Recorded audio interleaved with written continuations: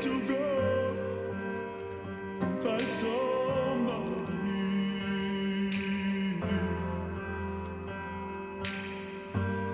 somebody else who knows you better.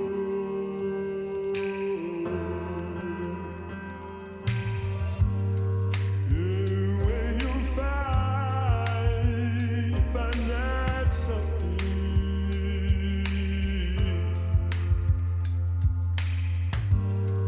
you lost inside your soul. Oh, you wanna behave in a better way, but you run away from yourself. I don't wanna be in any other place but home again.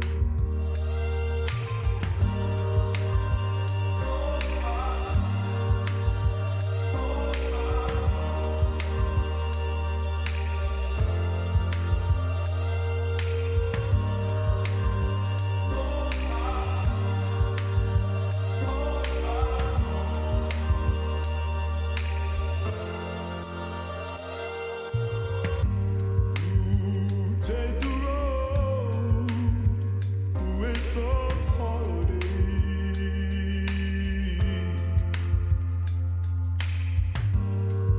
and lead the way for yourself.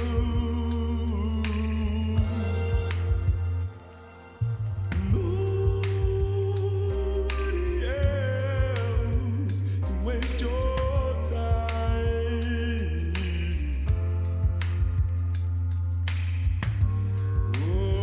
Upon this earth, when you were born again, yeah, you wanna behave in a better way, but you run away from yourself. I don't wanna be in any other place but home again. Home again, yeah.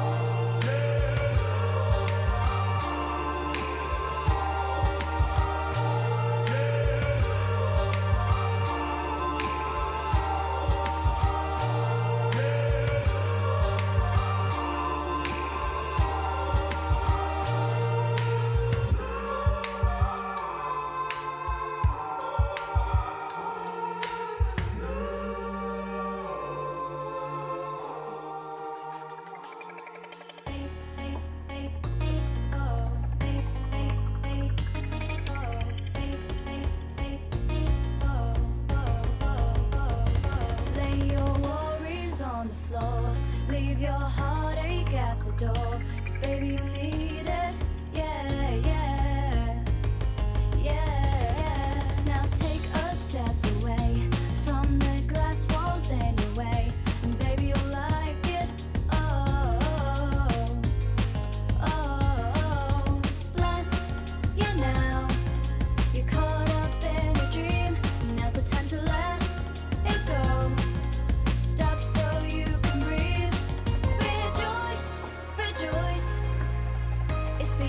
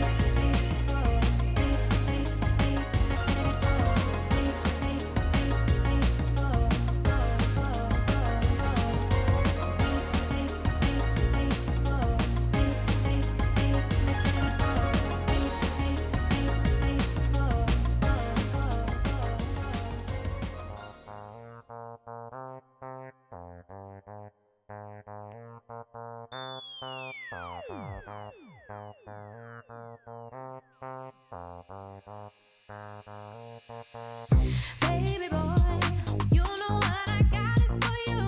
Crazy boy, play with me. You get there before I ride, but stay with me for the night. All you want, all you need. Don't think about it. All on you, put it on me. No way around it. Let's review, take on me. Let's hit the driving. I can show you the ropes, baby. Let's go. Wanna be your favorite? Turn the lights down loud. Turn the lights down loud. Wanna be your favorite? Turn the lights down loud. Turn the lights down loud. Wanna be your favorite? Turn the lights down loud. Turn the lights down loud. Wanna be your favorite? Turn the lights down loud. Turn the lights down loud. Take it down. You know that I'm ready for you. Just lay it down. You got the touch. I wanna feel you next to me. Don't rush, you'll never get enough. All you want, all you need. Don't think about it.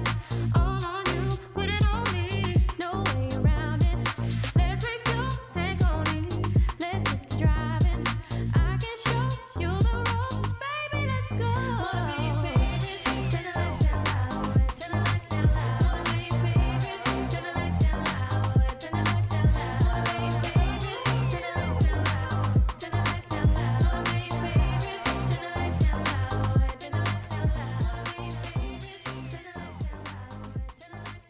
be your favorite?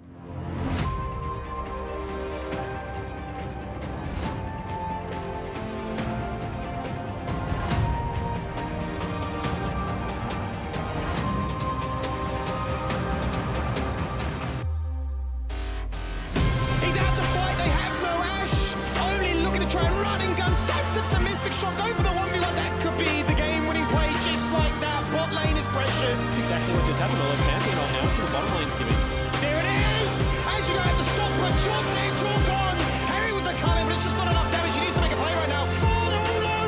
They're all joined together. That's one, that's two. A double kill for him. A triple. Emperor's Divide on Detroit.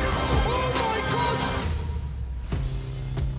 Well, what a journey it's been all the way through Split 1, and we're finally here. The last day of games for the group stage before we get into the playoffs. And ladies and gents, I could not be happier to have joined you the whole damn time. But look, before we get into the final day, let's have a look back at Wednesday and see what happened over there. 1v3 angle right now. He has the He has no ultimate. flash. He is 1v4. He doesn't seem to mind. Chaz is there on the retreat. He hits one with a haymaker, punches the second one to the head. Chaz is here running down Lisa with the ultimate. BioPanther literally winning the game on his own turn. Both junglers know what's happening though, and as Jungleman reveals, he's forced to disengage away. The ultimate connects, he flashes out of it. He's been smited, he's been slowed down. He's in so much trouble, and Bowman connects. The bot lane rotate up and choose fight. Doesn't want to get slept on the tower. He's holding it for as long as possible right now. Might just expire in a second. He might just get soloed out in the process. Oh no, Kisei! He hit the flash, just stunned on connects! So, tag team duo doing what they do best. Kisei diving between multiple turrets. He doesn't care, he's now godlike. Yeah, well played. Do they know where I am? Stagger death time is potentially, but the collapse continues. Beats! Ooh!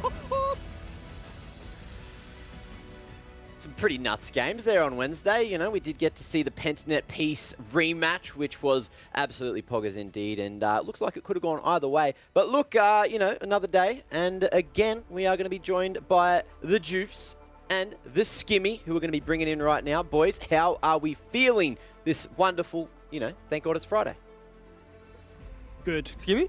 Good, I always mate. go first. I'll let you go yeah, first. I'm always so Let's change it used up. to you going first. I've got a condition in my head now that, hey, look, Juice will take lead. Now, I'm good, man. I'm excited. Final day of the season. Feels like it's blasted by, maybe because we've had that extra day per week. But playoffs around the corner, and we'll get to see really how this playoffs journey shapes up, because it's been fun to date so far. Yeah, it's been a good time, hasn't it? What about you, Jubes? You know, how you feeling going into the final day of groups? Well, apart from fatigued, just due to having to wake up early, it's gone quick. It's gone, I think, too quickly. I was just starting to get into the groove and starting to feel some of the things out, and then, you know, I checked the schedule, and then we're pretty much at the grand final. So Yeah. where the time's gone, I don't know, but time flies when you're having fun, and it's been a fun one. Yeah, it certainly has, hasn't it? You know, lots of entertaining games throughout the first split. And look, we still got 4 more to go. So before we get into it, let's have a quick look at the standings where all the teams are currently sitting. And, you know, Jubes, any surprises here? Nah, not really. If anything, maybe the surprise is the Chiefs being that low. Yes, they are. Okay. They are, you know, playoffs. They are 4th, but, you know, they are like they're 5th in reality, right, at the moment, as it stands. So I thought they would be higher. I thought they would be, you know, more contesting the likes of Peace and Direwolves, but I think they've had some lackluster games. However, everything else looks pretty stable, and it's kind of what we expected. Maybe we didn't expect the perfect split, to be honest. Maybe that's the one thing that's a surprise. 13-0 is no easy task. Yeah, there was, you know, we did talk about it earlier on, saying, you know, Pentanet looks like it could be an absolutely banger lineup, but of course, you know, 13-0 looking like it could be going into 14-0 today. That's certainly something. Now, Skimmy, you live with the old mate Carbon, don't you? I do. So, how's he feeling? You know, not making playoffs. What's his thoughts? Look, I've actually not had that conversation with him because every time I see the casting finish, I see him, you know, in a Discord call with the rest of his squad, yarning away and talking to them. So I'm always excited if maybe, you know, we had the likes of you know, Sybil in the jungle, then you have Why Not, and I'm always wondering, hey, maybe Carbon dusts off the old gloves, gets himself into the mix of things as well. That'd be kind of interesting, but you know, probably not to be the case. Look, I wouldn't hopefully win a one game day. if he did that. Oh, of course. That's probably the meanest thing I've ever heard you say, Jubes. Now, look, moving forward, we'll see what games are coming up today on this lovely Friday. We do have 4 bangers again, and to kick things off, 6 p.m. Direwolves and Chiefs. This one's going to be interesting. Last time going head-to-head, Direwolves did manage to get one of their wins when they started that win streak up again, you know, having a bit of a rough start to the competition. So we'll see how that goes when we get there. Pentanet and Gravitas, that's going to be a very difficult one for Gravitas, and Pentanet may just be able to pull some curveballs, have a bit of fun with it, but we know that they want the perfect season, so they're not going to be playing too much silly buggers. Now, 8 p.m, Order and Peace. Is there a chance that this could be an upset? I guess we'll find out then. And at 9 p.m, Mammoth and Legacy. Can Legacy find themselves a 4th win on the board, or is Mammoth finally going to get themselves a 2nd? So, you know, banger matches, standout matches. Skimmy, what's your favourite for today? I think for me, Order versus Peace, because we talk about the standings and not too many upsets being there, but between Chiefs and Order, I think there definitely is that degree of potential and wondering, you know, how can they break themselves into that top 3 discussion. So both Chiefs and Order haven't been able to take a game away from Peace or Pentanet just yet, so I'd like to see what that would look like and if Order can cause another upset.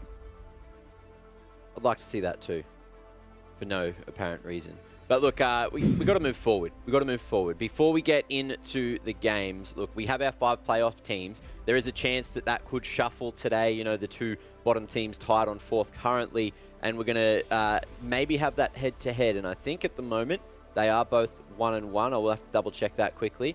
But there is a chance that there could be some tiebreakers. And in the case of a tiebreaker, you know, if it comes, we will have to have a tiebreaker match, which is going to happen tomorrow.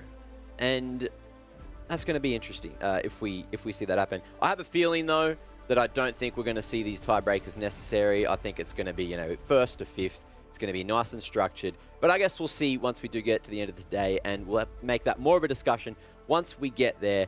I guess the question is, you know, what are Pentanet going to be able to do, and how do Gravitas stop them later on, Juice? I think Gravitas, I think Pentanet have given enough tips on how to beat them. It's just up to Gravitas to execute it. I feel like week on week, Pentanet are offering advice to every single team. If you do this, you won't beat us. If you match this, you won't beat us. But I think Gravitas have a few niche picks that they play, as well as some volatile lanes in which they might be able to exploit to take that one. You know, we must remember, the hardest game Pentanet has had all split was against Legacy, who aren't the highest ranking team. So any chance for an upset for sure. You know, maybe Pentanet just rise to the level of the opponent that they're versing. Really, I hope that happens. It'll make it very interesting. You know, that's going to be the 2nd game of the day. But look, let's look at the key picks for supports again. Now, have a look. These are our key picks in the LCO. We've got Rel, Thresh, Alistair, and Rakan there. We've got a question from the producer quickly as well. And overseas, Leona has been one of the highest picked band rate supports, but we have not seen any playtime for Leona here. So, Jubes, do you want to tell me why you think that is? I think it's partially because Thresh doesn't get banned. Thresh is very good, like, laning-wise into the Leona. You flay pretty much all of the engage from Leona, obviously, if you time it correctly. And then, you know, when it comes to out-of-laning phase, most Threshers stay out of vision, offer the Lantern support. They're able to Lantern to safety most times when Leona engages. So it's kind of like Thresh isn't getting banned all of the time, and it is quite a, you know, first pickable champ at the moment. And then once Thresh is given away, you don't really want to blind Leona or take Leona into that lane. And much as the same as Alistar. Alistar just seems to be more of a priority than the Leona. So I think that in OS in particular, we're not really pinching the support champion pool. Therefore, Leona doesn't really have the opportunity to shine, doesn't have the opportunity to be picked at a later time. Yeah. I think a lot of it's been the handshaking between the Rella and the Alistar, given their little interaction. Fresh, as you say, you know, hook aside, just offers so much more with the Lantern to start off initiations, bait out with Flays to sort of cancel animations, and then you're talking about, you know, the likes of Leona and Nautilus that have usually been in that category of aggressive supports that can get countered out, or say, look, we'll just play Seraphine if it's available, given that it can be a big flex all across the map. So I think OS, as it always has had its own take on things, draws inspiration from the rest of the world and those 4 major regions, but definitely adds its own take on things. Well, look, that's the key picks in the support position.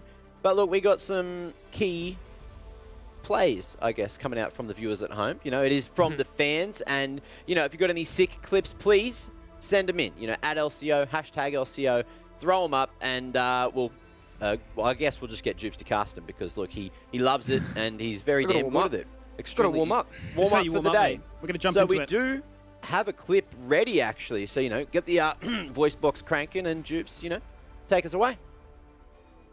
All right, so far, I don't know which... I'm watching Zambu. Zambu's on the set. Maybe we're doing a little bit of a Biopanther cosplay, but here we are. He rips the Darius back.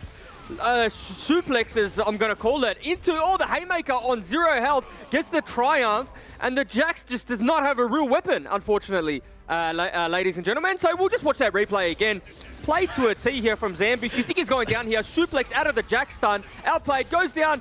And the Darius, honestly, what are you doing, champion? Bit unlucky, but what are you doing, mate? One more auto attack, one more ulti there. What are you doing, buddy?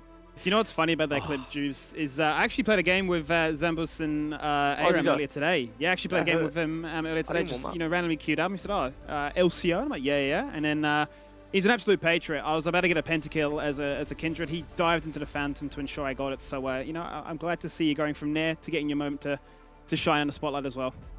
What a champion. And look, if you guys at home, please feel free to send in your sick clips, and Jubes is probably going to cast them before the end of the night. You know, we love your content at LCO, hashtag LCO. Throw them up on Twitter. We'll bring them in. And look, it doesn't even have to be a clip. You got some funny memes. You want to just tell us how good we look or how bad we look or how bad of a job I'm doing, as always. You know, please just let us know.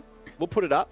And I can either roast you back or just accept, you know, the grave defeat. Now, let's move forward. It is time to talk about the first game. We got Chiefs and Direwolves coming up. And Big boys, which way do you think this one's going to go? Because Direwolves are on a hot streak right now, Juice. Yeah, Direwolves are on a hot streak, but their streak is still leaving a bit of a trail, if you know what I mean. I don't even know if I know what I mean. But I mean in the sense that they're winning games and they're winning them quite quickly in the end, but there are some points in the game where it gets a little dicey. And where it looks like, you know, if they weren't that good individually or if they weren't head and shoulders above who they were versing, they were potentially in for a bit of trouble. Now, this is why I'm excited for this matchup, because I really feel that if Direwolves have that hiccup or that, like, little stumble in the road, then they're in for a rude awakening where they just can't afford to give away those opportunities or those windows for teams to get back into the game, because Chiefs are too good to be able to punish that. Very true, very true.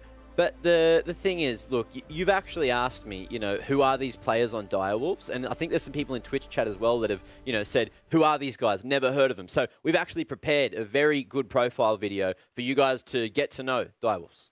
We've all come from teams that have either won or made finals. We just have such an experience gap in our roster. We've played against some of the best players across the years. Like, we just know how to learn, and we know how to improve, I think, better than a lot of these like rookie teams do. Only's looking for it right now, puts two members to sleep right now. That's Sybil caught out of position. In comes Gallo, there to protect, there to buff, and there to shield. Voidseeker hits onto one, but that might not be the target they're after. Now Winter finds himself out of position. Rel on the flank as well as Claire takes him down with the ultimate. I think we're a pretty experienced team, so we sometimes have discipline, but also sometimes we just like let ourselves go and play pretty chaotic. Being able to induct one play and have all 5 players on the same page, I feel like this is something really lacking between the other teams. The gap between the top 3 teams and the rest of the league is sort of bigger than I imagined.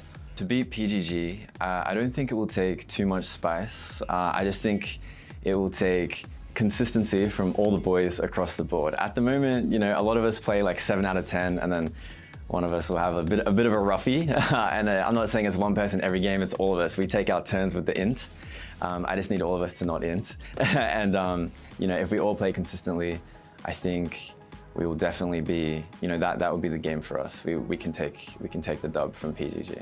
Both games we had quite good early games. We just kind of made small fumbles and like some blunders against them. So I think they're the tougher teams. I think I definitely have been feeding in a lot of scrims. I want to say it's because I'm playing a new role and I don't know my limits in the lane and on my champions, but maybe that's just me in general as a person. Maybe I do a lot of crazy stuff and just end up feeding a lot. So right now it's me for sure. By the end of the year, it's not going to be me. You can count on that. He's had what I would say like a pretty rough start. He himself like knows that, and you know, he's been quite down in like the early weeks about his performances. But then yeah, recently he whips out Nah, has a huge performance, practically carries the game for us against Peace. Maelstrom damage to Leak, and they find the killing blows clear on the flank. It's a 1-for-1 so far. But the Direwolves, they're just too strong. They continue to hit skill shots. They continue to fight. Brendan finally having like a pop-off game against one of the top teams shows that like, you know, like we're here, what's up? You know, like we can actually compete with the top teams. Anyone who's watching the LCO in 2021, I think you're a loyal fan, and it'll be a good year. I think we're going to rebuild from the start. I think it'll be fun, and continue supporting us. I appreciate you all. We've had a rough start, and you know, I know some people have doubted us, but for the people that are still there and still supporting, I really do appreciate all the love we can get, and I hope we can give you guys those wins that we're grinding and chasing for, you know, every week. So really appreciate it. Well, there you go. I hope that you all at home now have gotten to know the Direwolves and how they at least recognise that they were inting at the start of the season, and that consistency is getting better. So, you know, Jupes, any thoughts on Direwolves as a team? You know, I guess we'll just go into chatting them first. Yeah, no, they've definitely, like, everything that they say, I think they hit the nail on the head. Shock even touched on them being a little bit chaotic, a little bit disciplined at times, but then also lose their discipline, which is what we talked about prior to that. And that just individual performances have been getting better week on week on week. And it is a team with a lot of experience, but it also is a team that maybe took a little bit of a break from competitive League of Legends, right? Well, only one member in particular, but you know, you always just got to shake the rust off and get match fit again. So we're starting to see that from the Direwolves. It's been a very good run for them recently, hasn't it, Skimmy? And you know, some of these players really starting to come into their own, namely Claire. He's finding a couple of champs and starting to, you know, play that Nah, play that Camille, you know, the more dominant top laning champs.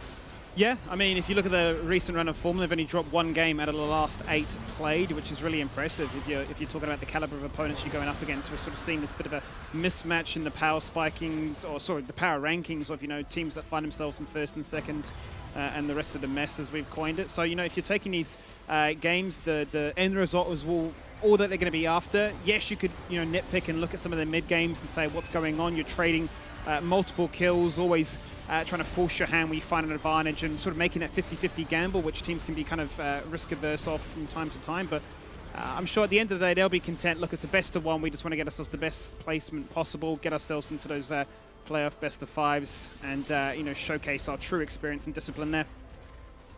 I think, you know, the dynamic between Direwolves and Chiefs is just very interesting. You know, they're both those sort of, I wouldn't say middle of the table teams anymore, but they've both made the playoffs. And last time we got to see them go head to head, it was pretty damn close for a good like 20 minutes before it ended up starting to get a bit one-sided, you know, Baron team fight end. And that's exactly what happened. So do you think today, Jubes, we're going to see the same thing coming out of Chiefs, you know, just keeping neck and neck and then maybe falling flat? Or are they going to be able to get some revenge? Well, I think that's the hard thing to predict about the Chiefs, is that it feels like when they win, they make a very good game of it, and when they lose, they sort of roll over. At least from the top-end teams, right? The game ends quite quickly. And it's not what we expect when we see the caliber of names on their teams, and I think they're almost in the same situation of Direwolves, where they'll all be ramping up towards the latter half of the split, which is now, obviously, but I think they'll get better even, you know, Split 2 as an example. So I think this game will be quite a competitive one. I think it'll be even more competitive than what we saw the last time around. But I could cast the cursor, and I really hope I don't. But I think as a team, the Chiefs are really figuring themselves out in terms of a draft dynamic. I think a lot of the time in the games that they lost, they completely whiffed in pick ban. And I know we like to not harp on it, but I think, you know, at a certain point, when it is that bad, you got to mention it. And I think they're really figuring out what works for them now. Draku on the engaged champions, Mboma on traditional 80 carries, Kisei on the real mechanic mid lanes. So I'm excited to see what draft they pull out today. Yeah, I mean, on that note, it's actually worth touching on the fact that, you know, between mid, jungle, as well as top lane, they've not actually played the same champion twice in the last 8 games. So they're just trying out so much, really trying to hone that identity as you talk about. And I've been really impressed with Lidge. You know, he came into this roster maybe overshadowed by a few of these other names and sort of what their goal was, but he's really been proving that, hey, I'm coming into my own, you know, don't take me too lightly, and it should be an interesting matchup between himself and Claire. It's the battle of the role-swapping top laners, which I think is the storyline we had a quick chat about the first time these two teams went head-to-head. So I feel like this is a great time as well. You know, final day of the groups. We get to see them going head-to-head and see how far they've come throughout Split 1. So let's bring Nat back into the conversation. She's down on the side lanes. You know, you got a couple of snappy chappies down there. Who'd you manage to find? I was lucky enough to dig up a Draku and Shock. Thank you both so much for joining me. You know, this is the last game of the regular season and, you know, a pretty big impact potentially for the seeding. So, Draku, how are Chiefs feeling coming into this one? We saw you guys, you know, say that you did a lot of prep over the weekend and it's kind of showing, so I'm sure there has to be some amount of confidence. Well, like every single week, we take every game the same, and I guess we're just looking forward towards playoffs. But yeah, this game, we just want to see how we match up against Direwolves. Is there anything you're hoping to prove or to show to the viewers at home? Not really, because I already know that I'm one of the best supports, so there's not really anything I want to prove. Okay, I like the confidence. Shock, what about Direwolves? How's the atmosphere for the team down there, you know, sitting in at 3rd position so far? Yeah, I think everyone's really happy to be in that like 3rd and above position. It makes a really big difference in playoffs where you get the extra chance and like time to play a lot of games, and you can really like level up over the course of the playoffs. There's just so many games, and especially compared to the regular season right now where there's like barely any games at all. So it's a really good opportunity being in that 3rd and above position in playoffs. Is there anything you're hoping to prove in the last game before we head on to like best of 5s? I wouldn't say so. Not really. I think, I guess maybe the only thing would be like we're kind of proving to ourselves that we've become like a solid, well-rounded team. I feel like Chiefs are the kind of team that they have like this one-dimensional style, which isn't necessarily bad because there've been a lot of like successful one-dimensional teams, but it means that I think within that there's like a lot of like dice rolling or a lot of like chance. So if you're a really solid team, then you don't give Chiefs many windows, but I'm not sure if we're at that level yet. So we'll see if they make an upset or not. This could be the game to go both ways, either solidify the strength of Direwolves or the upset for Chiefs. I do want to ask, Drake, you guys did lose the last time you guys came up against Direwolves. What do you think were some of the downfalls and takeaways that you have from that game? I guess Direwolves, they're just really good at scaling, and Cupcake definitely outperformed me around the map, and the Tarek pick was really unexpected. We didn't prep for it. So yeah, like they caught us off guard, but I think that this would be a really good game. I mean, that's definitely something to look forward to for this game. The last question I do have, I'll start with you, Draku, but I'll ask both of you, is what game or moment are you probably the most proud of or have enjoyed the most in regular season? Shock, do you want to go first? Yeah, I'll go first. I think for me, my favorite games were the ones where I was playing Lucian. Before this year, I never played Lucian at all, but it's like a champ I really wanted to learn in the off season, and I played like 200 or 300 games on him. And I think now I'm definitely the best mid Lucian in OC, so I was like really happy to bring it out and play it on stage. Oh, I love that so much. You know, really showed a lot of progress. So what about you, Draku? My favorite game was probably my Soraka game, because I don't know, I just got to be an e-girl and I like playing e-girl champions. But my favorite moment was probably when I flashed over the wall as Ro and got like a 4-man R. But yeah. I would say that's a pretty proud moment. But thank you both so much for joining me, and good luck with your last game of the regular season. Thank you. Thank you. Bye, Shock. That's so cute. Bye, Shock. That was beautiful. I love how, you know, when Draku's super happy with the answer that he gave, he'll just go, it just, you know, the double thumbs up. Just look straight at the camera. That was good. PR was good. That was golden. That was a bloody great interview. Now, look, we've actually got a surprise, and someone suggested on Twitter that before we jump into the predictions, because I am actually the people's champ, I get double points today. What are your thoughts on this one, Juice? You can have triple points with how far down you are. Yeah, I agree to that one. I agree to that one. Yeah, go for it, mate. Cool. I like it. You can have double points. Let's see how many underdog predictions I get today. And Fun fact, that's actually Mac on a burner account trying to catch up. I'm not allowed to Smurf, all right? We saw that Smurfs are getting banned around the world now soon, That's so different game. who knows? Different game, but could move across, so I guess we'll see. Anyway, let's have a look at the predictions. Let's see where we've all leaned. And it looks like, oh, Jubes, you've actually joined me on the Chiefs journey here. Juice doesn't get double points, though, if Chiefs win. I want to clarify, it's only Mac here. It's not if the underdogs win. Okay. Well, Nat, you're doing all right, actually. Thank you. I wasn't expecting you to be on the 40 bomb. Tell you that much. Thanks. So, you know, Jubes, you have to have the full 4 correct For the 50, prediction yeah. day today to hit the 50. Oh, So- you're going with Chiefs, mate. So you've if gone for a Chiefs- risky one. Yeah, if Chiefs let me down at the end of the day, I know what team I'm not supporting in Split 2. Ooh, That's for what about- sure. Or even playoffs, maybe? You know, still got Oh a yeah, couple of games playoffs. there. Playoffs. I did forget about playoffs. I did forget about playoffs. Did you forget playoffs or the Chiefs made it? How have you forgotten about playoffs? That's what we're doing. That's what we've been doing for the last 5 weeks. I never Get made ready for playoffs much playoffs. as a player, so that's Ah, I just my season ended after this week. So then my brain has been conditioned to ignore everything that happened after the regular season. So of course, like in my mind, it's just the safety. It's like a safety wall. I put up a wall and I can't get hurt that way. Look, I went for the prediction because, you know, not only am I picking the underdogs, but I actually believe Chiefs, you know, it's pretty close in this matchup as well, and they've had a couple of rough weeks, so it'd be really good for them if they manage to end groups on a high, you know, with a win. So I'm hoping that they're going to be able to, you know, back up my prediction and get themselves done. Now, let's have a quick chat about how great esports assessment labs are, because we love to assess ourselves and see where we're at in our daily lives with our reaction time. You know, very important there. You know, a couple of left to right good night. I've been hitting the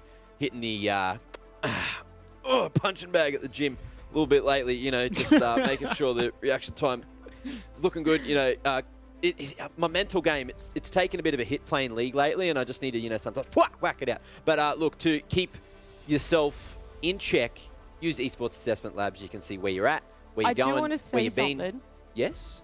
about Esports Assessment Lab. Did end up doing it. If you're from my work, just turn the broadcast off now, but I did do it when I was at work the other day. And I would like to say, I compared with Rusty and my reaction times are better than him. Oh, Wow. there you go. Wow. Rustdog. I Yep. think you're a couple of years younger than Rusty, you know? It could just be the young bones. Maybe, but it doesn't matter. I'm going to take that as a win. Claimed. Beautiful, beautiful. Well, ladies and gents, that brings us to game number 1 of the final day. It is Chiefs and Direwolves. Boys, take Cindy Champ Select. Well, there we go, Juice. It's been a historical matchup as the years have gone by, and we'll get to see what this actually means for the context going into playoffs. The Chiefs looking for that victory up against Direwolves. Direwolves managed to take them down last time, and we're actually going to stick to the same picks and bans with Direwolves taking red side. Yeah, and Thresh being taken away too. They're not something that Cupcake wants to, well, they want Cupcake to grab because he does take it first pick if it's left up to him. The Karthus ban, another one targeted towards Only. He's one of like the, you know, we haven't seen Only play Karthus in the LCO yet, I believe. We haven't, or no. maybe one game, but even so, he's like the OG, one of the OG Karthus players, like to bring it into competitive, and he's still one of the only ones that really puts a lot of time into it in solo queue, so definitely a good ban away from him. Now, the one thing I want to talk about here, Skimmy, is like the Hecarim pick, I think is S tier in general, but in this particular game, Only hasn't showed us much of like an Udyr, right? He opts in for the Lilia side, which sometimes can like force your hand in terms of pick ban, in terms of you know what Direwolves have to pick now to then make it a fully functioning composition.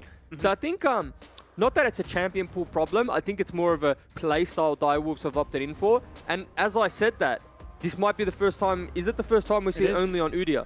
It is, yeah. You're absolutely right. Yeah, and that's what I was curious about. Yeah, exactly. Now, goes one of two ways, right? We haven't seen him play it. Is it for a particular reason? Is it because he's not comfortable on the champion? It's not his, doesn't suit his style, and that's why there was question marks. And I think this so far is a good pick ban for Chiefs. It's been pretty much consistently banned against Direwolves, worth noting, 38% of the time across all their games. There has been the option for it to be picked up, but they've just decided to go against it. So we'll get to see where they round out this draft, because as much as you're talking about, the fact of having that, desirable mid-jungle duo, we saw what happened to the Chiefs when they played their last game, where they had a comp that was, predominantly AD, right? You said that they needed the snowball. So you hate to fall into those kind of pitfalls so early on. Another pick here from Mboma, one of the only players to bust out the Ezreal so far, had great success in it. Continues to fuel this idea that if he is left to his own devices, that he can farm quite safely. And then Kisei, after a great performance, forget about the mid-Lilia pick, forget about their first blood. After that, he was definitely the one to showcase us that the montage was there in the making. I don't mind the Yone pick here, but I would have liked to have seen the Chiefs take away the Zoe. Not because I think Zoe's in an S tier part, but I do think that when you come up against a player, and we probably won't see the Zoe locked in here, so that's fine. But when you come up against someone who you're confident that you're better than as a mid laner, and a lot of mid laners in the league are saying Shock is the best, but when you're coming up against a player like Shock, do you want to give him like a skill gap champ? One where if you're better than your opposition, you're going to take over the game completely. Whereas like if you pick Orianna Victor matchup, if you're slightly better, it's not really going to show for too much besides like a CS lead, but you can ultimately still team fight as Kisei, right? Whereas like Zoe, if you give Zoe a lead, she just takes over vision control, you can't walk into the river anymore, and she does really 1v9 a game. And so, the last few games, Shock has just picked Zoe and just completely 1v9'd in scenarios where maybe they should have lost. So interesting to see if that one gets taken away in the second phase here. Yeah, as you say, he's played it in the most recent 2 games and really showcasing that have got the mechanics. If you look at some of his stats coming to this one, the highest XP differential by 10 minutes, same for the CS Gold. You name it, he'll be able to find that solid, strong lead, which has been so essential for allowing Direwolves to phase themselves into those mid-game moments. Worth noting a couple of these bans. Silas, very strong given the Alistair, first of all, allowing him to run members down and be very tanky. Obviously, Chiefs already have composed a very dive-heavy composition, so remove that first of all. Based on Traku's comments there about being an Eagle, maybe remove the Yuumi as well. But then the Zillion is probably one that catches me off a little bit here. Yeah, it's weird. Zillion is Shock bread and butter. He said it's not really great. Pick, but is it strong given the other options that are available? Look, the problem with one tricks that then become like professional players is that it was never strong when they became a pro player. Like Zillion was never, there's probably a small period where Zillion was like S tier, or like not even S tier, just good, right? Playable. But they're just so good at the champion, and you've never played against it, that like the ratios in itself don't matter too much, as the Zoe's going to get picked up. the ratios in itself of Zilean don't matter too much. It's that you don't know how to play against it, how to pilot against the champion, how to team fight against the champion, so it's a headache you don't need to have. Yeah. And as we said that, he got his hands on the Zoe, and like I said, it's something that I think he'll take into any matchup. Any matchup in mid lane, Shock will take Zoe if he's given the chance. And, you know, we've seen him have some absolute blinders on that champion. It's interesting. It certainly is interesting to have that much respect thrown your way because there were so many good picks available with the Zoe, Orianna, Syndra. So once again, Shock's going to find himself on a very comfortable champion. There is the Galio, as you quite rightly put. So the ability to try and play cross-map and try and target those side lanes to continue this assisting of a dive composition that the Chiefs have. And the fifth and final pick now. Interesting to see where it will go, what it will be. As, it could be a Galio support. Could be. The one thing I think that teams are doing very well against Chiefs as well is that they're actually banning away Silas. Because Lived used to be a mid laner, and one of his most comfortable champions is the Silas. Obviously a champ that can be played in the top lane too, that then breaks up the comp, gives them an AP threat. Now they have the Sion, they have the Galio. They don't really have, again, that they have really good champs. So it may save them in that sense where, you know, you got the Sion, you got the Yone, you got the Hecarim. You have some very good champions in terms of tier lists. However, the damage is still all the same. It's mainly physical damage coming out.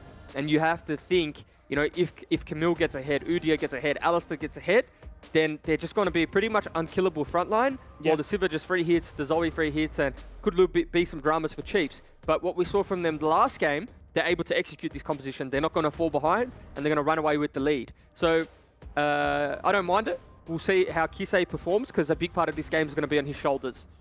Certainly will be, and I suppose if you talk about comfort, it's going to be comfort between the two mid laners to try and find themselves that killing edge. Really going to be curious about this jungle matchup, as you correctly pointed. You know, Hecarim to start things off with, no surprises there, but the Udyr, not a champion we've seen come out from the Direwolves just yet. So how are they going to play around that? We've seen this big tendency to go for the Lilia, get a snowboarding lead, you know, find moments where you've got that stopwatch, the zone use, flashing in, trying to hard force that fight and thinking what would have happened maybe if you let your side waves continue to build up, get turret plates, get more, you know, map pressure on the board. So as a whole, Jubes, do you think the Udyr direction is a welcome change?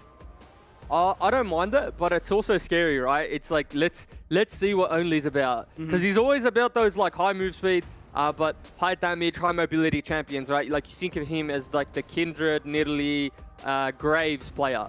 They all have very similar playstyles. Udyr has a tempo farming type playstyle too, but it is also a very different way in which you play team fights. You know, you have to be able to identify which target to put the CC on, how deep is too deep, because you're also going to have to kite back on your carries. And it's sometimes you fall in love with the idea that you're an Udyr, that you're a tank, and you just hold the bear stance button and run into the backline and just get one shot. So it's going to be a different train of thought for Only. Not one that I don't think he can do, but just genuinely a different playstyle and a different thing to look at in team fights.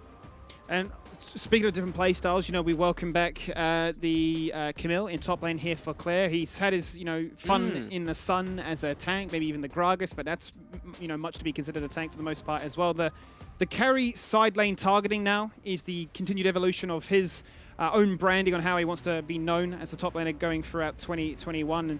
And given that, you know, Lift has been, for the most part, quite content playing the tanks himself, he's shown that he can play the Camille too. That's why I drew attention to it in the pre-game there. I'm excited to see how this top lane matchup fares around. Well, Sion generally wins most matchups early, right? Or if not wins, minimum goes even. And that's why Sion's so strong, because eventually you just scale up into a tank. But yeah, it would be a nice little skill check, nice little skill battle in the top lane. Certainly will do. And as we get ourselves ready for game number one, I do believe we have a coach interview on standby as we welcome back the coach of the Chiefs, Ian Cooden. How are you? Yeah, what's up? Hey, Mike. How are you, buddy? Hey, buddy. Yeah, Good. how you going, man? Good? Yeah. Good. Oh, hey, Mike, tell me, you're not scared about an all AD composition? Because the last two games, I feel like you've really drafted the all AD route. Talk to me about this comp you have and how you think it fares into theirs. Oh, it does look like all AD, but all the champs that we pick have some magic damage, though. So it's actually deceptive. So you reckon you're a bit of a magician there in the pick ban phase? And you know, yeah. And also Sion can reduce people's armor, so I want go ahead and build armor and see what happens. And there's only you, I guess, Yeah, and I can and- build it. Yeah. So, Mike, talk to me about this game in general. Are you looking at a bit of a revenge type game, or are you just trying to build and see I what want happens revenge. for playoffs? I want my damn revenge right now. I want to smash these guys. This is a preview of playoffs. I want these guys to know we're better than them. They got lucky the first. Yeah. I trolled the last time. We've improved 100-fold last time. This is revenge. Revenge. No. This is definitely revenge. What do you mean by you trolled? What do you mean by you trolled the last time? What was the? Do you mean last time pick we ban versed, or a draft? Yeah, I didn't like the draft last time, but I think I'm happy today. A lot happier. happy today? You reckon? Yeah. Mm. And Mike, you know it's the end of the split, right? Well, nearing the end of the split playoffs time. What would you like to say to all of the Chiefs fans that have supported you? And Mike, I will say you do have quite a lot of fans. They are a big fan of your interviews. So yeah, I've seen a lot of people say Twitch get Mike loves on. you, mate. I appreciate exactly. it. So I mean, at the end of the day, we're all here. Not many of us are here to watch the game. We're all here for the entertainment, right? And I'm just here. I'm for the people. I'm here for the people. you're a man of the people. Give back. I give back. You guys want entertainment? I'm here for it. I'm here to provide it to you guys. No worries. Maybe we'll get you on broadcast, Bring it. Mike. Is that it? Super sub, bring him in. Maybe. All right. Well, Kuren, thank you for your time. Right, We're going to go back one to the last game, thing. see how your team's One last doing. thing. All right, If we- but I if might we cut you win, off if it's. I want Lily Patty to cheer for me from now on if we win this game. All right, Mike. See you later, buddy. There you have it. Coach of the Chiefs. A ladies and champion gentlemen. amongst all, really. Yeah. I mean, you hard carried the conversation there, Jubes. You know how you get through it all, Mike, and give the people what they want. Yeah, you got it. Look, I've played on a team with Kuden, and I've been around with him for a very long time. So, he's a good guy, funny guy, knows what he's talking about. So I'm happy to see him coaching a team like the Chiefs, and he's happy with this pick ban. And I have to say, he's talking about the AP ratio some of these champions have. Sure, they do, but we might see an all-in here. Okay. So, mate, ooh, nice little shift away. Cupcake definitely was looking for that all-in that you're highlighting. Had the ignite. So had the ability to go for it. Worth noting in the bottom lane that Guncrab has gone for the lethal tempo, so no Dark Harvest poke build here today. Has also opted for the teleport, no summoner heal. So triple teleport angle from the Direwolves, really looking to try and play this map. Yeah, people always really opt in for the teleport into Ezreal lanes because it's not particularly a here? champion. Ooh. Claire is being he chunked go for at the something flash? chronic right now. He's gone Might for the be Doran's dead. Blade as opposed to Doran's Shield. He's lethal. One order would have done it. Liv will not follow. Had Afterlife. Potentially could have gone for that one, but decides not to.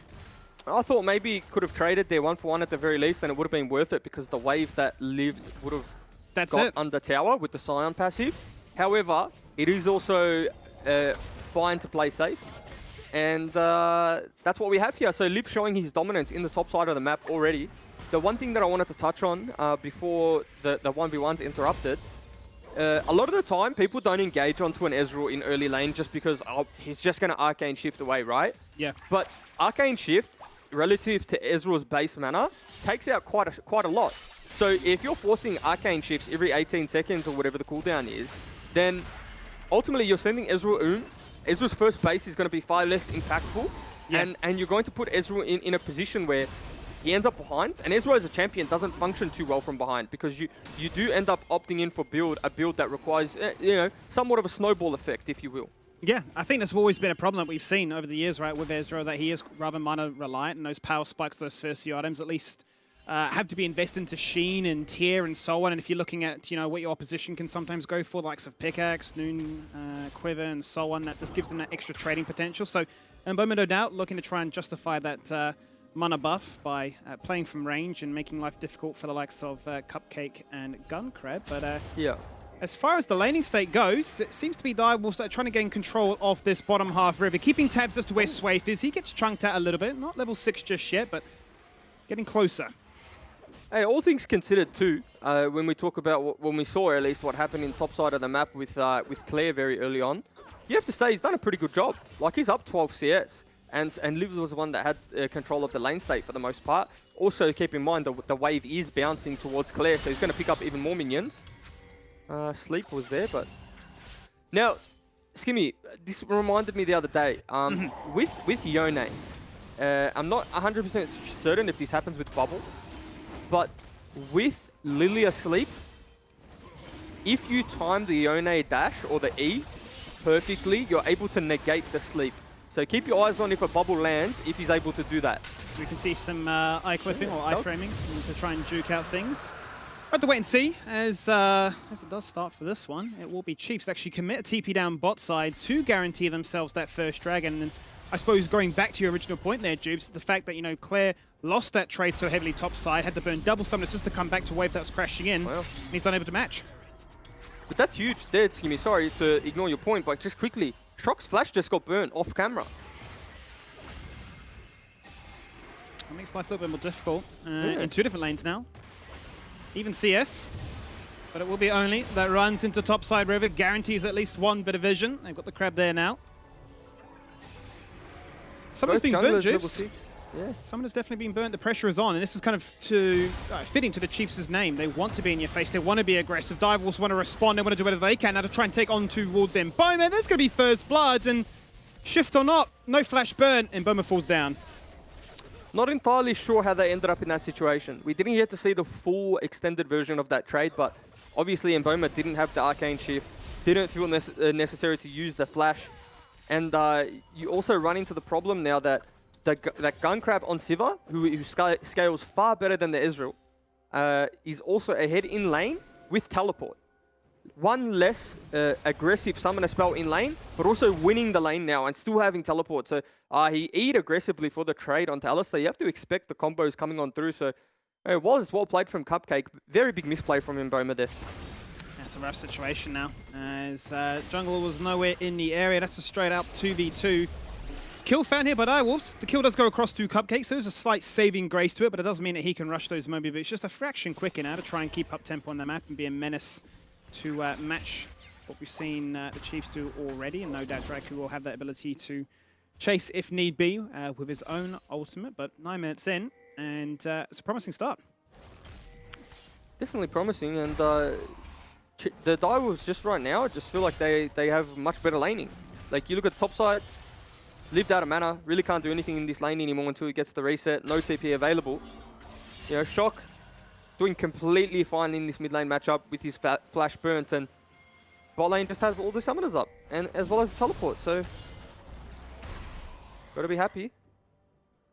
Thought he might actually opt in for all in there. Ultimate's coming off cooldown soon, lived. Maybe not enough mana. It wasn't too far away, so as you say, he might have been just banking up that mana as much as he can, trying to get him as close to lethal. And buying his time, maybe get to see a rotation go that side of the map. Worth noting also, in the meantime, that only managed to pick up the first Herald, so make a bit of a trade on the cross-map objectives. Out comes the taunt now, is that's going to be Draku roaming.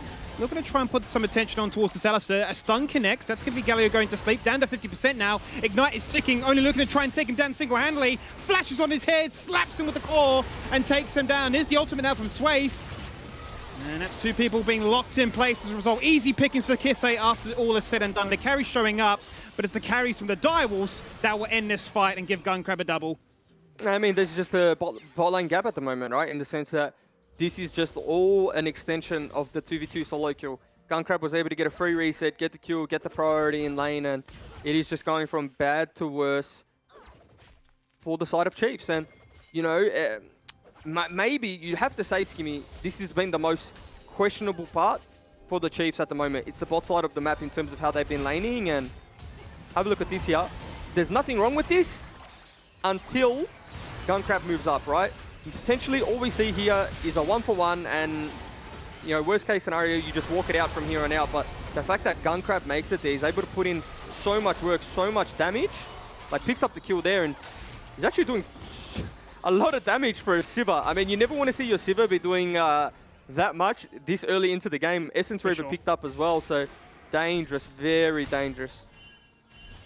It is interesting, as you touch on, what that means now for the rest of the map, because they're going to have to bear the burden as a result of this one. 2v1 topside, looking to try and take down Liv, who has his flash, has his ult, but feels quite content to hold on to both and just force out the attention of the Direwolves more than anything. Not too long to go on this Herald, as only is teasing the idea of deploying it on a particular side of the map to guarantee the most bonuses and plates possible. And you start to look at this game, and You think about how all the lanes of Direwolves just have priority now. Yeah. It's just so hard to play the game as a jungler, and look at that. Like, that's the perfect example of why it's so hard. Oh no. Swave kind of ruled in his own jungle right now. 1v3 collapse. Out comes the Galio, falling from the sky, doing whatever he can. Hits nobody, gets put to sleep straight away as the taunt goes out. Cancels that connection. Gunkrab's here again, and it's a numbers mismatch that does favor Direwolves. Off-screen, Clear gets the solo kill, kills him with the Hextech Ultimatum, and watches from afar as the clone trims down the wave. And you said it, Jubes, it's just presence and priority across the board. Yeah, top lane solo bolo, and this is what we were talking about. There's always just throwing bubbles over Raptor Wall, and Gunkrab's just going to taunt that one out. So, I mean, use the spell shield rather. But it's just so hard as a jungler. Well, okay, let me rephrase that. You don't have a jungler. When you have 3 losing lanes like this in terms of priority, as well as, like, you know, kill-death ratio, you don't have a jungler. Because your jungler doesn't have jungle camps, i.e. the Raptor's getting stolen there, and then he's just getting engaged on by 3 members. Like, it's just a multi-man roam squad because... On repeat. Yeah. Just like you're saying, is what we're seeing. And yeah, Swave has to disengage with the ultimate, which is a heartbreaking situation, given that that second dragon has just become available. And that could have been a potential situation for them to play towards right an early soul point. So look, we can give it these lanes, but at least we have an objective that works in our favor. We're going to check in with the top side now, so we can actually see how that 1v1 took place. And it just looks like Clear initiating with a favorable health advantage. Yeah, I mean, I didn't think he has enough juice in the tank there, but there you go, Claire. Really making his stamp of authority on this game. And the last couple of weeks, Claire's getting better, right? Like, you know, he's had some very big performances, and all of a sudden, looked like a shaky lane to start it off, but he's taken over completely now. And it has all been in isolation. Now, granted, Liv did teleport very early on for one of those dragons, but, you know, for the most part, Claire up 15 CS, up 1 kill. You have to be very happy with that if you're a Claire fan. Without a doubt, and it just continues, as we said before, right? The development of his playstyle in the top lane. You know, many people have said, oh, you know, a bit of an R1 trick. He played it a lot, found comfort on it. Good reason to as well, given that it's strong in the meta right now. But if he has that arsenal of assassins in his back pocket too, starting to see maybe a little bit of resemblance of his time as a mid laner, likes of Akali's and Banners, and getting in your face and being the showmaker. That's the first time Gunkrab's had to burn his teleport 14 minutes in. The first time he's been forced to use it to get back to lane. And honestly, at that point, he probably didn't even need to use it. But I think he used it because he values the priority, values getting the wave under turret, and putting the pressure on the Ezreal. Ezreal has no mana, and so teleporting back to lane forces Ezreal to take a reset in a point in which he's going to lose something, right? Whether that's the tower, whether that's minions, we'll have to wait and see. But it's just a little play that gives them a you know, more of a gold advantage, and it's going to be a big one. It is, and I mean, just take a quick stock check of the map right now, especially bottom half of it. Look how much vision is in these brushes. That is single-handedly representing how scared Chiefs have been of the engage potential that the Direwolves have. Cupcake's been, you know, completely unlocked, able to roam the map and assist elsewhere. And yeah, maybe Swave pops his head in. They say, well, he's bot side, let's go for the Herald. Yeah, and I mean, it's also partly because Skimmy, Cupcake hasn't had to lane. After the 2v2 kill, he doesn't have to be bot lane anymore. You actually can't punish as a Galio and an Ezreal. How do you get on Sivir? The Galio engage is so predictable. It's just linear. It's all straight line. And we saw that spell shield to cancel it already, right? Exactly. And so you just ricochet, boomerang the wave with an Essence Reaver. The minion wave's gone nowhere near your turret. And the Alistair just lanes mid. And then Kisei can't do anything with the summoner spell advantage that he had because Shock's just being babysat. And yeah, it is what, a 7 CS lead? That really means, it does mean nothing. Because at the end of the day, Shock's going to be up gold. And oh, wow. I think maybe a misplay? I think we're going to pencil that one in as a misplay. Swave maybe knock back a minion, or I'm not sure about that interaction there. Well, either way, he locked one in place, disengaged away, and it just continues to waste time. You've already mentioned how hard it's been for him to play with these lanes not working in their favor, with them having no agency to try and step up and gank or even find objective fights, and just giving Direwolves free run of the map to lay down their own priority and own ideas and say, vision here, gank angle there, and this is what we're playing for. Yeah, and it's just like off cooldown, like clockwork. Swave just keeps losing jungle camps, and you can make the argument that if he's playing a tankier champion, which he has opted in for the chem tank, but if he's playing a champion that's a designated tank, it doesn't mean so much.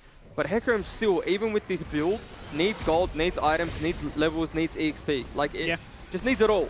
And there's an engage. There is an engage. It's going to start with Liv trying to drift into the river, as you point out. Not going to find that moment. Direwolf's just run away. No real intent to fight that one. They've baited at the TP first of all. Kisei's committed. But they've scurried off, and they just continue to take map pressure. Yeah, I really don't like seeing that, because what engages like that say to me is panic. And there we go. See the interaction with the Zoe bubble? Yeah. So Yone gets slept. You're able to use the E to basically negate any of that. So this might be Claire going down here though. Claire does have his flash, doesn't have his ultimate this time, but hits the hook shot, flashes out of the onslaught, still gets feared, but feared at least to his own turret. And Ignite is committed again, and back-to-back ganks towards this man, and he lives again. Yeah, weak side Camille angle, where he's doing very well to survive. You know, he's doing very well to be up CS at this point and have no casualties. So Claire having a very good game. I mean, we've talked about it before, talked about it again. Definitely a player that we've highlighted for, very early on, we highlighted for all of the wrong reasons, right? I was his biggest critic very early on in terms of the performances he was putting up. Partly because, you know, he made his name in OS as being one of the best players, regardless of region, just in terms of mechanical gameplay, in terms of smarts, and just having those big carry performances. So, you know, for a spectator or a lover of League of Legends in Oceania, it's really good to see him have some of these performances, and he might actually pick up a solo kill here. He's certainly looking for it right now. There is no ultimate, there is no ghost. He's trying to charge away, but he gets soloed out here by Claire. Juice, this just continues it. The pressure, the presence, and the vision. Direwolves know exactly what they want to do and what they're willing to sacrifice. Yeah, and that's the perfect kind of explanation, right? They know what they're willing to sacrifice. Direwolves aren't not losing things, but when they lose, they gain something back somewhere else that's just as much, you know. Killing the Hecarim there not only nets you the dragon, but it nets you another wave push into the bot side of the map. If you look at Shock right now, he's able to get that wave under tower, no jungler on the map to die anywhere else, so it just relieves so much pressure and gives Direwolves the angle to push any lane that they want. You can see it's causing panic amongst the ranks of the Chiefs, right, as to how do they want to respond, because they're fighting pressure top side, they're fighting pressure bot side, they can't even step up to the wave to even get the XP. Yeah, it's just all minions dying. For what? Like, Yone and Sion are sitting in the same lane together. Draku's warding the Baron buff, or the Baron that's not up yet, but then you just got the duo in mid lane now, so it is just a shame to see minion waves dying like that, but it also just comes down to how well Direwolves are playing and, you know, generating pressure topside, which leads to losses in bot side, and really a thing of beauty at the moment. So let's talk about it then. In terms of, you know, a lot of these lanes, sure, there are advantages found between Gunkrab and Claire and so on, but, you know, you've been talking about this interaction here for Kisei, knowing how strong the Yone pick can be, and one that he's shown already some solid proficiency. Are we looking at a situation now where you're contesting a soul point, waiting for a Baron spawn play to say, all right, we're all in on this to try and break up this 5k deficit? Look, in terms of in terms of relative scaling, you would have to say that the Direwolves win in the scaling department. Like, if you made a neutral game, gave everyone 500 CS, and Draku might be caught here. Looking to be the case. Flash actually committed there from Cupcake, as it looked like a bit of an overreach. Nonetheless, TP's here. Liv's coming in, trying to force a fight on their terms. This is what I'm referring to. The ultimate to snapshot him in. The backline target by the Hecarim. Cupcake falls on down. Ultimate burnt. And Hellfire expired. It's a one-man taunt. Only in trouble. Flashing out of harm's way. The stun would have hit. Sun could have got there. But now Claire, level 13. Ultimate to boot. Looking to try and cancel out some animations of his own and looking to try and put on a bit of carry performance. Snapshots asleep again. Dirty interaction between the Yone and that Zoe. And that's the first, I suppose, quote-unquote 5v5 we've seen. Yeah, and, you know, it is only 4,000 gold, but the point I wanted to make before that, and, you know, maybe he doesn't want to give chickens up again. But he had to. He had to. He lost the chickens. Yeah, the point I wanted to make was that, you know, if you made it just a dead even game, or not even a dead even game, but you just gave everyone 500 CS, Chiefs composition, sure, it's nice, but they're not going to have enough damage, or the Direwolves will just have too much damage on the Siva, on the Camille, and they'll be able to win either through the side lane or through a team fight. Yep. And so Chiefs really need to close this gold gap quickly, as he snaps back. I like that analogy that you used there. Snaps back. Chiefs really need to kind of start picking up some team fight wins, start getting some of these dragons, potentially turn that into an early Baron, because, you know, if you leave Gunkrab to just farm to his devices, I don't care who you are, you're not going to beat a 500 CS Sivir that's ricocheting in a team fight. Well, let's see what it looks like if we have another potential skirmish angle here. Out goes Kisei. Now he's out of the fight. Draco isolated on his own 1v4, forced to flash away to the safety of his own mid-tier 2. True shot barrage, an extra deterrent, as Chiefs trying to say, let us have at least some CS here. Give us the XP, give us maybe a little bit of our own jungle control back. But that really is my sort of my question here, Jubes, more than anything. If Direwolves continue to play at this current pace and style, it feels like the big burden is on Chiefs to say, we need to do something. We need to group up as 5. This is 50-50, because if we do and the play fails, then hey, look, maybe Claire's on the bottom half of the map, you know, split pushing, you know, an inhib. So I start to wonder, you know, how do Chiefs really force that fight to get themselves in? Well, we can see that, right? We see that from how they're playing the game now. They're trying to force fights, albeit some there, some aren't there, but they're trying to make things happen because I think they realize that they're on a little bit of a clock, right? You know, you still have the Yone, you still have, you know, the Ezreal, and you got the beefy front line. Yeah. But, you know, the beauty about Sivir is that front line or not, the ricochets are going to end up in the back line. And so Chiefs are being a little more proactive in terms of trying to find fights, but the best way to find a fight or the best way to bring someone to the fight is just fighting over a neutral objective. Yeah. So I wouldn't be surprised if we see Chiefs set up here for this dragon, you know, on spawn and opt in for the fight. But again, we've seen this so many times. Shock on this Zoe just completely controls the dragon or the river. You know, how many times have you said his name at a dragon fight that Direwolves need to win? Yeah. This being one of them. I mean, if you can get some sizable poke off before this fight even starts, they just win this 4v5, quite honestly. Camille bot side, pushing that turret, as we mentioned only moments before. He's got TP, and this is the panic for Chiefs, right? They have to group up as 5. They don't want to sacrifice it because it continues to be that 5k lead that the Direwolves have. But they're flirting with them, baiting them from bot to mid to bot to mid and saying, you just have no agency to be anywhere. Yeah, and this is the problem. Liv doesn't have teleport. So you have like the worst case scenario now. And Liv can't really go catch that bot wave because no TP. Claire can go back down there if he likes because he has teleport. And as you say all that, Liv just takes half of his health in poke. So all of a sudden your tank's not really your tank anymore. And you want to start a 5v5 where you're at a gold deficit and at a health deficit too. Well, there's the ultimate. Yes. They're looking to try and fully commit to the backline here on Shock. Shock's managed to survive up to 50%. Clear just takes that Ezreal straight away. The Eddie carry of the Chiefs is gone. It's a split fight between two different angles. Swaith is disengaged into the enemy jungle, and the rest of Chiefs are left to the Wolves. The Wolfpack will commit, the Wolfpack will devour, and the Wolfpack will take you down. It's a free for nothing trade. Gold lead or not, this is a team doing a little bit of angry gaming. I mean, usually it's easy in a team fight that's one to point fingers and say, oh, a little bit of BM there. It's easy in a team fight to point fingers and say, oh, you know, this person carried, that person carried. But, I mean, in that fight there, from Direwolves, every single person did their job. Claire on the back end picked up the kill on Emboma. Gunkrab on the front, on the backside was able to just do so much damage. And Shock was the one who just won the fight before it even started. So, you know, and Swaith might die just for the blue buff. So have to wait and see. A horrible spot to find yourself in the blue buff. Gets denied. The vision continues to work in their favor. Dragon, now sitting on Soul Point, turns it into a Baron with the respawn time as being so high. And you talk about jungle control, it just doesn't belong to you. Claire's just going to take away your red buff too and add insult to injury. Yeah, and I mean, like, now we just talk about level differential. So, normally, and I'll hold that thought for the replay, okay? But watch this. Hecarim dives on in, Sion dives on in. No damage onto Gunkrab whatsoever, doing too much damage, and Ezreal ends up dying first. And he's completely just a 2v3 on the back end. Like, it's Claire and Cupcake that get the kills. And then, you know, Yone does his best. But no one falls down for the side of Direwolves. And quite frankly, Skimmy, not even close. It felt a bit that way. I mean, just some of the interactions watching that fight back, the fact that Claire jumps in, the taunt immediately getting channeled there from Draku, the Hextech ultimatum buffering that one, so there was just no protection afforded for Emboma. Falls on down before the fight even begins, and you know, Swaith trying to go for the one shot on their own, on the opposition's AD carry, but unable to find that moment. And well, that 5k gold lead rapidly dissolved into a 10k. And with the Baron buff still hot and heavy, they can no doubt look to try and find themselves that map pressure that grants them the inhibitor to open up the floodgates. Yeah, and now it's a field day.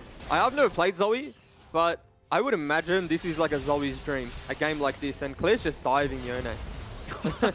Did you say Cupcake. only there? No, I could see them zoning on the sideline, but I'm having too much fun watching the Alistair get it done. Slamming his fist on the keyboard there. We probably don't get a take replay him for out. it. Ooh. Yeah, we probably don't get a replay, but we're only standing now. He tried flashing the wall, and he flashed into the wall. It's happened to the best of them. We saw that from Parbu Yeah. the other week, right, on Graves. Oh, We'll, yeah, I did say that. We can laugh that one off. If it's good enough for Parbu, it's good enough for me. Hey, for sure. The standard, the jungle standard. Look at the levels. 16 on Gunkrab, 16 on Claire, and it's what happens when you sack waves, and it's probably just going to force an engage. But there's no engage to be seen. Because when you don't get ahead with Chief's comp, it's all backline, right? In the sense that the only way that you fight, there's no like hard commit button. It's a Hecarim ulti into Galio, but there's no stick. So Yeah. Sivir can run out of that, right? And if Sivir can run out of that, you can get peeled out of it, and like I'm pretty sure Claire's even just going to make it out. And he goes for the 1v3 right now. Well, he's taking down one of them, and Yeah. he's not going to try and compose himself that highlight reel. Another member shows up topside, hits the stopwatch, buying time for the rotation, going to get knocked up, put to the side, can he live? He's doing everything he can, buffers it with the passive. He is living, but finally gets shut down by Kisei, who snaps back to the safety of his own turret. The rest of the Chiefs, however, have their eyes set on a second kill. Cupcake will take down Ezreal. Jubes, what are we watching right now? Oh, wow. Baron minions. He's doing it. Hang on. Oh, no. He falls down, but Shock's here. Oh, okay. Get out of there, Draku. There we go. Little bit of a... What do we call that? A team fight win? Little bit of a team fight win there for the Chiefs. Or not even a team fight, but a skirmish. Skirmish. It wasn't even a win. They lost to inhibitors, but you got to be optimistic. Here we go. Yes! Oh, no. Oh, no. Delete the evidence. I love how he stood still as well. Like, he didn't just miss the flash and get on with his business. He also pressed S because, you know, what else is there to do at that point? You're just laughing in comms. You know, you're 12k up, flashing into a wall. There's nothing left to do besides stand there and just say, I'm sorry, guys. Happens to the best of us, and yeah, hit the button, laugh it off, and continue the domination. It really has been that way, right? You know, the Winions, if you will, getting their 2 cents worth of the action, getting to punch on and the top side wave. 20 seconds, and there's that soul point to play for. And with all these waves pushed against them, with all the vision continuing to be Direwolves favoured, it's only that starts things off. Out goes the taunt, 2 people locked in place. What can they do? Only looking to run away, only surviving. Shiva. Finally falls on down, but it's Udid that picks up that kill. Doing everything he can as they trade out junglers. And now in a straight 4v4, Kisei on the flank trying to take out Claire. Beautiful flash! Sidesteps that one. He's been playing weak side all game long, but he wants to be the hero, and he certainly looks to be the hero. Hits the hook shot, gets the stun, knocked up in the air, tries to take down a double, he finds it! Kisei has to settle for picking up a kill from the grave, but the Direwolves at 30 minutes into this one, Jubes, are looking to end this one with a dub. This might be a game here, Skibby, and a bit of a statement game if you're a Direwolves fan. You know, we talked about them sometimes hiccuping in the mid-game and giving their team, or the team that they're versing, a chance to come back into it, but they've really just silenced the doubters, including myself. They've really just picked up a clean win against the Chiefs and set pretty much a gap between, you know, what we would call the top 3 and the rest of the team in the playoffs. So Chiefs with a lot to work on, but Direwolves, what a game. What a game, and a clean game at that. Your final game in the regular season as you get yourself amped up and ready for those best of 5s next week. A big win and a big moment, I suppose, Jubes, to continue to talk about this narrative as to really what is the separation between these teams. You know, Yeah. Pentanet, nobody can touch them. Immortal, 13-0. Peace and Direwolves, maybe in that same kind of discussion as even. But then from the Chiefs and Order, where do they fare?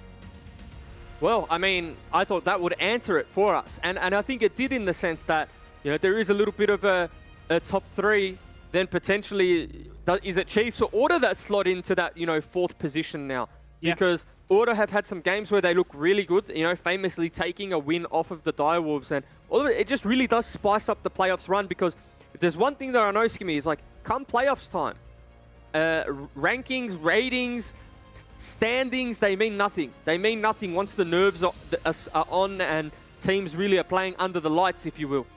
Certainly, I'll be playing off those lights. And Mac, what did you think about that one? It was a bit sweaty, bit of action going on. You know, I'm feeling it here on the forehead, but how about yourself there, mate?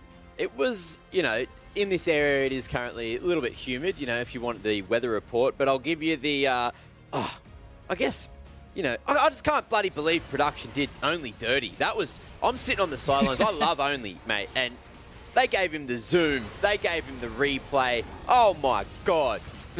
So worth it, though. You know, good, we're talking about the good replay little of the bit Flash? Yes, we're talking about the replay of the Flash. That is something I cannot believe we did. But look, as you mentioned, he did press S and he just completely wrote it out. But look, it was such a great game. It was pretty even, you know, going through the mid part of the game. There was, you know, all these picks coming Direwolves' way. Oh, and can we just give a shout out to Claire? Outplays all damn game. It looks like he's finally found his champion.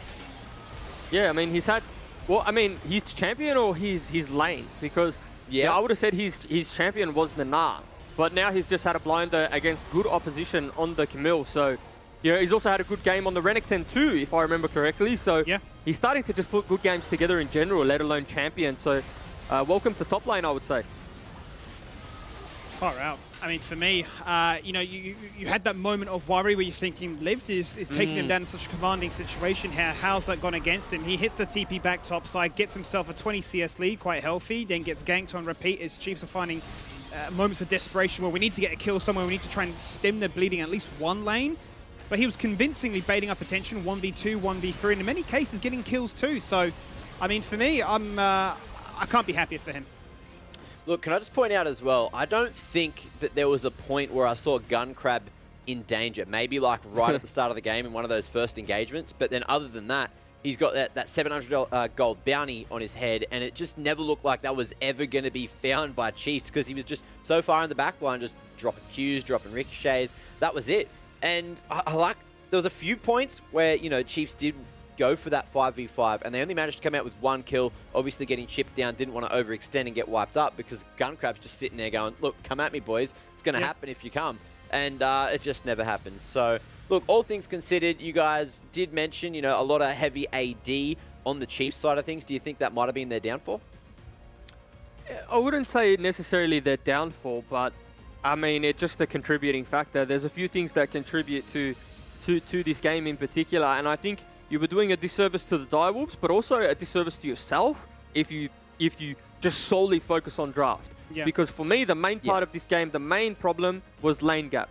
Like, they just got gapped bot lane, but that then transitioned into Alistar, Cupcake on the Alistar just sitting mid all game, and so Kisa is just playing a 1v2 lane. So there's like all these fundamental problems that then lead into a bigger picture problem, which, you know, we could really just say, oh, you maybe lost draft. Like, you lost draft. But then you don't learn anything from it. You don't give credit to the Direwolves. And then what are you doing, right? So I'm just trying to, you know, pick apart, like, what's going on with the Chiefs, you know, what Direwolves are doing well. You know, we've sung Direwolves some praises. We've also done Direwolves a little bit dirty with Only as well, so let's not forget that. And I think there was, like, literally one fight where it went from, like, a 4k gold lead straight to a 10k gold lead as well, because off the back of it, they got both Dragon and Baron.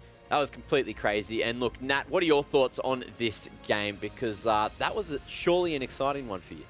Yeah, I mean, it was a pretty decisive victory, I think. There's no doubt about it that Direwolves have come into full form, I think. So yeah, doing a very good job today. So who do you have to chat to for the winner's interview? I'm going to be talking to the one and only person that you guys did dirty. That's going to be Only. Thank you so much for joining me, and congratulations on the win. I would have to say that was a pretty dominant showing from you guys. I want to ask firstly, though, Shock said in the pre-game that one thing you were worried about is potentially, you know, giving away the lead or making just small little mistakes in openings for the Chiefs to get back into the game. Do you think there were any moments that happened during the game that could have fallen that way? Nah, not really. That game was pretty, like, from jungle perspective, it was pretty boring. It was like Hecarim versus Uda, which is like a pure skill expression jungle matchup, Hehe XD. It's just like two tanks, like, just headbutting each other. Like, it's just, I think that benefits us more than it benefits the Chiefs. I think the Chiefs need Swathe on one of his, like, carry picks. This is, like, very comfortable for me to play like a Uda versus Hecarim matchup. So, like, and it showed in the gameplay. Like, it was just such a slow-paced game. I don't think the guys were, like, really sweating. We're actually having a laugh. So it was, yeah, it was a pretty, it was a pretty chill game. That is good to hear. I mean, there's no other game that you want to be closing out the regular season. But talk me through the game a little bit more from like the communications perspective in the team and everyone else, how they were feeling during it. The communication, yeah, it was really calm. The game was really slow paced. I think we all got champs who were really comfortable playing. It was just a good time, you know. I mean, the difference between like second and third place isn't like that big of a deal. So I don't think anyone was like really like sweating for the win, and like we still need like Peace to lose as well. So it's like not really in our control. But yeah, the comms were cool, calm, collected. It was relaxed, and it was a lot of fun. Wait, did you guys see my? Wait, I shouldn't talk about it. Did you see my flash? You didn't, right? Yeah, well, actually, okay. I was gonna say, I did get whispered in my ear from production to ask you about this. We did see it. They did do you a little dirty. They did the replay and everything. So we want to know they did not replay more about it from your. I'm sad. That just ruined We my want to night. know. Yeah, we want to. We want to know about it from your point of view. What was going through your head? Why did it play out how it did?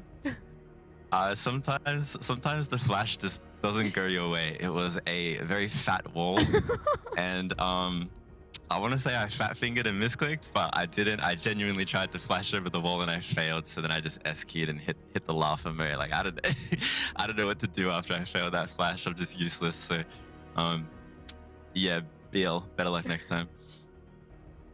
Look, it's something that hopefully won't be happening in the playoffs. But the last question I want to ask you is, how are you guys feeling moving from best of ones into best of fives now?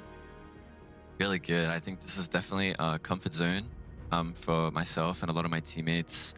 More opportunity to like learn on the day. Like you don't just lose and then like you have to wait to verse that team, you know, like 2 weeks later or whatever. It's like you can like learn, adapt, and you get like another 4 chances to get the win. So yeah, feeling really confident. I actually just really enjoy best of fives in general. So like, yeah, I'm super keen and I'm really excited.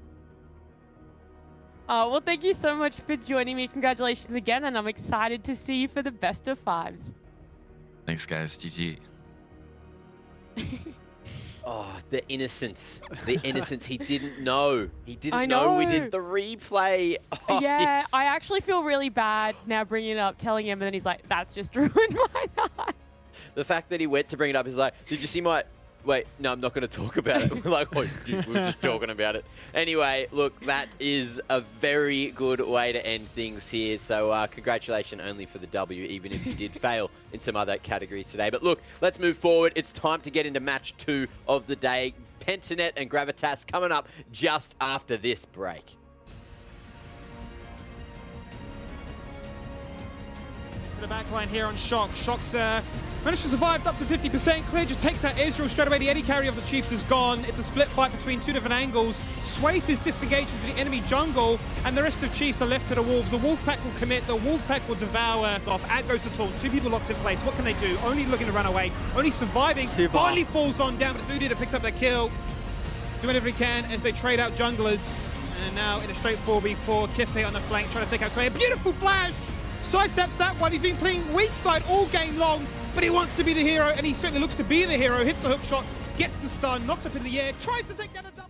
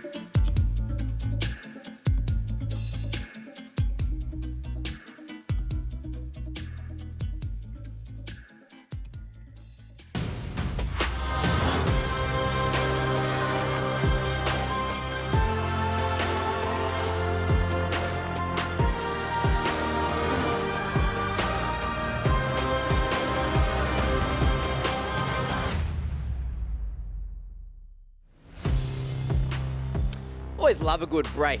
You know, it's a moment to relax, to repent, and to remember how great this split has been. Now, look, let's get into match 2. It is going to be Pentanet and Gravitas coming up. And look, speaking of good splits, Pentanet, oh boy, they have not lost a game yet. Will this be the game where they come down? Because, you know, the largest trees, they do fall heavier than the smaller trees, Juice. Yeah. I'm not sure if I understand that analogy, but... Yeah, well, you're not a lumberjack, so I understand that. Yeah, for sure. But I will say Pentanet split has been average. Could have been a little bit better. Could have gone 14-0. Still can. Yep. But time will tell. Time will tell. Who am I kidding? They've had a fantastic split. Honestly, I don't think I expected them to go without a loss. So they've proven a lot of people wrong in the sense that not where they are, but in terms of how well they've done it, right? How well they've looked as a team. Thought maybe that they're starting with a little bit of an advantage, having played with each other quite a bit, but they've seemed to just not just stand still. They've run with it. They've really developed as a team, and as everyone's trying to catch up, they're just getting better as well. So very hard to beat a team like that. Just so crazy for me, Mac, and Juves, what's so crazy for me is how Praetor has only ever actually had to play 3 champions this entire split. He's just not had to do anything. Like, he gets Kaiser every single game. Maybe you ban out Kaiser, cool, I'll play Zaya. Worst case scenario, I'll go back to Season 10, 200 years, and bust out the Aphelios. You look at the opposite end of the spectrum, and Parbu's played 10 unique champions. So it's such a weird paradigm to me where, you know, a player that is so strong on this team is just able to get his best champion consistently and then put in big performances like when he had that game with 17 kills. It's just mind-blowing. I'm interested to see, you know, going into today's matchup, PGG, are they going to go with something meta again, or going up against Gravitas, will they, you know, change it up, maybe play something a bit more fun in terms of the draft? But of course, we can have that conversation once we do get towards the draft. We've got to talk Gravitas quickly. And look, Gravitas, they've done a few things that have certainly excited us throughout the season. But then after that one time we got to see the Nocturne Fiddlesticks, it just got banned away forever. So, Skimmy, can you tell me, oh, well look, Piglet's back. Is that a glimmer of hope for them? Yeah, look, I really like Piglet. I think actually both Piglet and Thomas Shen both have their own strengths, but they seem to be this major point of excitement for me that I'll look quite excited to see their development as we go into Split 2. But, you know, they've had their moments where he's been on the Sivir, been able to put in big work and get the damage done. Who can forget that performance where they had the Zaya Rakan, where Zaya was just absolutely smurfing and knocking up people consistently to guarantee fights would work in their way. So they're an exciting bot lane for sure. You know, you talk about the other end of the spectrum with Sapphire. You know, they've got this big affinity to playing the tanks. Ornn, whenever he gets a Camille, showcases that he has the carry potential himself. But you talk about off-meta, and Kyosei tends to go down that direction, right? You know, we've seen mid-Sion, we've had Lux, Ari. He'll definitely look to try and throw some curveballs, no doubt. It's one of those things as well. Look, we did see Gravitas have a very good performance up against Direwolves the other day. Obviously, you know, Direwolves ended up getting it the W in the end, but it goes to show that throughout the season, Gravitas, they've just developed so well over time as a roster. And you look, they haven't made playoffs, they can't make playoffs. And going towards Split 2, it's just so great to see how much improvement Gravitas has made as a team. So I guess, look, head-to-head, the scales are certainly favouring Pentanet. But, Juice, what would you say the goals are for Gravitas going into this matchup today? I think it's just to be competitive, or like set little goals. You know, let's have a gold lead at 15 minutes. Let's secure first Baron. Let's work towards something, because ultimately, you know, you work towards that thing in game, that positive thing. All of a sudden, mid-game, you can take stock and say, well, we've done that. We're here. What's next? And then you actually, through the process, end up, oh, well, let's just win. Because it can be quite a daunting task. You start to think, like, how do we win? Like, we're not going to, like, do we beat them in lane? Okay, no. So let's set these, like, little goals, achieve those little goals, and then we can talk about the bigger picture, which is ultimately winning. But, you know, for them, I think they're happy that they've shown us that they've grown throughout the split. So if they can just have a competitive game, and what competitive is what you determine competitive to be, right? There'll be teams that say competitive is that we got out of laning phase even. So whatever Gravitas is working towards, keep working towards it, and ultimately Split 2 might be a better one. Well, some wise words there, and another wise talent that we can bring back to the desk, of course, is Nat T. So let's bring her back in. She's down on the sidelines, and I believe she has 2 wise players there as well with you. A lot of wisdom here today. I do. I have Decoy and Kyose joining me. Decoy, I'm going to ask you, you guys are undefeated. I mean, I don't know how you've done it, but how is the atmosphere in the team coming into this game as your last one? I mean, obviously it's good. Our team atmosphere is always like really solid. So going into this game, we obviously want to get the undefeated record, but we're going to spice it up a little bit. Oh, I'm very interested to hear about that. I do Rusty's have not to gonna be ask happy. though. Oh, wow. But anyway, back to the questions that I was going to ask was, I don't want to get too excited just in case you guys are debating me here, but are you guys actually equipped for losing? I know it seems like a bit of a question or a weird one, but you know, have you guys ever been in that lost mindset competitively? I mean, probably in the past years, but this year, I don't know. I think even if we do start losing some games here and there, like it's not going to affect us. Like the guys are just real solid mental all around, so we always have each other's backs. So yeah. Oh, I love to hear it. Kyose, though, over with you guys and Gravitas, this is going to be your last game for Split 1. So I want to ask, what are you guys hoping to prove and bring to the table in today's matchup? Honestly, like we just want to kind of show that we're just improving. So it's our last game, right? So maybe we'll spice it up. Like maybe we can take a minute before they do. Maybe. Maybe blue side, buddy. I mean, if you're willing to first pick it, then yeah. Or we can just play a comp and see if we can beat PGG, even though they might be griefing with the Amumu pick. Or maybe it's good, you don't know. I mean, look, a win on Pentanet is going to be a win on Pentanet if you guys can take it. I also want to ask, you know, as it's probably going to be one of the last times I interview for this split, is there anything you want to say to the Gravitas fans or supporters out there?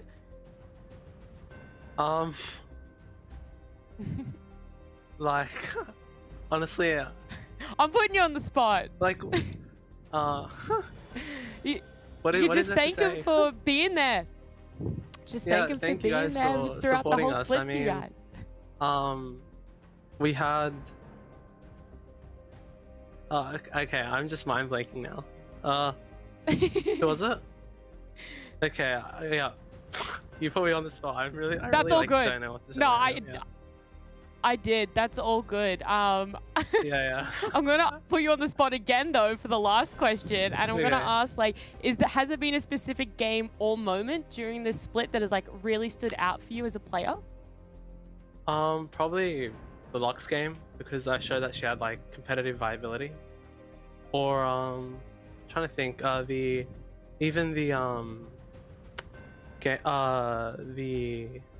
sorry, I just okay, yeah, the Lux game. Sorry, I'm having multiple mind blanks today. Yeah. I would no, that's okay. I would say the Lux game was definitely good. A lot of people had opinions about her, and you showed that she definitely could bring some stuff to the Rift. Yeah. But Decoy, what about you? Same question. Any sort of game or moment for you? Honestly, I have the memory of a goldfish sometimes, so like after a game Same. finishes, I always forget what happens. But probably the game versus Peace, like just before, because it was like really competitive, so just recency bias, I guess. No, that's totally fair. Sometimes I get out of a game and forget that I even played a game. But I wish you both best of luck. I'm looking forward to the spice that you'll be bringing and make it a special one. Okay, Thank see you. ya. Thank you. Bye. Well, there you have What it. am I doing here? What are we here for, James? I forgot. What day of the Talk week show, is mate. it? Just leave him alone. Leave him alone. I have mind blanks all the time too. No, Right, I'm talking about Kyose, both of them. They both Yeah, said both they of them mind were. blank.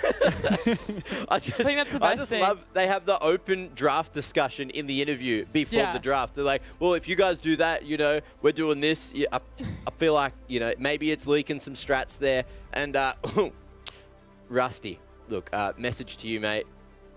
I hope your arm's ready. Now, let's see which way this one goes. Let's have a chat about which way our predictions have gone going into Pentanet's final game. Anyone that hasn't picked them is probably an idiot because they've won every other game. And that's me. So let's go, Gravitas. All on the Gravitas Glory bandwagon here. Underdogs are us. You know, we probably got maybe the 5% chance. But look, I'm hanging on that 5%, boys. Let's go. Come on. Yes, come on. I got to believe in myself here, I think. I think I'm like going to echo enthusiasm. Juice's point. I think you really, if you're Gravitas, you're looking at this one, you know that the odds are so stacked against you, so you're looking at those small benchmarks to say, yeah, we were able to contest a dragon, we were able to find a 2v2 and it worked out quite nicely, maybe mid jungle, or we pulled off a gank top side, we made a cross map play and responded to what they were doing, right? Because they've got like the lowest percentage of first blood and first tower. So if you're saying that you're going to struggle in laning phase, then we know how this team, Pentanet, can get those strong laning phase advantages to come into that 10-15 minute break point where it's going to become even harder to get kills and gold and structures. So yeah, positives to look forward to. That's what I'm excited to see here from Gravitas. Well, look, it's all about, assessing how you do as a player, assessing how you do in the game of League of Legends. But a good way to do that outside of League of Legends is Esports Assessment Labs, which is a great website you can use to assess yourself, assess your skills, maybe assess your genetics in one way or another, maybe not in every way. But look, you can at least check your attention span and check your reaction time, and Nat's got better reaction time than Rusty, so that's something. Yeah. Rusty on blast right now. I was going to drop another category that I was better than him in, but I think literally anyone who takes the test would be better in reasoning than him. In reasoning? Well, Yeah. you dropped it. So Yeah. I I'm think not going to that's drop still... the percentage, but it's pretty low. Wait, so I think Rusty's very reasonable. He's probably a reasonable according guy. to Esports Assessment Lab, it's I'm going to say it's in the single digits. Well, can't argue with science, that's for sure. Ooh, well, let's keep the show within reason. Let's jump into Champ Select and see if Pentanet are losing their minds if we see this Amumu pick, or if it's going to be a-okay. Boys, take us in. Well, I feel like, Jubes, the stage has been set for some spice to be deployed on the map here today, so it could be the biggest bait of all time here. But knowing Pentanet, I'm sure that they're looking to try and give this a performance worthwhile of saying undefeated 14-0. Yeah, I mean, the 14-0 title, it's like you don't get that opportunity again at times, right? Like, Yeah. even Split 2, you can't be too confident that that's going to happen again. So I think Pentanet will be taking this one pretty seriously. Oh, and they've first picked the Amumu. So, I'll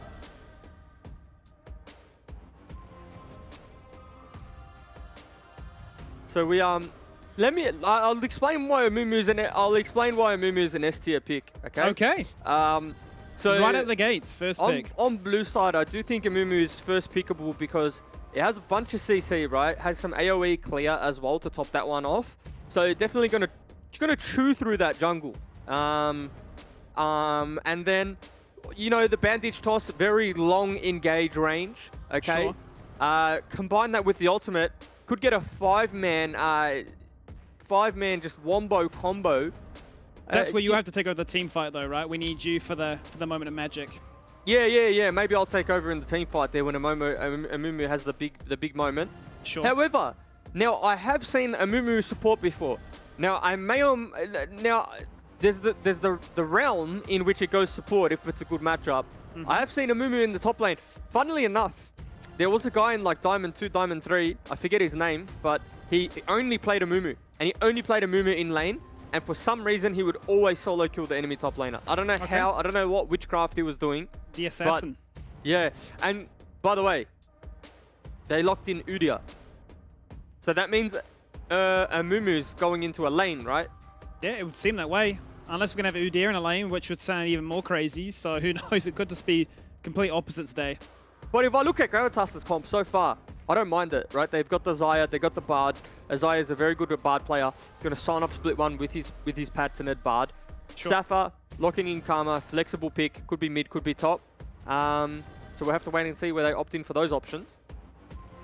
What Worth do noting, that Poltron is actually playing as well, one of the coaches Yeah. of Gravitas, subbing in for Azus. Azus, for me, has been pretty important for this roster, right? We've seen him have his moments where he's really been able to capitalize. Who can forget the Hecarim Baron steal against Order? He's had those moments from Karthus as well, warranting that ban being floated around as a realm of possibilities. So, gonna be interested to see what Poltron brings to the table here. Yeah, the Kindred ban is targeted towards him. He does play quite a bit of Kindred, as well as the Shaco. So, could opt in for the Shaco or the Shaco, potato, whatever you want to say. Tomato, tomato, I don't know. But Shaco, Shaco. What do you say? I'm trying to think right now. Probably go Shaco. Shaco, I say Shaco too. Yeah. But definitely, it's a bit of a region gap, right? Depending on where you're from. Yeah. Maybe Northern or Southern Hemisphere. So, down here we say it that way. I realized last game too, I said Siva. I say Siva wrong. I say Siva instead of Severe. Isn't it Severe? Severe? Oh, Severe would be like the word, no? Yeah. Sure, it's Siva. Whatever. Maybe it's an accent gap. Maybe this is no longer a game. This is I've been more about accented. pronunciation and who can enunciate the best way to get you excited for what's happening on your screen. Because worth noting, Juice. Another jungle ban. There is Shaco the Hopper? Shaco that Oh, there you you're go. wanting to see. And there it is. I don't think we've actually seen this since, what was it? Gooby in OCS. Gooby. But it's hard. It's hard to digest these team compositions right now this because is definitely last day shenanigans taking yeah, place. Hey? I really don't know what route Shaco is going to go. So we do see AD Shaco, do see AP Shaco, and Gooby did popularize the tank Shaco. So did. there's 3 possibilities for this Shaco, and we'll only really know when we see the runes and the obviously the items being purchased. However, it is an Amumu support, it looks like. Looks to be the case. Yeah. And also, there is the Jin. So, Praetive showcasing that, hey, if you guys aren't going to ever ban me out, then I'll just have to get a bit of stage practice on another AD carry. That'll be his 4th unique one to date. Gravitas ran this one out. Hovering the Quinn, cycling on through to the Teemo, but those would be far too abstract for us to contest. And Piglet, going to run it back as the Vayne. Nah, Safa plays Vayne top, so I've ran of into course. many solo queue games where Safa has played Vayne, and to mixed success. Sometimes he does well, sometimes he gets punished. Lucian, Vayne top. It just feels like the AD carry gets autofilled top side and says, oh, whatever, I'll go 1v1. And it's a good matchup until it's not a good matchup. Like, the moment you just get bear slapped into Renekton stunned, like you're not. It's not a good matchup anymore, right? So Safa's gonna have to be on his A game. Now, Shaco isn't a strong jungler. Let's say politely, a strong jungler. Now, it's gonna have a hard time in the 2v2 matching the Vayne, matching Renekton, matching Udyr. So we'll have to see how Gravitas pilot these champions and these picks. Top side of the map looking fairly weak very early on, but does scale into Oblivion. So we'll have to wait and see what happens there. But, I never thought I'd say this, Skimmy. I do prefer the draft with the Amumu. Well, I mean, you can see why Decoy was so happy when that interview was going his way, right? Because he is going to be the connoisseur that'll be piloting that champion to show us why Amumu deserves to have his time in the sun, why the spotlight should be focused on him. Decoy's been fantastic to split, really allowed Praetive to pop off and have those moments of magic, no doubt. And it is going to be that question right now, will we see a game where, sure, the draft isn't as clear-cut, putting it lightly, as we've seen weeks gone by, but, will that influence the end result too much? I mean, I don't think it will. If this game was of any influence, potentially different picks we see. Sure. But nevertheless, obviously still a big occasion for Gravitas. They're going to want to pencil the one loss onto Pentanet's record, and Pentanet still want to go 14-0. So I can assure you, both of these teams are going to be doing their best to win. This will be as serious as it comes. And here to try and break down and give us a little bit of insight as to how serious this draft is, we've got Velixis, the coach of Gravitas. Welcome back. How you going, Skimmy? Yeah, good, mate. Yourself? How you finding this draft? We are a little bit shell-shocked, I suppose, more than anything. How much fun have you and the guys been having coming into the final day of LCO Split?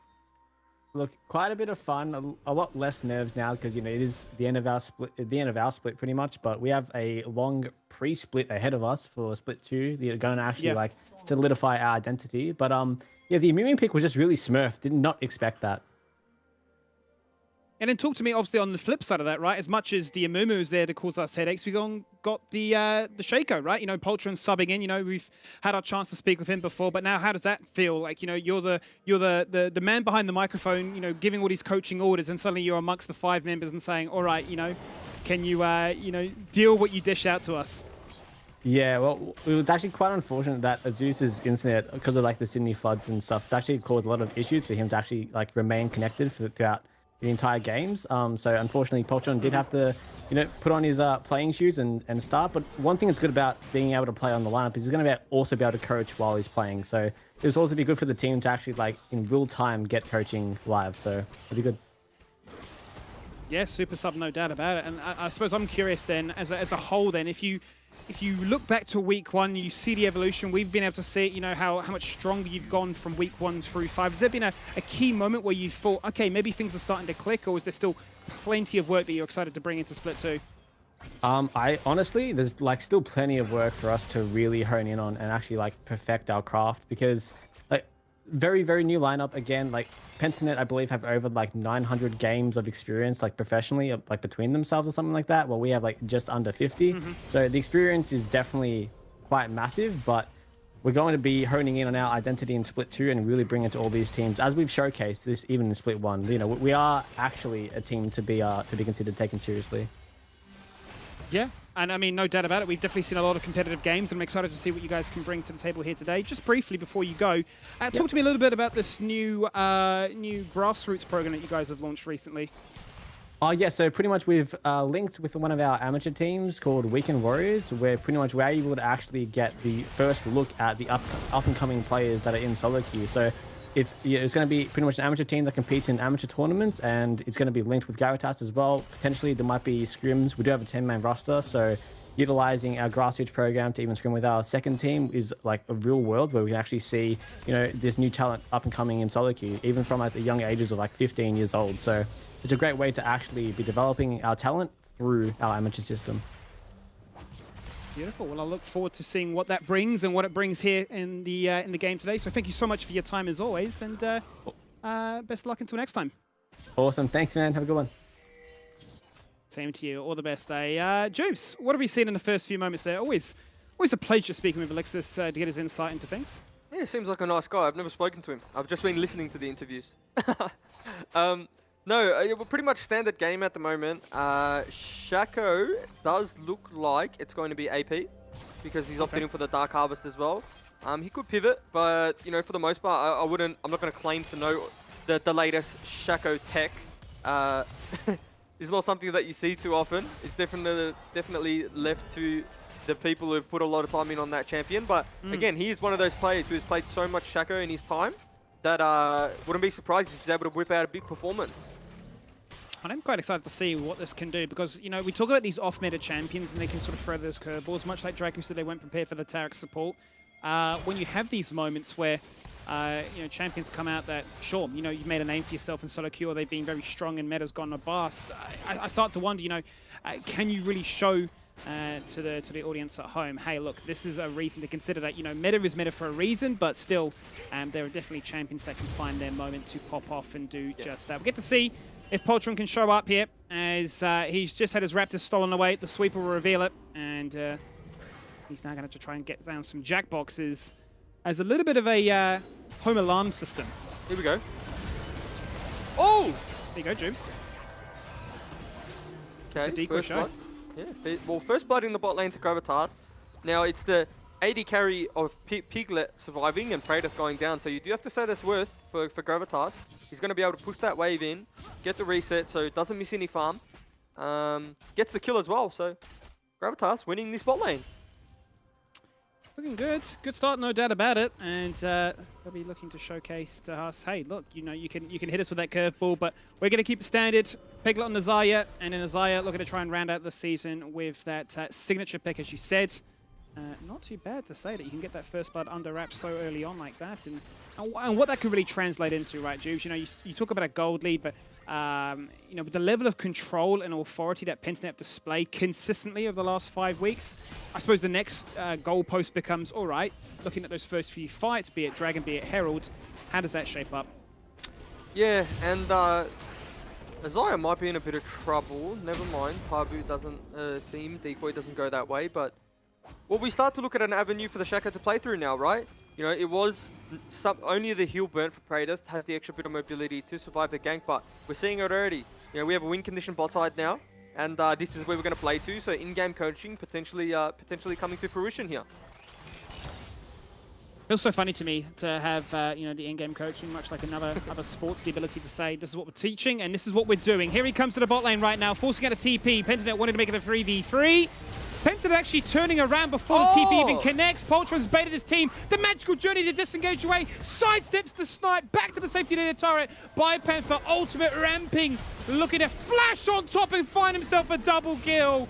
And they turn around the gank attempt. And they show us why they're the team undefeated. Yep, the reason I yelled there, Skimmy, was BioPanther actually stunned the minion. So Piglet would have died.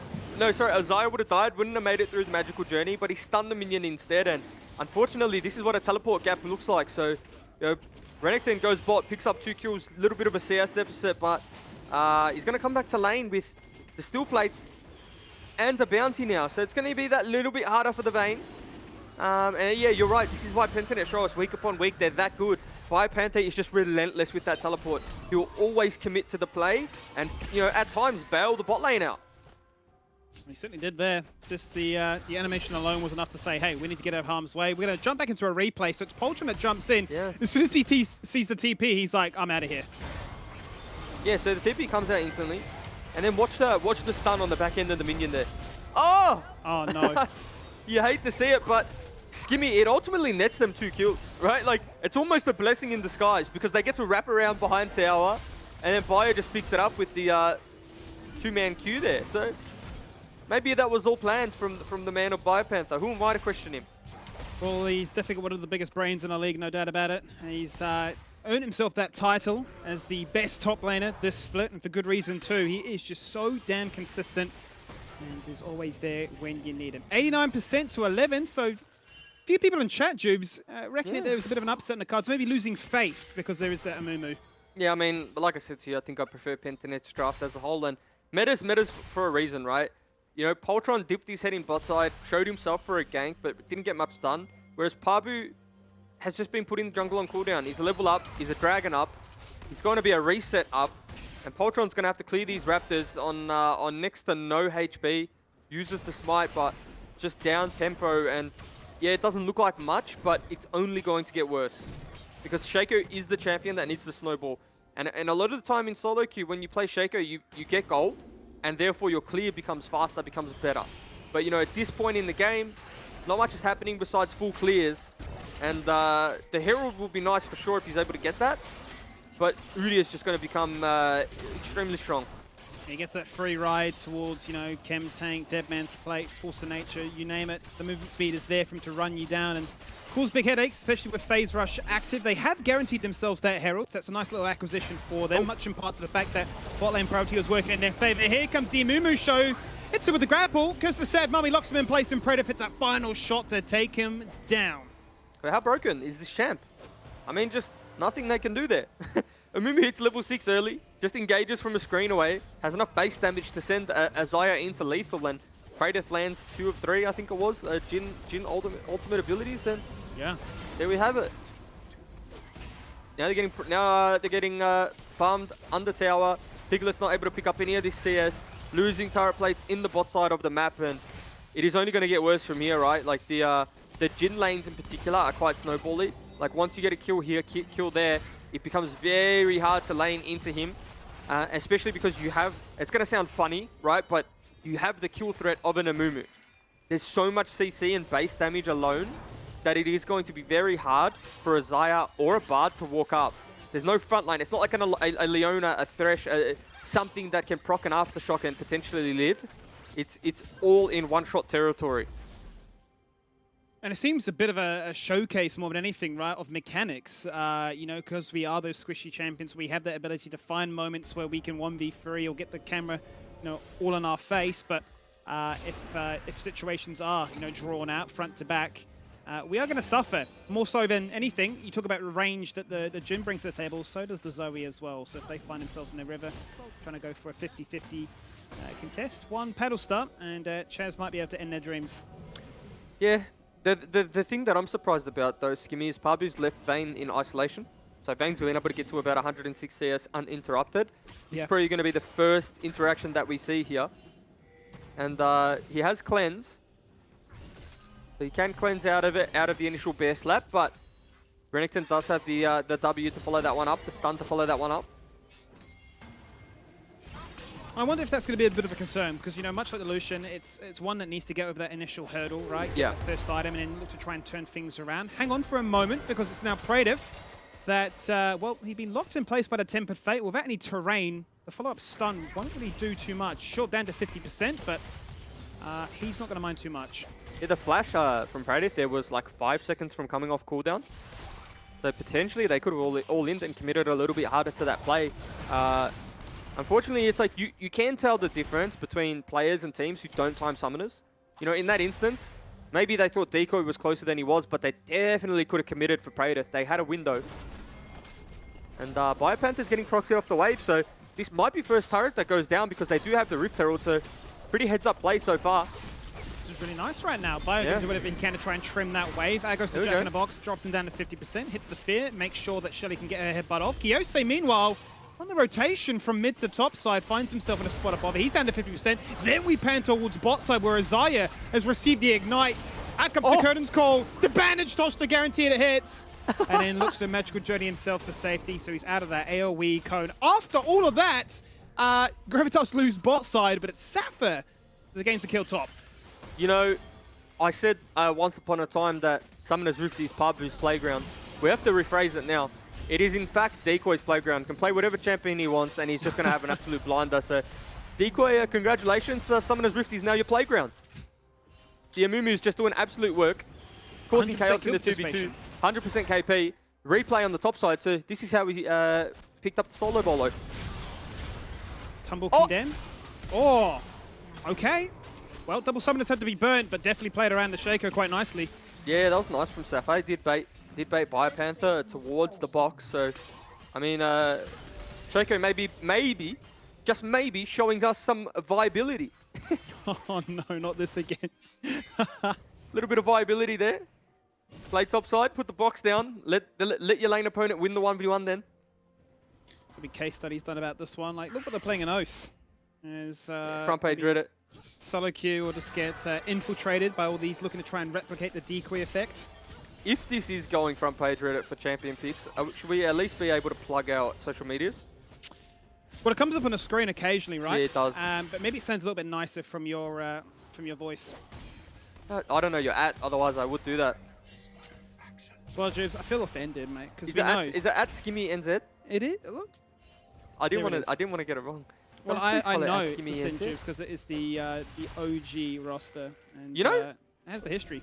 Fun fact about my @, I was gonna change it just to Jubes because like I wasn't on Sin anymore and that didn't exist. But if I changed my @, I would lose my verification badge, and I had to weigh up the pros and cons of that, and come to the realization that the verification ticket just means more than the correct name. It's true. At the end of the day, Clout wins over everything, and you know, there are plenty of moments where your tweets have caught the attention of multiple people, as will these Feathers. Yep. Try to do whatever they can here in Piglet, who still finds himself in touching distance of the laning CS, but is down that mythic item as Praetiv has actually opted for the Duskblade. Yeah, and it is like a nice little power spike in lane, right? In terms of trading ability with the Dark Harvest, they're just going to have that much more lethal into Piglet. Like you can see, he's not really willing to trade yet in this game, but obviously if we go to 6 items, you have to put your money on the Xayah, just being able to out DPS Praetiv. But you know, in a composition like this, where you have a Jhin, where you have Dark Harvest, where you have a little bit of lethality, like relative scaling doesn't exist because there is no front line, if that makes sense. Yeah, I like to think of scaling not in a blanket statement where you can just say, oh, they have this champion, therefore better in late game.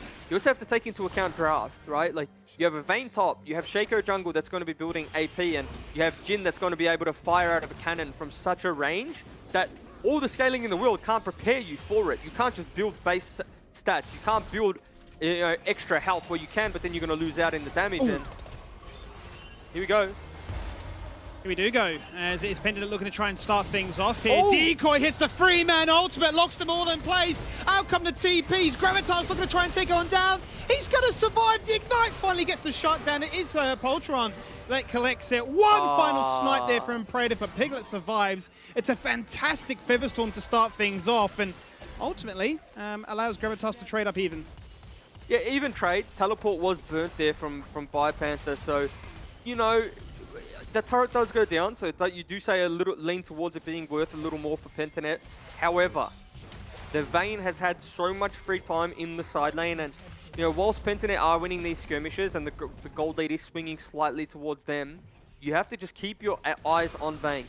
It is a double AD carry. They do not have a front line for the Vayne, but potentially Vayne can win the game in a side lane and never has to group. So, you know, look at that 2-3 item threshold to start to see where Vayne is, and you know, all of a sudden, look at that gold lead. 1.6k in the top lane.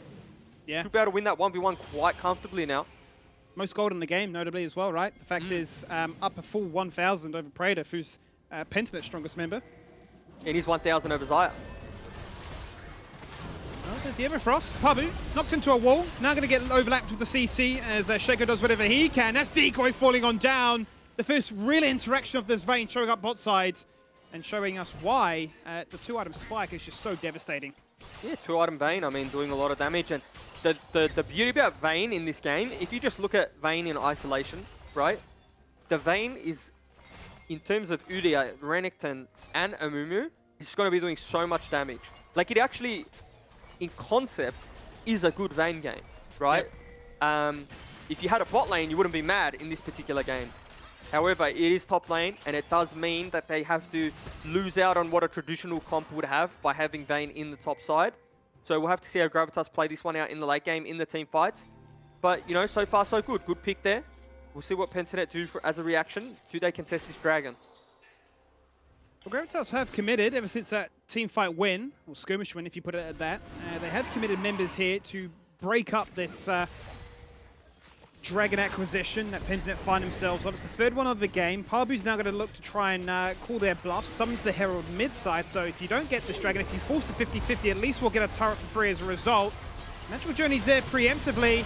They picked it up. Out comes the stun, and it's a situation where Piglet finds himself in all worlds of trouble. The Featherstorm falls, so does he. Not a single member of Pentanet is bleeding just yet, but Pabu's rather low. But in a front to back like this, Juves, I think this is where we had potential concerns.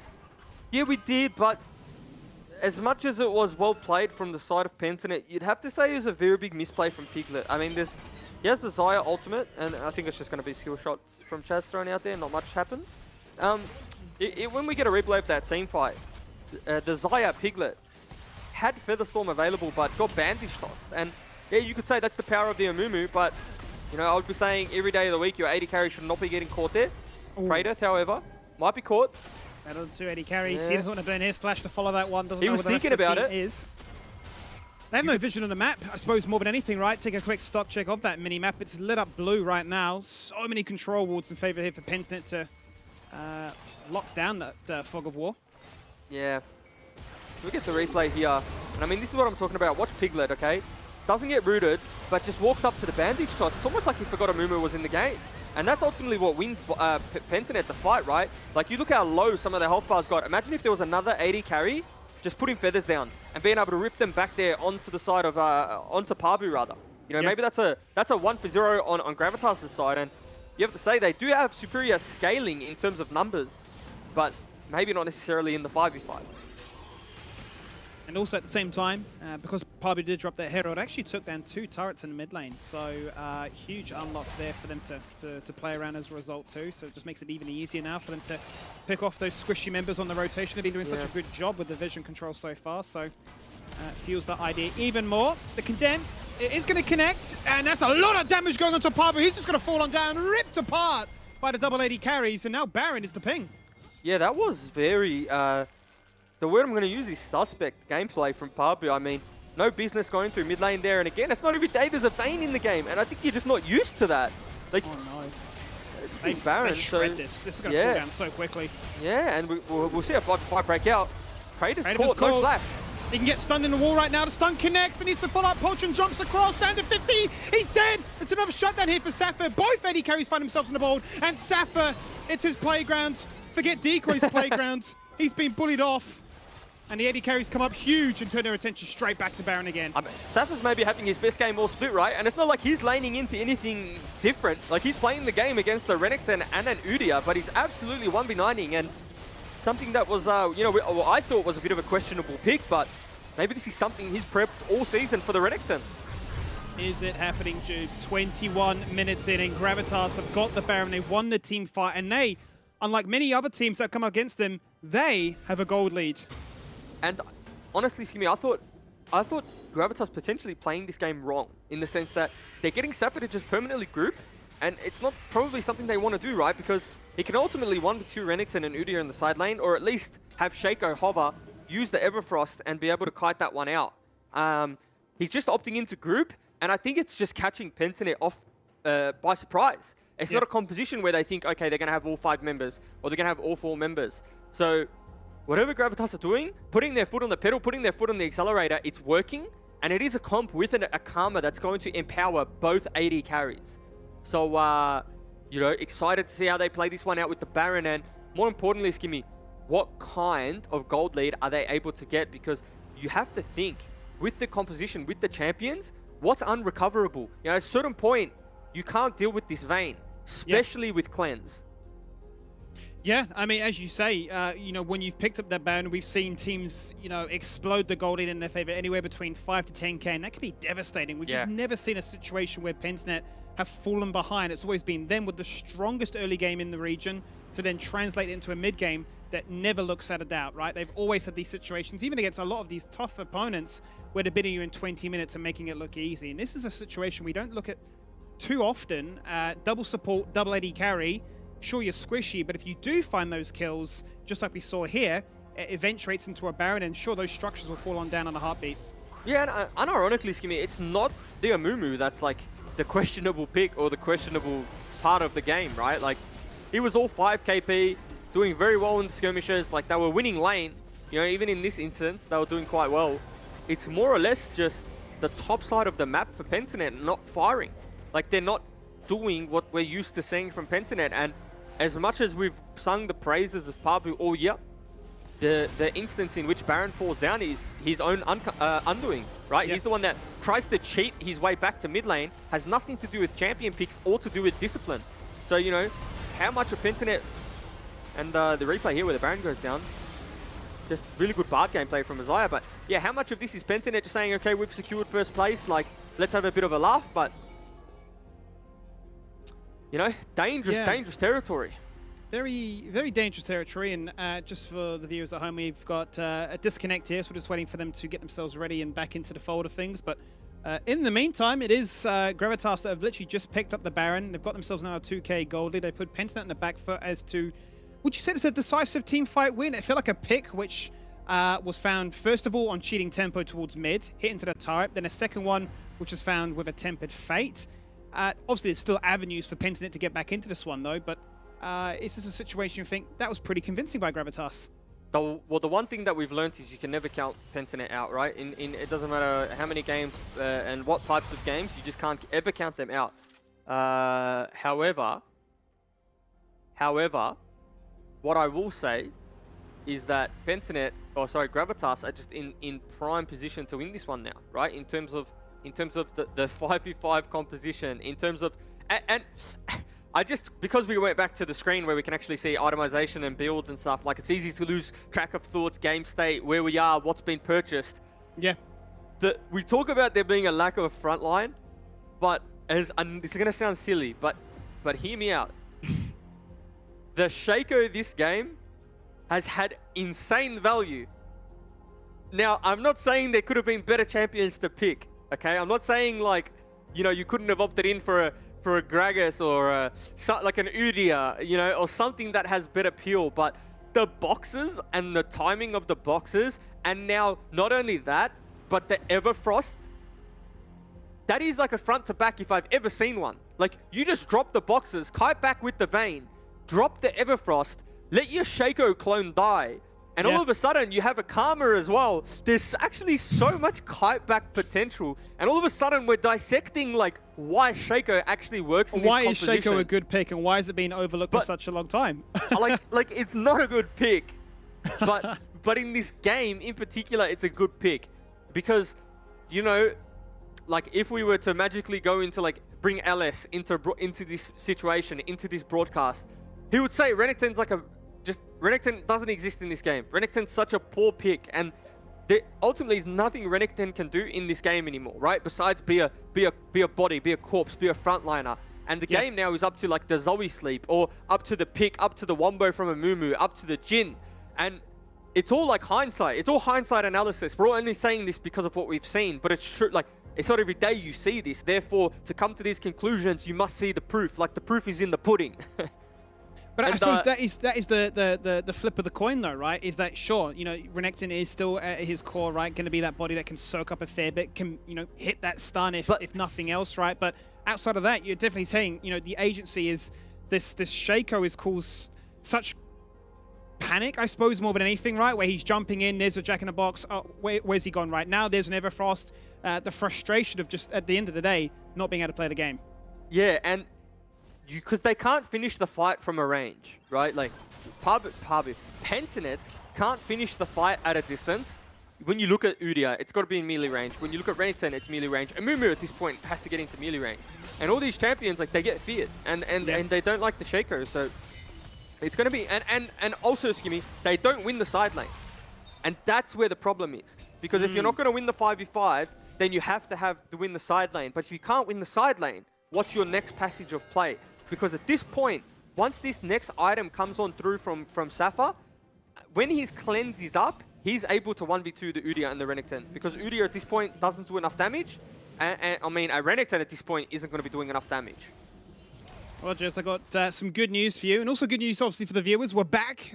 Safa is in the game, and he's ready to continue this flawless performance as a top lane Vayne. He has the cleanse, but is also here juiced between the two supports, double Mikhail's Crucible. So, really ensuring that their job is make these AD carries win us this game, and we'll tag along for the ride.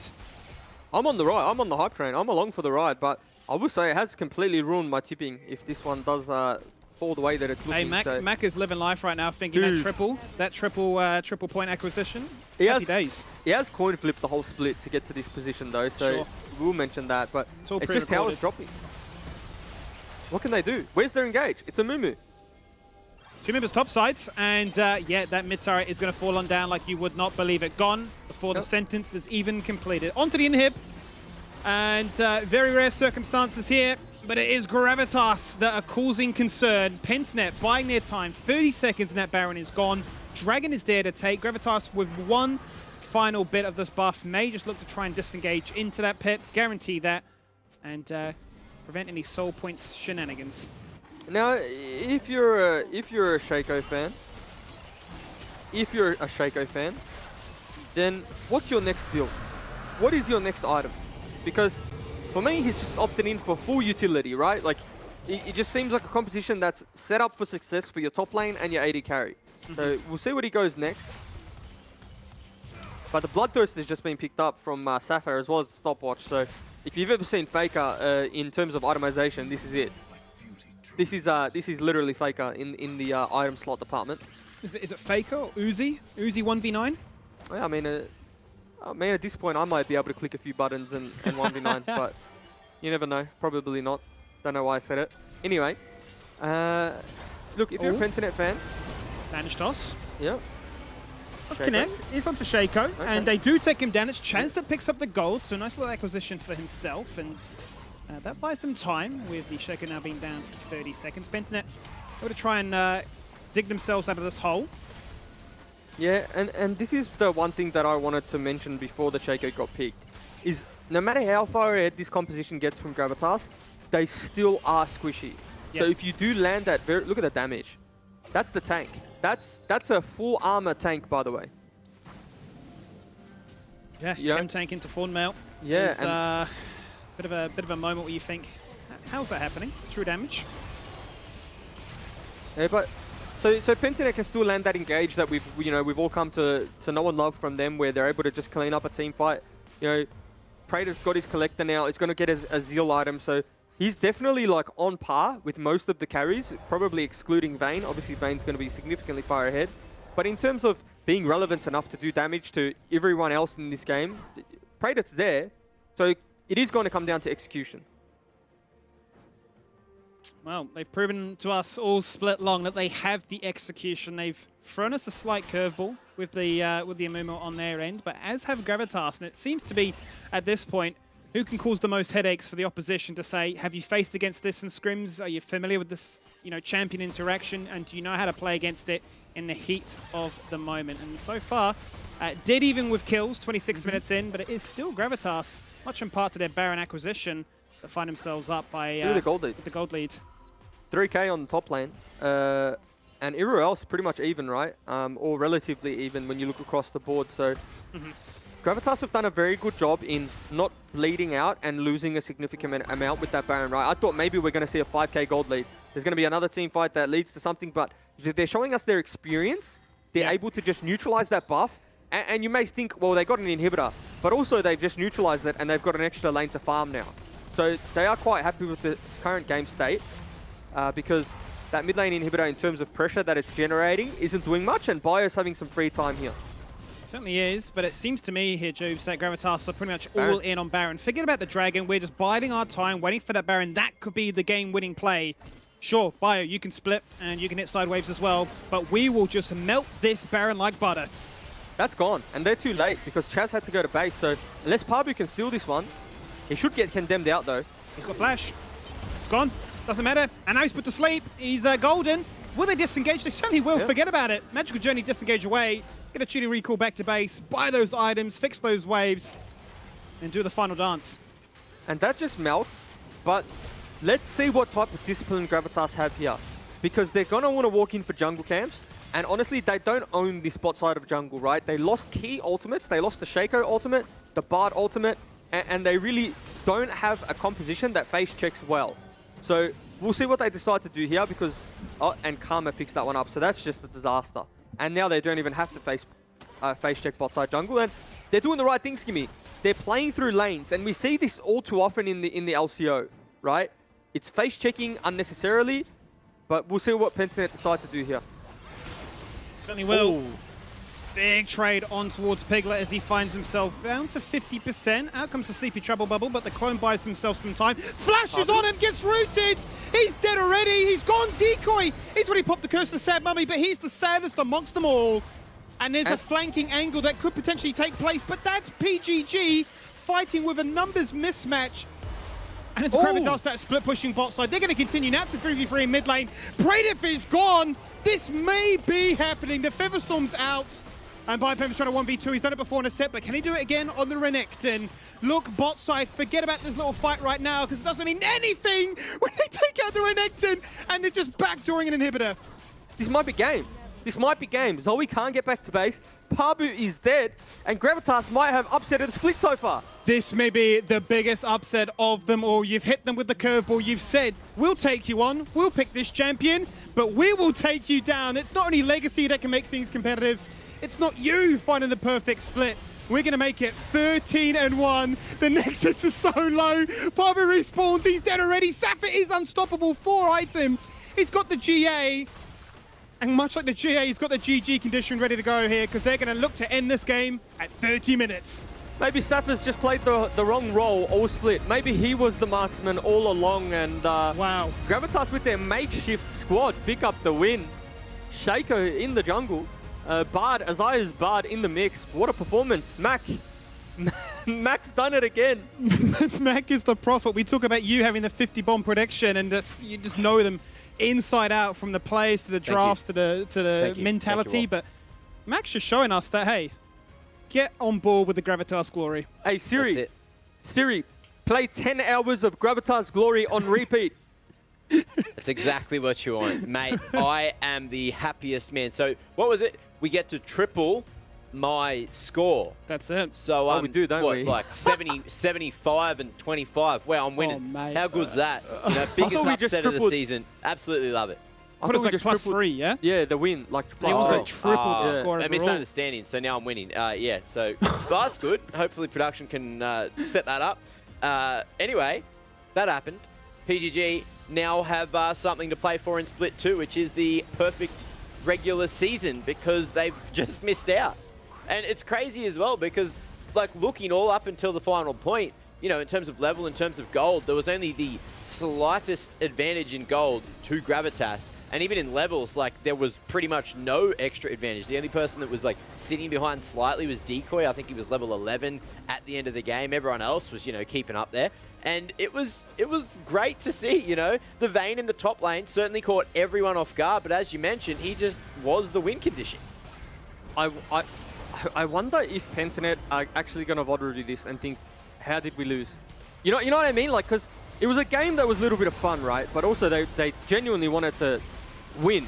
And what I mean a little bit of fun is like the game meant nothing standings-wise, right? It didn't change where Pentanet finished up, and it didn't change where Gravitas finished up. However, dude, like, how disappointed are they with this performance? Because if you're being, like, brutally honest, it was not a good game across the board, right, from most of their players. And you could argue, yeah, it's champion picks, but you look at the Renekton, you look at the Udyr, you look at the Zoe, they're all comfort picks. You know what I mean? Like, so how lenient are they being on themselves is my question. Yeah. And I think you raised a really good point also, the fact that Sepher got left to his own devices all game long, that when, you know, he did come up topside to try and gank him, it was like, I actually can't do anything against him now. And the situation is, you're looking at that moment there, it was those first 2 kills for Biopanther bot side, and then just wasn't able to play the game ever since, right? That was that final kill and that final moment before the game ended. But we've seen squishy comps like this before, right? Double support, double AD carry. We've seen that, you know, they need to find a snowballing leads. Yeah. But I never imagined it would come to this.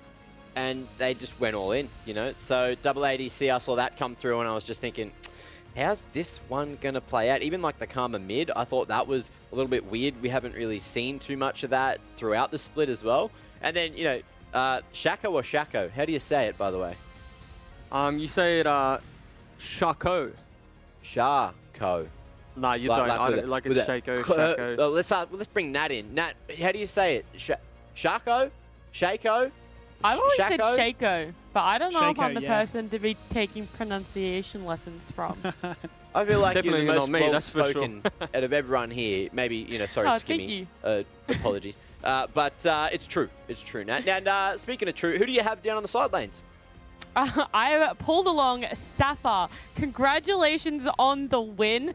Now, hopefully we can go through the interview without any F-bombs being dropped, but I've got to say, that was an absolute showing on your behalf. How is the mood down in Gravitas? I think overall we're pretty happy.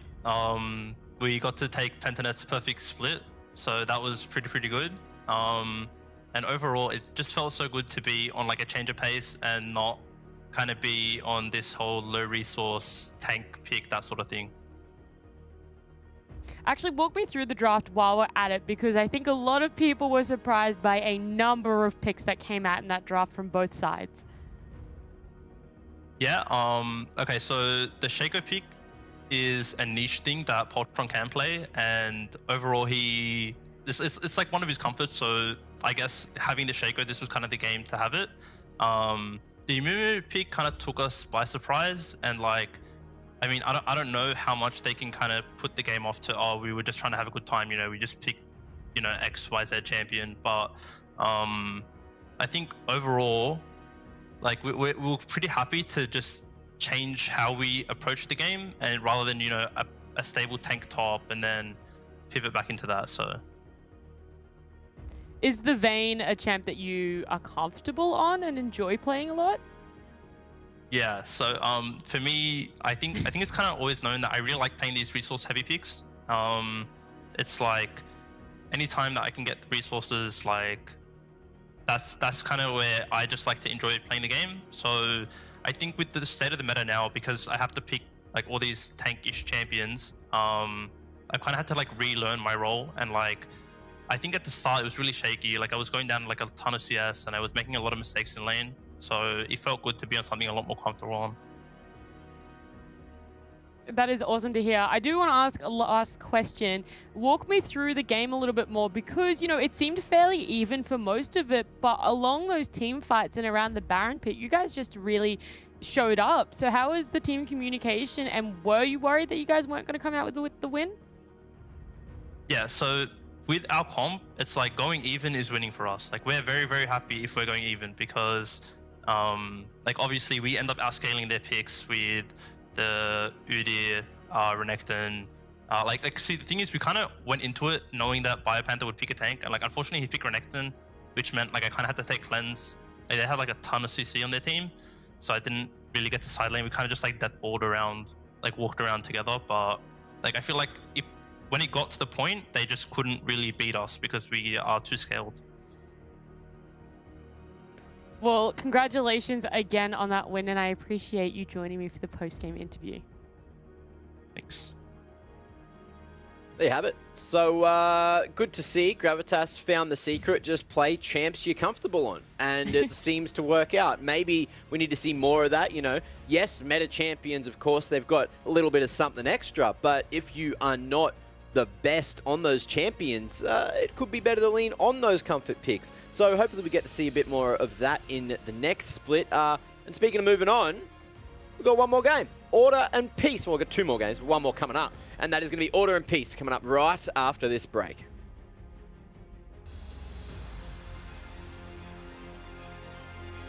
Turning around before the TP even connects. Poltron's baited his team. The magical journey to disengage away. Sidesteps the snipe. Back to the safety near turret. Biopanther ultimate ramping. Looking to flash on top and find himself a double kill. And they turn around the gank attempt. Kratos caught, no flash. He can get stunned in the wall right now. The stun connects, but needs to follow up. Poltron jumps across, down to 50. He's dead. It's another shutdown here for Sapphire. Both AD carries find themselves on the board. And Sapphire, it's his playground.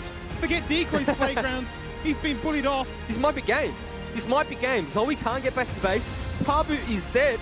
And Gravitas might have upset the split so far. This may be the biggest. Easy to accuse you. I'm spun out, drifting on the highway, can't do math. Speeding makes me dizzy, doubling back. No more pretending like my head's straight. These times, drifting up our paradigms in white lies. Words can come so easily, but where am I? Lost inside, inside.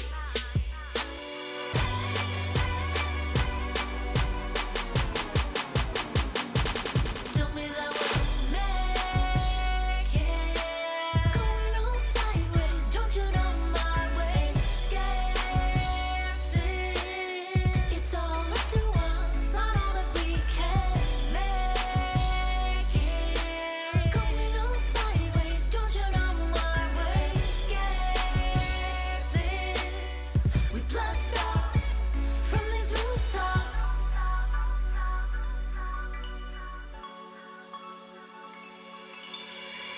Fresh air tastes like I imagine, and you still wear all these reservations, but I don't care. All this carbonation bursting out. Side note, pressure wash me off, cause I might explode. Damn, you're staring me down all these safe roads when I'ma try to drive blindfolded. Tell me that we'll make it. Going on sideways, don't you know my ways? Scared this. It's all up to us, not all that we can make it. Going on sideways, don't you know my ways? Scared this. We blast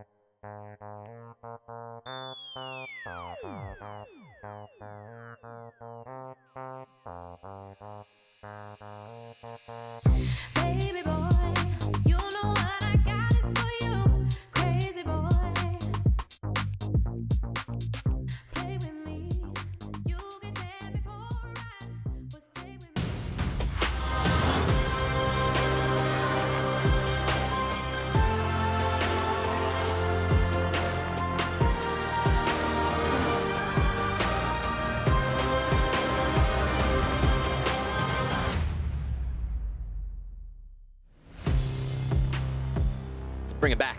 Match 3 about to begin. It's going to be Order taking on Peace, looking to play spoiler again. Order, they've been doing a decent job still trying to find that consistency leading up to the playoffs. Peace as well, you could say a similar thing, but of course with a lot more success and a lot more firepower throughout the groups here. So, I guess, look, before we chat about this one, I heard from a bird that flew into my room, you know, lots of feathers, lots of, I think it was cockatoo. It spoke, and it said, we had a banger tweet that came out from Pentanet after the previous match. So if we want to bring that one up, we can have a chat about it, but we won't do it just yet because I'm going to get you guys to try to guess what it is. So, Jubes, did you get to browse Twitter during the break? Yeah, I think I saw it because I actually said to myself, that's a banger. So I don't know if you want me to spoil it or No. We'll keep it a secret just in case there's viewers out there that haven't seen it yet. What about you, Skimmy? Did you see it as well?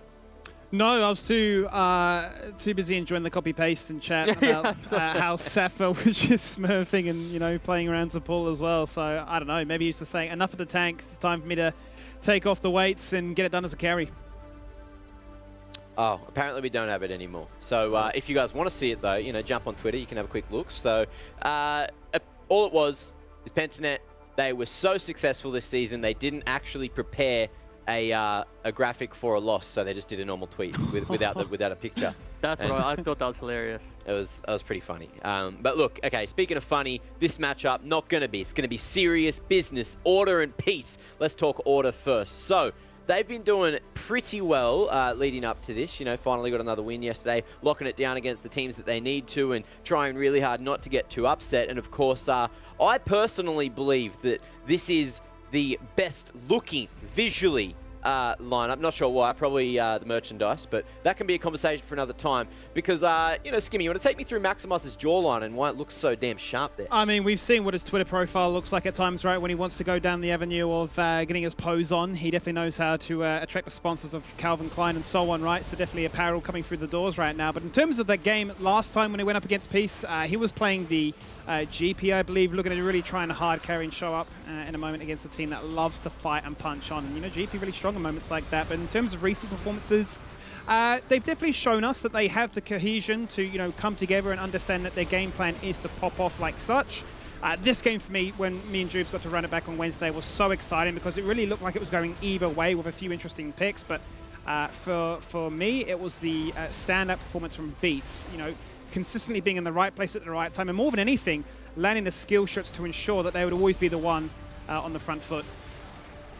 Yeah, 100%, and it was also a statement game, Skimmy. Like we want to see Order really just put their foot down on these bottom of the table teams, if you will. Yeah. And they were a team, like you said, that struggled a little bit with consistency. So very nice to just see them play that well. Yeah, now let's have a look at the other side of Summoner's Rift for this matchup. That, of course, is going to be Peace.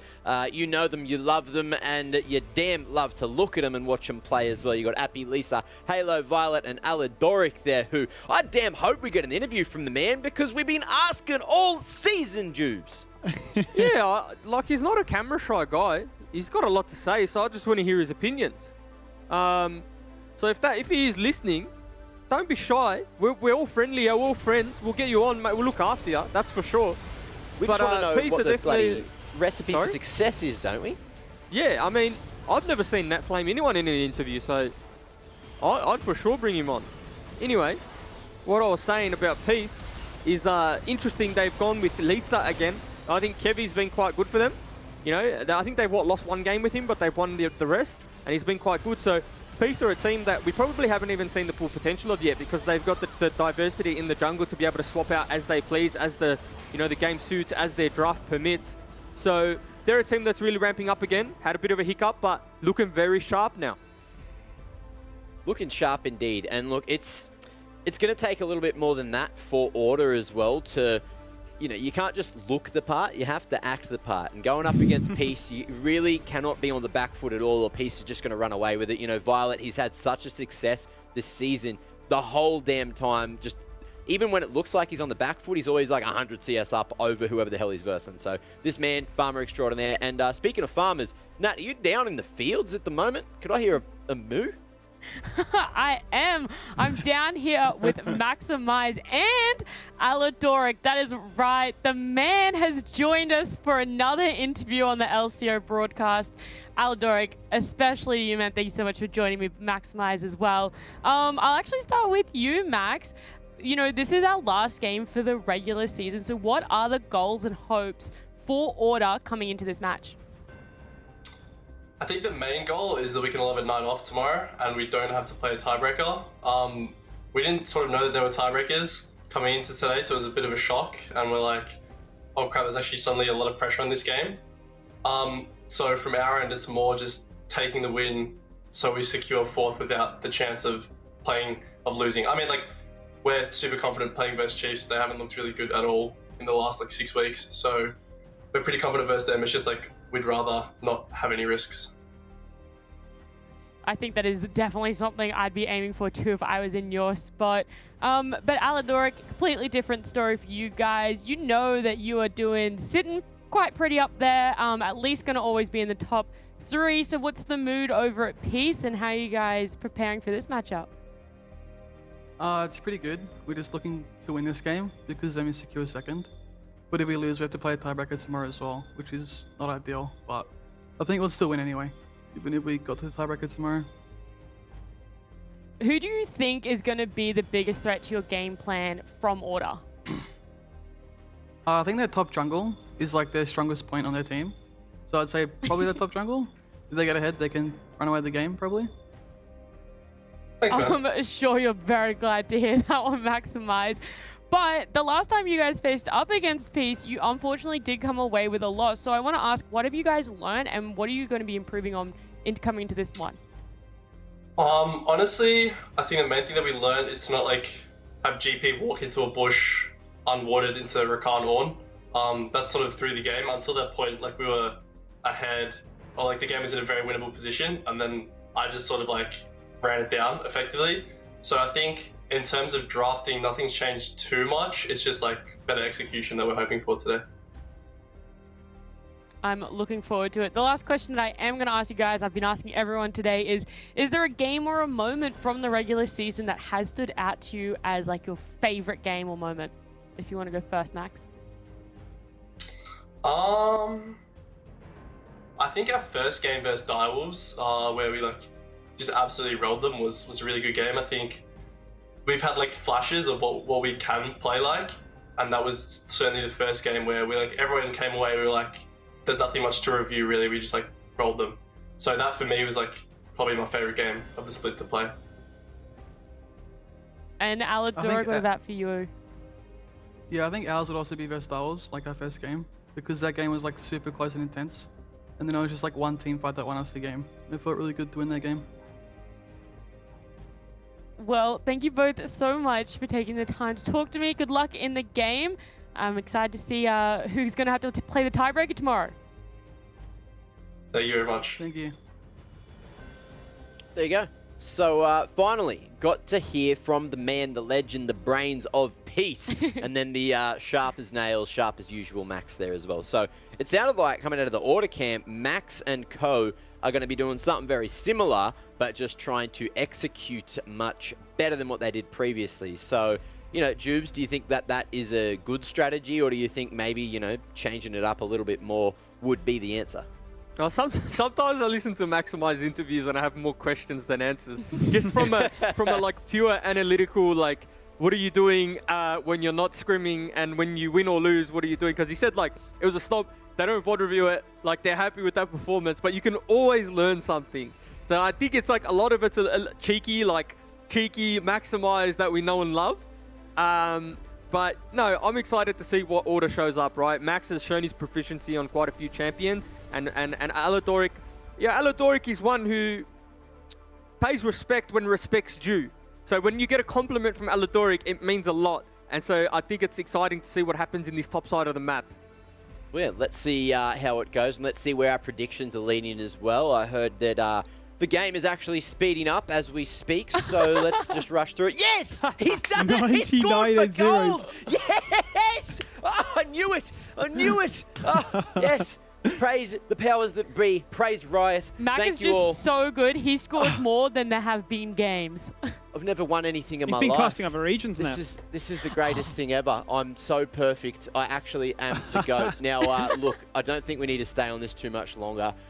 Ladies and gentlemen, the game. It's coming up in a sec. Order and Peace. Can Peace get another W? Can they get it done? Can Order cause the upset and then solidify a slightly higher position on the leaderboard? That's all the questions that are about to be answered as we do jump into Champ Select. Do we bring in Nat for the super sub analogy as it's our two faces on the screen? Maybe we're the ones giving her the interview dues. I'm not too sure if that's how we want to do it. Or maybe we do. Are you still with us, Nat? No, I mean, from all reports, Nat was going to talk about tiebreakers. I don't know. That was going to be my point, right? The Yeah. fact that, you know, it's an interesting game either way, right? You know, if Peace win, then it forces Order to have that tiebreaker. If Order win, then it forces Peace to take on Direwolves, right? So you've got situations playing out for second and fourth, and that could be kind of spicy. And so what's spicy so far is the bans coming on through. Well, they're not really spicy. They're actually what we see almost every game now. Thresh being taken away, Hecarim not going over towards Lisa, which I think is silly if you let him have that one. And Tristana seems to be a staple ban over towards Violet. So that one being taken away as well, potentially Halo playing that one. So that's all gone. And good to see the respect Camille ban. Some teams let Maximize have Camille, and I leave myself wondering why. It's like, do you want this guy to have his best champion every time? Probably not. So that one taken away. Seraphine as well, and the Lilia. Lilia, again, probably, I would say, Vengeance's best performing champion. So good to see that one taken away as well. So I think pretty respectful draft so far. Sonny is respectful. We've noted he's played a couple of games of the Skarner 2, and now he's going to make that one a third here with a very early pickup on that champion. Seems a bit Order-esque, right? We've had the Skarner, we've had the Malzahar, these champions that force you to go for the QSS and try and disrupt your itemization, guarantee that at least a bit of that economy has to go towards something defensive to try and bridge the gap. As for Peace, though, they're going to lock themselves in the Xayah, give the Xayah Rakan wombo combo to Peace. That just means they have such a strong bot lane already. But drafting Skarner this early, you run into a few problems. And it's that, well, firstly, it's not the best jungle matchup, right? Like, it's not bad. Like, you're not going to get run over or anything like that, but you really want to, like, the Skarner has far more value into squishier things where you can, like, you flash, you impale, and you drag them back. Then you give the option to Violet, right? Like, Violet probably wants to play Kai'Sa here, but as soon as you take Skarner, he opts in for the Xayah because, again, if you opt in for Flash Impale, there's like a buffer, like a slight buffer where you're able to get Feather Storm off, as well as the Feather Rip back, and then all of a sudden Skarner's in no man's land probably goes down. So the earlier you pick this champion, the more options you give Peace, in the sense that they don't need to pay the QSS tax. Sure, it's still going to be a good thing to pick up, but you run the risk of like letting them pick champions that far much better into the Skarner. Now, Vayne is an interesting one because that's kind of what Puma's made his name on this split. Like, he's had a few good performances on that champion. Yeah. Vayne into Xayah Rakan lanes can be tricky. Xayah Rakan, very big kill lane. The thing that cancels that out is that Rakan struggles into Alistar. So it's like a weird dynamic how Xayah Rakan, hard for Vayne. Pair that with the Alistar. Alistar does counter the Rakan in lane. So it's going to be interesting to see how these two, pilot that dynamic. My money would still be on, the Xayah Rakan to being able to just brute force that one because you get that attack speed steroid, and we know what Xayah and Rakan can do in the 2v2. Yeah, we know that they like to get aggressive in the laning phase as well, and Puma's not being one to shy away from opportunities like that too. So if they find themselves in a really good spot where the wave is pushed up, they can definitely head a condemn and guarantee themselves a lane state that is desirable. Might not be as easy, however, for the Alistar just to go wandering roaming, but we'll have to wait and see how this draft continues. There's 2 bans went towards Maximize, making sure that his champion pool was going to be really limited. Actually 3 if you count the first rotation as well, whereas Order have made sure that Halo is going to have the complete pick of the litter when it comes to those control majors. So Orianna denied away, Renekton locked in here. Worth noting that also Appy has played 10 unique champions, loves to just say, I can play pretty much anything at a high level.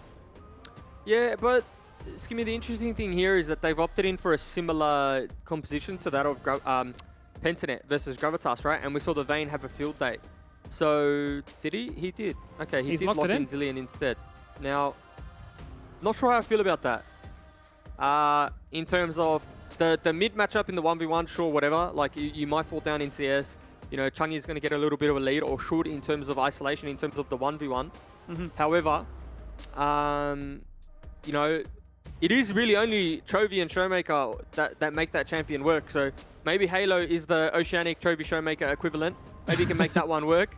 But you really do just lose a lot of damage. And especially if your top side and your jungle don't get ahead, then you really just got all your eggs in the Violet basket. So it does become quite like volatile. Maybe in a different draft, like when you see Zilean, it's often paired with the Hecarim, because Hecarim does do more damage than the Udyr. So, and also like Udyr, even though you give them the Zilean speed, can still be kept out. It takes a headbutt, it's a headbutt, and then Zilean's gone. Whereas the onslaught of shadows from the Hecarim can't be denied. So you're going to end up in the backline with the move speed and the damage amplification.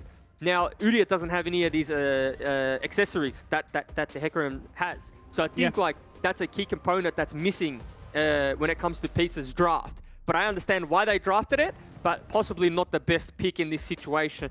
Whereas you look at the order composition, far more front to back, bigger damage spread, less eggs in one basket, and probably in general just easier to execute. So, you know, nice to see from Peace if you want to talk about diversifying their draft and what's available to them come playoff time. Like if you can execute on the Zilean, you have a whole different composition that you're afraid of when you come up against them. But you know, not sure I'm sold on it. Because, I mean, I know what you're getting at, right? You know, first time we've seen Zilean here, we know that there are some players that are quite proficient on it, but you start to question, you know, how far down the ladder does it go in terms of, you know, what do you sacrifice to play it instead, right? I guarantee they're looking and saying, well, we can just take this, you know, forget about having to necessarily go for the QSS. Sure, it's going to obviously still be a great item, but, you know, we're not so reliant now on those Featherstorm or Flash timings. We've got that third safety net to play around. To give us that option. But yeah, as you say, Order definitely have a clear-cut composition, right? Your solid carries between mid lane and bot, the front line to start things off with, and the sustain to provide them with that platform to get that job done. But as for Peace, we know they like to take chances. We know they like to be aggressive. We've seen situations where Violet has literally been the one in the driving seat that can hold the balance of power and do wonders with it. So I'm excited to see what this final week 5 form looks like.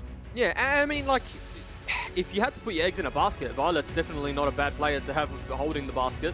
So, you know, all the power to them, confident in the man's ability to carry. But I just feel if Peace aren't able to pick up some early leads in the side lanes, whether that be top side or bot side, if it comes to a neutral 5v5 or someone as well as available, you'd have to be leading to the side of Order. Well, we'll get to see what it looks like as we jump into this game. And as we do, we got another coach interview as we welcome back the coach of Peace in Midlord. How are you? Fine, thank you. How are you? Yeah, I'm doing well, thank you. Hey, first of all, congratulations on making it through to playoffs. You've got yourself sitting in second spot right now. It's a bit of an important match because we know there can be a tiebreaker for either team. How do you view that tiebreaker? Do you think it's an advantage to have another game's practice, or do you think it's maybe a disadvantage because of this crammed schedule? Because most of our teammates has planned for tomorrow, so they don't want to play the game tomorrow. So they want to win today. They have a good advantage to win today's game. Yeah, then talk to me, right? You know, in terms of this game itself, you know, we've got ourselves the Zilean. Myself and Jubes were quite excited to see that one come out here. Was that a direct response to the Skarner more than anything, or was it a case of, you know, we'll play something different, we'll keep our opponents guessing as to what preparation we have as a team? Yeah, because Zilean can just speed up our teammates, and Halo is very confident of this champion. He thinks he can beat Orianna in the line. Champion.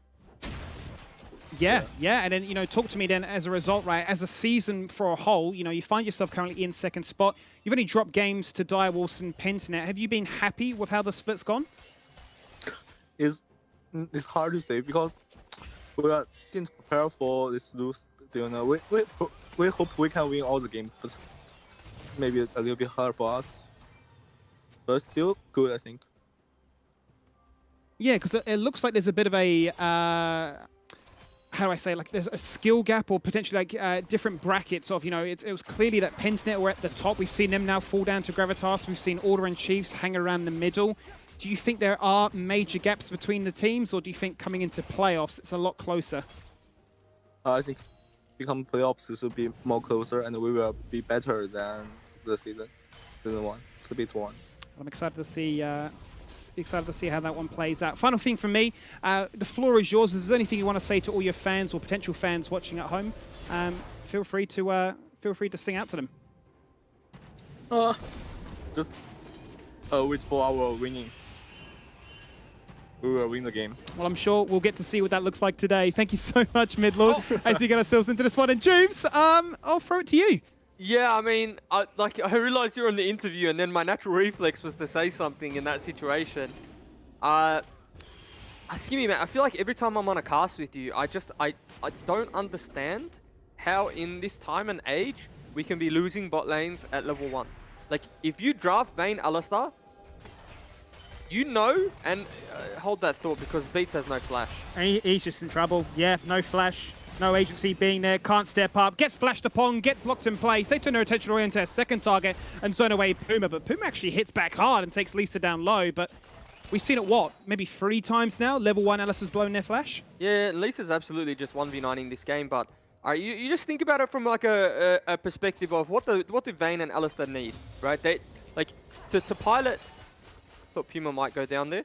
To pilot Alistar, you need Headbutt Pulverize. Like, they're the main 2 abilities. So if you don't have that, why are you trying to alpha for level 1? Like, you just have to give lane and wait till level 3, and then at level 2, 3, you start to play your matchup. But we're just seeing games be won and lost at level 1, level 2, and Happy might be dead here, though. Yeah, he's gone face checking into the brush, forced to flash away, Slice and Dice comes in clutch, and that's all he'll lose. Just to summon him. Oh, aggression both sides. Aladora continues to show up here. The Feather recall's huge. Summoner heal burnt. Now Puma finds himself in trouble. Can he actually try and turn things around here in a 1v2? Doesn't actually have any vision anymore, but that's not going to deter him. One final Silver Bolt may have been enough. Would have been very close regardless, but he realizes that tanking up that minion wave, and even still, in a 1v2, maybe a little bit too early to try and pop off like that. So he actually, yeah, the Featherstorm was a good one, but he actually missed his headbutt pulve again. So he actually headbutted and then didn't pulve. And then because he's not running the Aftershock, he isn't able to get the phase rush. So like if he's running Aftershock there, maybe he lives because the headbutt is enough to, if you're going to miss combo, the headbutt is enough to at least give you that survivability to at least walk away. But in that scenario, if you headbutt the person away, don't land the combo, you don't have a rune, right? Like in that sense, you aren't able to land 3 abilities or auto attack in between. There's just nothing for you. You're basically playing a champ without a keystone. And it's just a disaster, Skimmy. Like we were talking about, the main point I wanted to touch on before all of this drama was Chang'e had to go bot side to bail his bot lane out. It wasn't the fact that they laned poorly and, hey, they got to deal with it. They in a sense, ruined mid lane too. Because Chang'e TP'd, had to walk back to mid, then fail flash is on his own, you know, that's his own problem, his own fault. But now he's in a hole that was all stems from the lack of respect level 1 into a Zyra Khan. And the aftermath is huge, right? Because you're now saying that's 2 lanes that find themselves in a situation where it's not looking to flash right now. You've lost complete control of the bottom side of the river. Peace running rampant. They're going to find themselves the first Drake. And you know, 3 kills so early on, and 2 of them being on Violet more than anything. We talked about how this game could be so much on his shoulders, and that's a really good start for him. Why? I'm not sure why they did that. Why? Did Halo want the gold? Like, because did you see that? They did the dragon, pulled the dragon out to Halo, he dropped the double bomb, and they just waited. Like, that was a really weird He must be close to interaction. an item break point. That's all I can imagine, right? If he's desperate for that gold. Yeah, Is he that concerned that he needs to find a lead in this mid lane? We'll hold that thought for a second. As Lisa, well, he's just so far ahead right now, isn't he? You know, he's already got those boots completed, a level advantage, soon to hit 6. He'll get 6 from this. That alone just continues to zone away all agency that Order might have. Yeah, he's like pretty much a level up on the Skana now, and that's just purely based off the EXP he's got off the kills. Oh, no, not a level up. I retract that statement. But, yeah, okay, he's not a level up, but he can be, and we might see a dive here, so I'll hold that thought. Well, the wave has crashed, and big rotation coming out here through from Halo 2. He's got the revival if need be, so this turret dive can definitely go in their favor. 2 turret shots, 3 shot. Oh, went to Lisa. Down to 50%. Shockwave. The Impaler's there from Vengeance, so they can just find an angle. A nice shockwave. 1 flashes out, and 1 connects. Lisa low.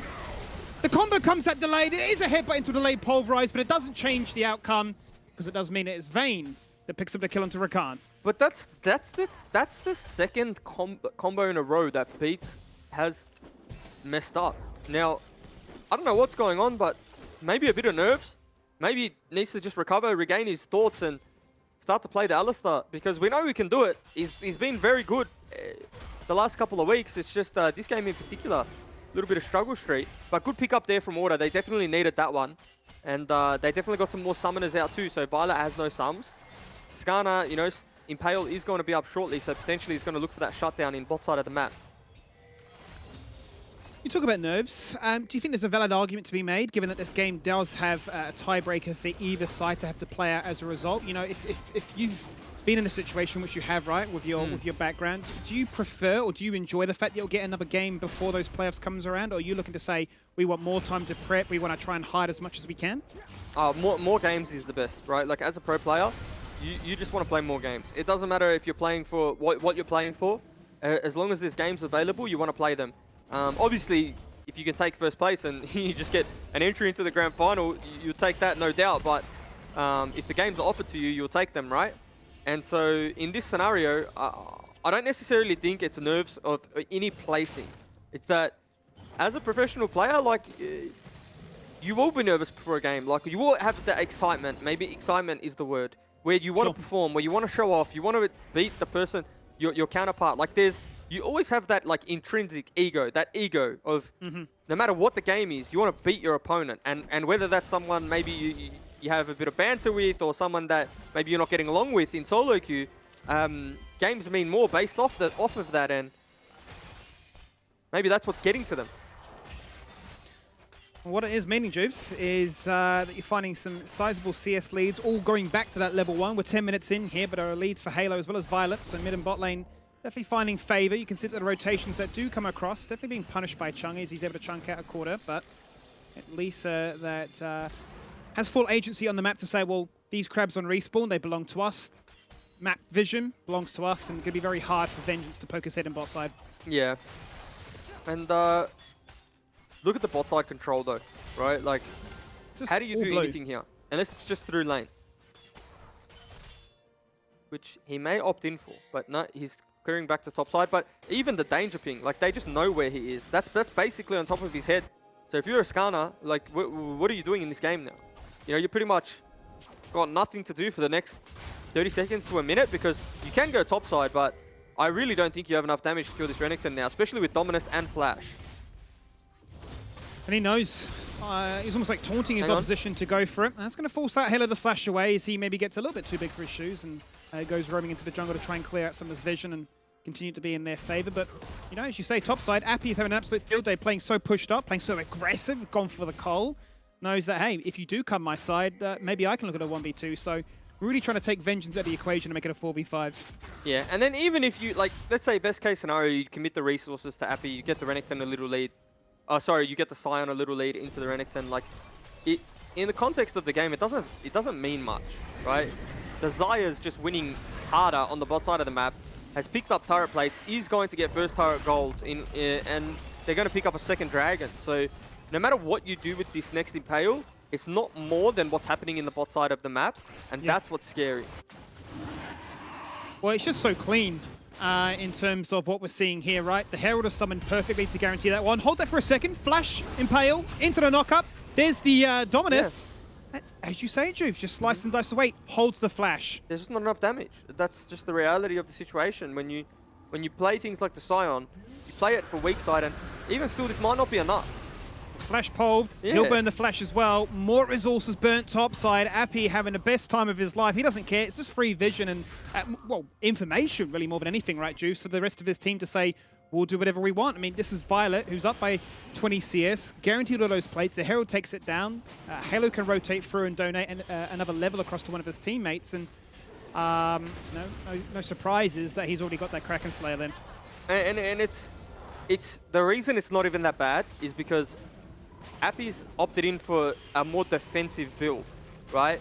Like, we see Renektons not traditionally into Scions, but just to play like Devil's Advocate. You know, if he's gone Prowler's Claw, then this play works, right? Or then this play has more value because lethality, like, needs to get ahead, needs to snowball. It's going to be squishier and, you know, all that good stuff. However, even if he falls behind, just through build path, he's going to play a role in a team fight. Won't be the same role as the Scion, but it'll be a role nonetheless. So, I mean, you got to give Order props for looking for something, but that something needs to be bot side of the map. That needs to be onto the Vayne or onto the Orianna. We talked about how clear-cut their composition was, but they do need resources more than anything, right? There is still the hope that Vayne has got himself a nice early little kill before the 15-minute mark. The gold lead isn't completely out of discussion so early on, so there's definitely no situation here where we're writing them off. But this is really the proof of the pudding. You know, you're looking at a situation now up by at least 1,700 gold in the AD carry department. And that just stems from just so much control from the very get-go. And little all in here. No damage follow-up. It just feels... People are making plays and they're not going to net anything, right? Like, that's the... Normally, it's worth, right? But no flash was burnt. Rakan ultimate is a huge cooldown. You know, arguably one of the biggest cooldowns in the game, probably aside from the Zillion ulti. And that's on cooldown. And you have the Herald spawning. It's something that you want to contest. And now you're doing it without an ultimate. So it just feels a little bit reckless, I guess. Maybe they thought they could get the kill there, but it is also just a tank Udyr and a Rakan. So they'll have to wait for Aladoric's cooldowns to come back up before they opt in for the next fight.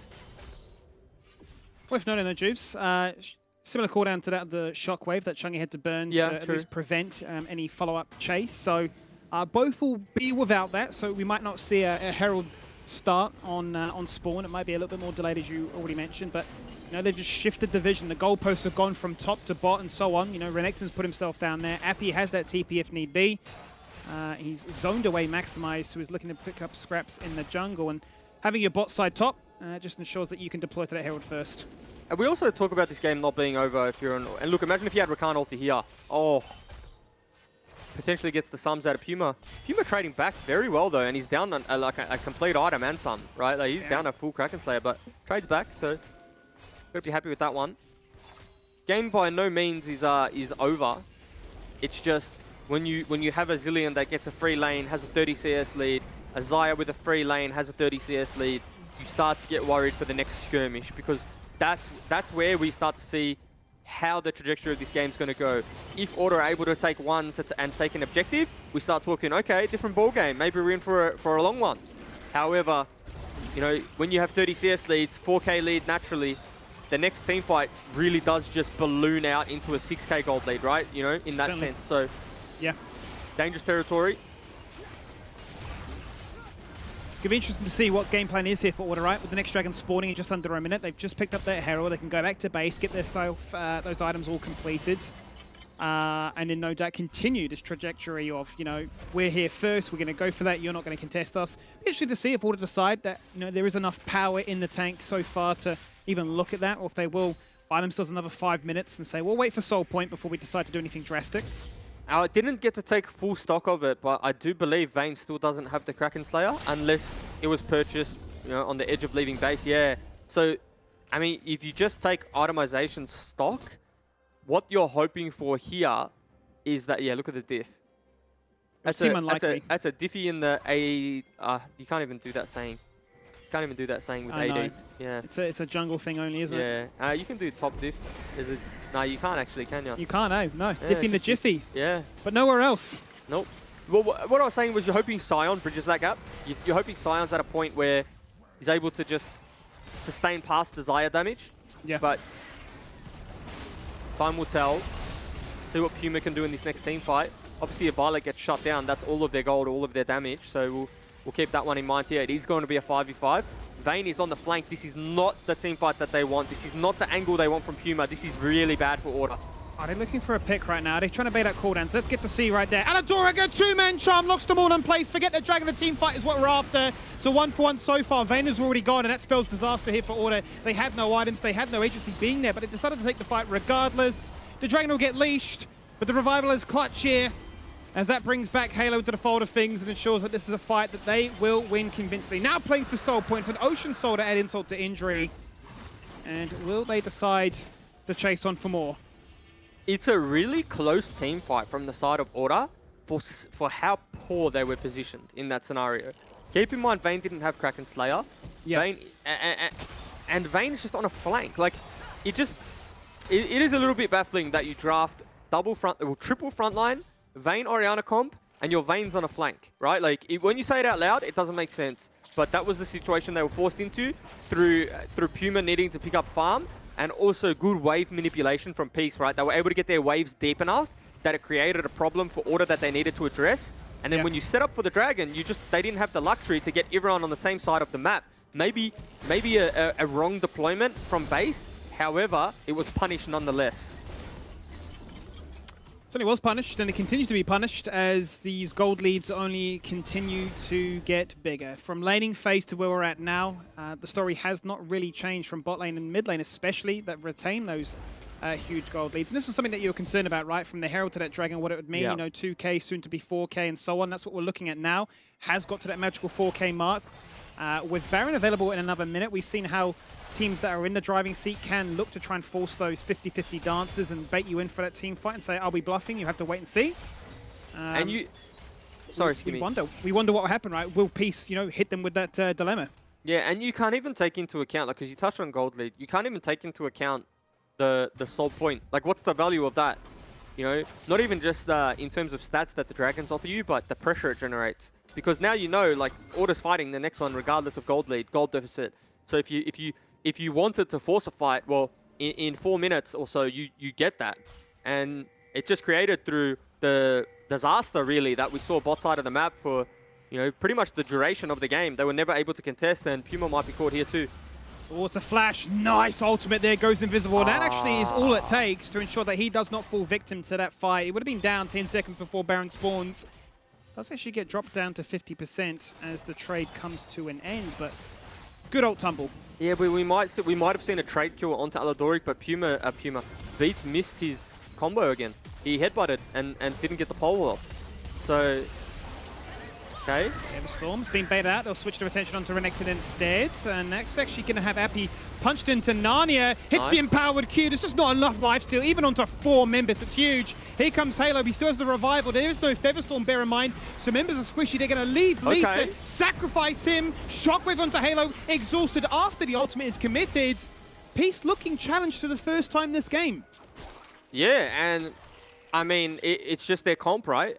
This is dangerous. I'm not even going to begin to digest what happened there because there's going to be a contest. And double zillion bombs stacked in a Baron pit, dangerous. Beats.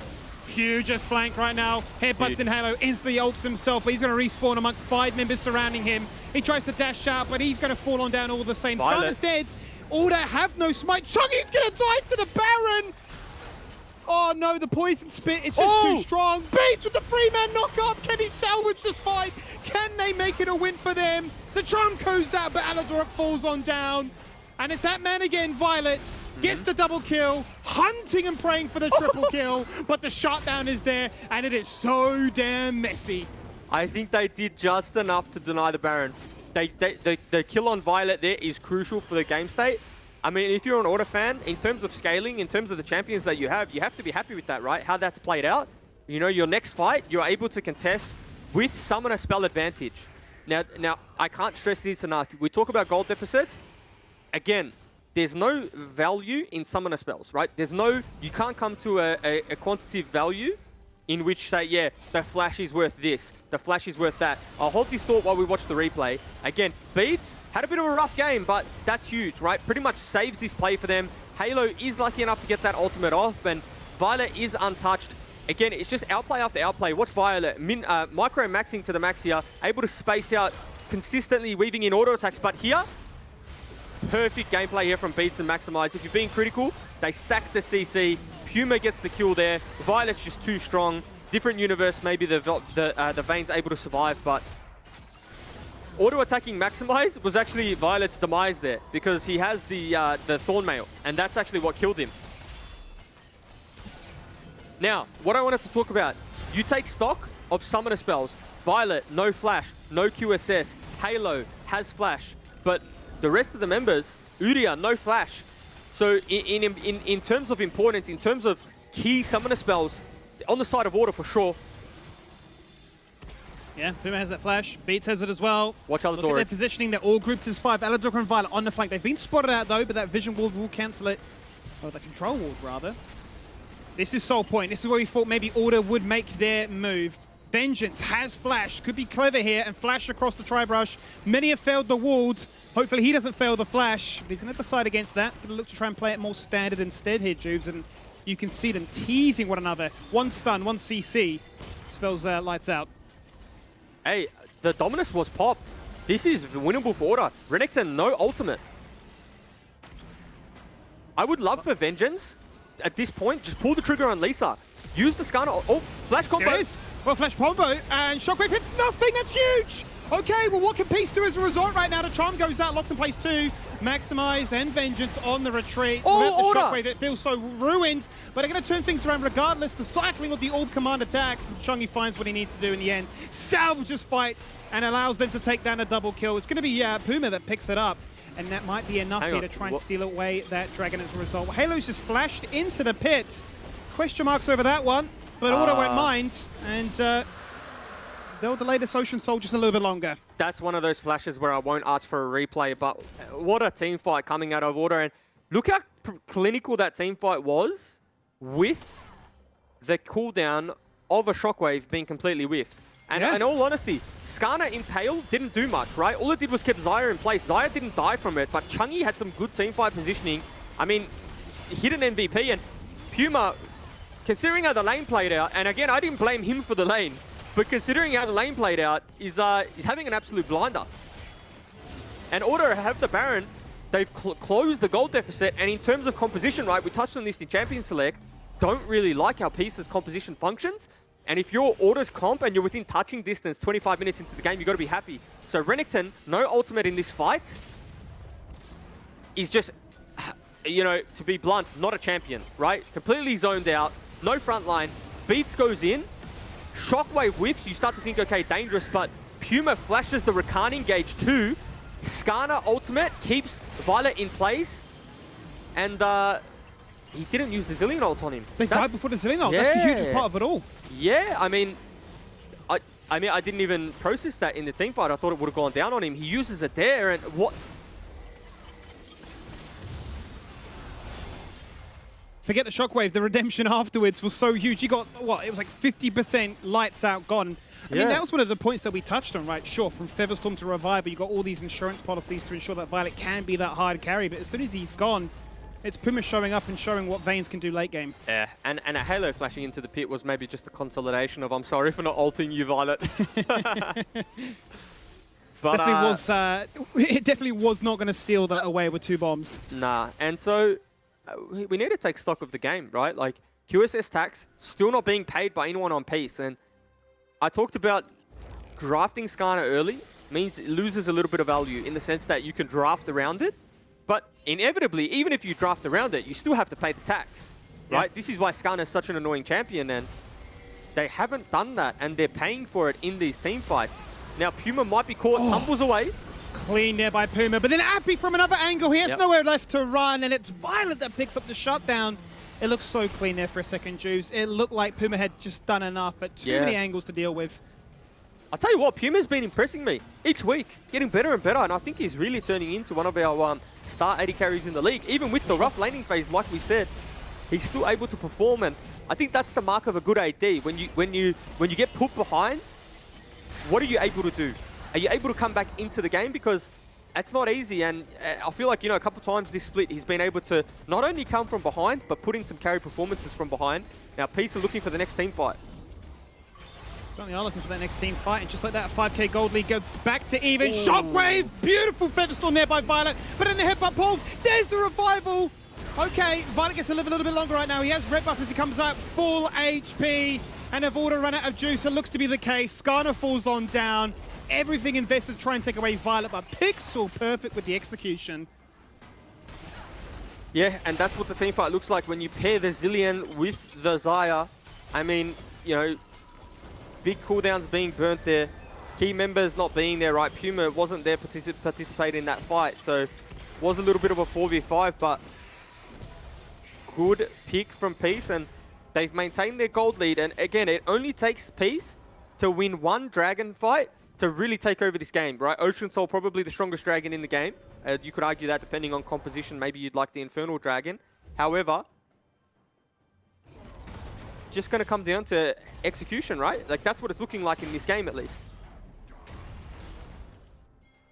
Feeling like this game is definitely on a knife's edge, right? Who can first and foremost get the best position to execute their combo off first? Who can be clever enough with, you know, vision denial to find those flanking angles and bait out the panic? Because we've seen definitely either way it can go, despite gold leads having been, what, 5-6k? Order still look incredibly competitive. So we'll get to see what it looks like here. That's going to be Beats getting knocked up first and foremost. He's popped the ult, popped the flash too, as he's forced to disengage away. And that could be huge here, Jubes, because that next dragon, that all-important soul point up in 20. Here we go. There's the flash. Okay, they don't want to wait around any much longer. And it's going to be Zilean that gets dragged to the fold of things. Watch the shockwave. Just buys enough time. The shockwave again. It doesn't hit anything. The revival is huge from the Zilean. He's able to survive and not fall on down afterwards. A big headbutt knock up here from the Scion. They're going to take out Lee Sin. Now there is no smite. Can they turn things around? Violet trying to 1v4. Is he Watch Violet. He's acting like a tank. He has the Featherstorm. That's important to note because he can afford to play this aggressive, Jubes, and you just can't call this one anymore. It's too close to call, and at the moment, Order are just out team fighting them, right? The Rakan engage was denied by the Condemn by the headbutt. Then they flash pull back. Halo has to use the ultimate on himself, and they steal this one away. They can't. There's no smite. It does not matter. Beats comes in. Going to go for the pulverize. Violet doesn't connect with him. He's just going to fall on down as a result. Puma has to disengage away because Maximize is so low. Halo is running down the jungler. Now he's on a flank. Sidesteps the knock up and hits the exhaust straight away. Anadoric uses him as a delivery system. Jumps in, jumps out, survives, lives to tell the tale, and ensures that Appy can take down Order's star AD carry. The revival after it all is so clean, and Chungy wishes he didn't hit that one. That's his flash burnt too. I mean, if I had to sum this game up, Skimmy, at the moment, it's just the micro max. Like, you know, is the Rakan engage landing? You know, is the team fight positioning there? You know, the Zilean ults, are they going down on the right target? Whilst it is a little bit with positioning, like, it's a lot of positioning actually, but in terms of just the button clicks, the micro, Puma tumbling out of the Rakan engages, using the Condemn to get out, you know, Beats on those Alistar flanks will break down this team fight here. So I thought Rakan maybe went in a little bit too early, and it looks like a team fight win for Order.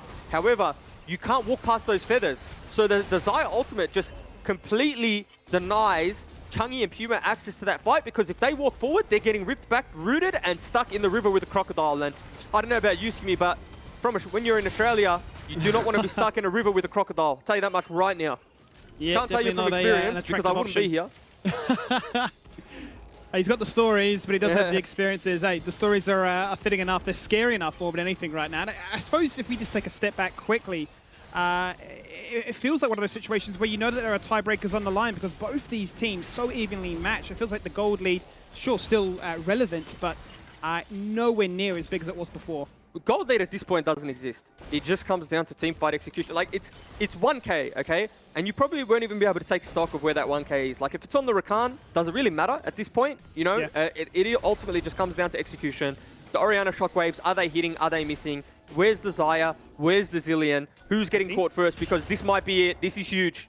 Appy on the flank, and he's actually parving away from the rest of his team. Order have inside track to the top side river to collapse on him if they need to. It's a 1v2, flashes back into the river, tries to deny vision. There's already a wall there, gonna fall on down. That's a 4v5. There is no soul point, there is no ocean soul to bank on for regen. And maybe the 4v5 is enough here for Order to try and go for that Baron play. But will Peas look to try and pull the trigger before that? Will they look to try and even the scales? They're gonna turn attention onto Order's top laner, but it is Scion. And he's just so good at soaking up all this damage. Of Peace bitten off more than they can chew. Have they baited themselves into a false hope? Violet's what he put in his ultimate. He's gone! The revival from Zilean, it's not there. A second kill, a shockwave for a third. Puma finds 2. Halo goes golden, but it's Order that are looking for gold. We might just have Deft in Australia. Deft in OS. Might be Puma. Only player to lock in this vein and consistently have good games on it. Sometimes he doesn't, you know, sometimes it hasn't worked out for them, but this game in particular, I mean, yeah, 50 CS down, but doesn't matter when you got 10 kills, and it was Puma's pick and Puma's presence of mind that opened up this team fight win, right? He was the one that said, okay, I'm Vayne, I can lane into any bruiser, I'm going to go top, kill the Renekton, and we'll force a 4v5. Peace felt the pressure to you know, engage and have that fight, and we might see an end here. Might indeed. He headbutts out Appy. They're going to look to try and end this game. Respawn time is still 10 seconds before this Zillion is here. The Nexus is exposed. Alador, can he be the hero right now? Tries to put everybody to sleep. A 4-man charm. The Nexus is low, down to 20%. They're just going to all in on it, and they are going to win it. And Juves, they're going to force a tiebreaker for seconds between Peace and Direwolves. Things got interesting, didn't they? And not only did they get interesting in the sense that it's what are order now in the context. We said there's a clear 3, but playoffs are around the corner. Playoffs are basically here, and all of a sudden you've just thrown a spanner in the works and said, here's the statement for you. Order a team that now, in terms of ladders, just maybe we've got to start considering them like the third best team or in contention for that. Sure, you know, it's a results-based analysis, but that's the business we're in. Yeah, and I suppose as we welcome back Mac into the discussion, you know, we had this idea of, you know, Pensnet untouched. Peace have only really dropped games to the likes of, you know, Direwolves and Pensnet. Now, Order sneak themselves in and say, we're guaranteed 4th. There's a rematch for 2nd. And this playoffs race, especially with best of 5s, becomes a whole lot more interesting.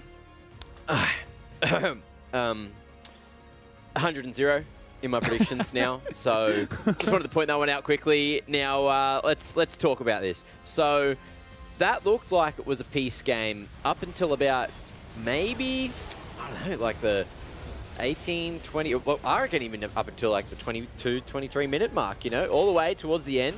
It seemed like Peace were kind of still in control. They would always, you know, hit the go button just when it was necessary. And then Order, you know, started to sort of go, oh no, we're losing a player here, losing a player there. But then it came down to the point where we just never saw Peace get that soul, or get the soul. And the issue with that is, you know, it's like, well, now they're on the back foot. Okay, Order kept stealing away the Dragons, kept making these team fights work. Everything just working out so wonderfully for them. And Order finally starting to find a bit of success just when they need it, heading into playoffs, upset over Peace. That was perfectly executed. I think Juve said it so well when he was like, this composition from Peace feels a little bit violent dependent. I mean, how many times did we see when his Featherstorm had been burnt, if there wasn't a revival, it just looked like a situation where Puma was able to 1v9 to whatever he could. Even if Chungy doesn't even hit the shockwave, the damage afterwards was so crazy. And it's just so crazy to me how Vengeance wasn't really a factor for the first 15 minutes, but is able to just be like, well, I can do more than you in the end. That's the beauty of Skarner. Sometimes you can have an absolute shocker. I'm not saying he did, but you know, the champion is the luxury of having an average game into an amazing game, right? You Flashing Pale, sure, it's not the prettiest ability. It's not, hey, look at the mechanics on that guy, but you do it on the right target, 9 times out of 10, you're just going to win the team fight. So, I mean, Order, all credit to them. It's something about the organization. It's something about the staff maybe that they have on the back end, but when the playoffs word flies around, they just step up another level, and it's not even like one person in particular. It's every single playoffs. Order's been a force to be reckoned with. So whatever they're doing there, it's right. It's the right cup of tea. But yeah, it's a good cup of tea to have. You know, it's the Order cup of tea. Actually. That's why I said it. You know, if you do want a cup of tea, you know, hit them with the hashtag Order Up, and I'm sure it'll come eventually at the tea place or coffee shop is what we usually call them over here. Anyway, I like coffee. Probably need another one. A little bit of caffeine in the system. Nat, how you doing? You tired, or you just ready to get into another banger interview? I'm ready to get into another interview. I thought you were gonna like do a tea, like segueing with Nat T, but you kind of, I don't know if you just missed it, but it was like right there for the taking. Quick, go on the interview. Just called me out. Go. Get me out. He's like, get me out. Alrighty, well then I'll jump out shockwaves. and I'll bring in Puma for the post-game interview. Thank you so much for joining me. It was an absolute showing from you guys. A lot of back and forth. So how are you feeling after that win?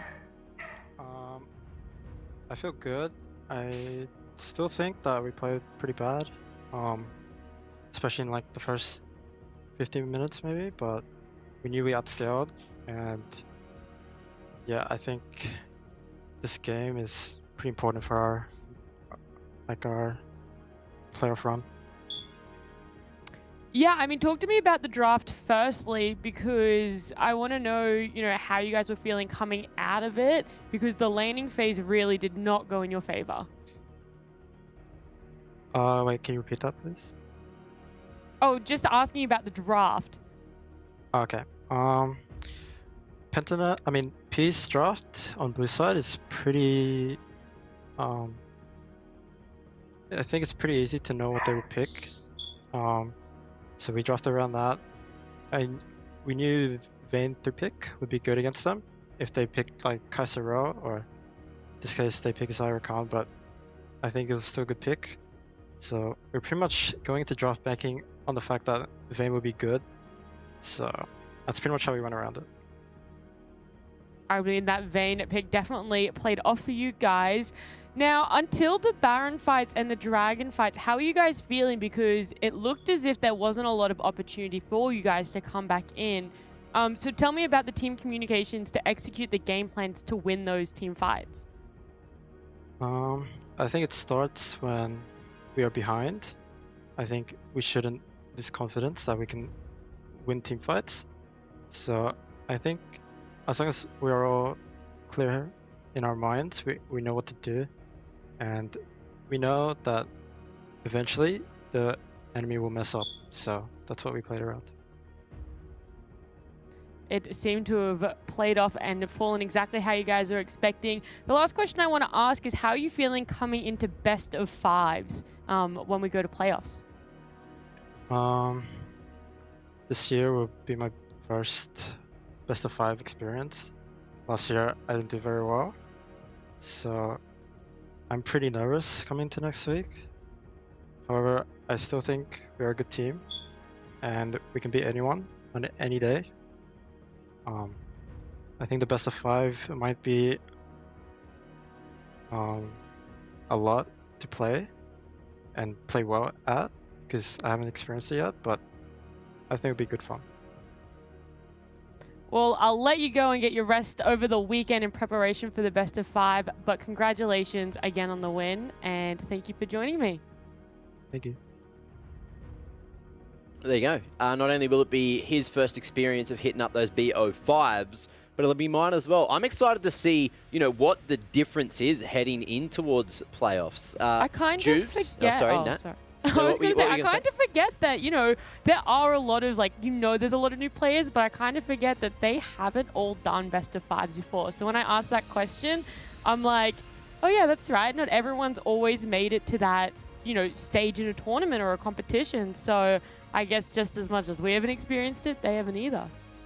It's a whole damn time, isn't it? But look, we've got one more game remaining today, and it's Legacy and Mammoth. Got another break before the final match, so, go stay hydrated, go get that water and get that bread. We'll be back in a moment with the final match of the day.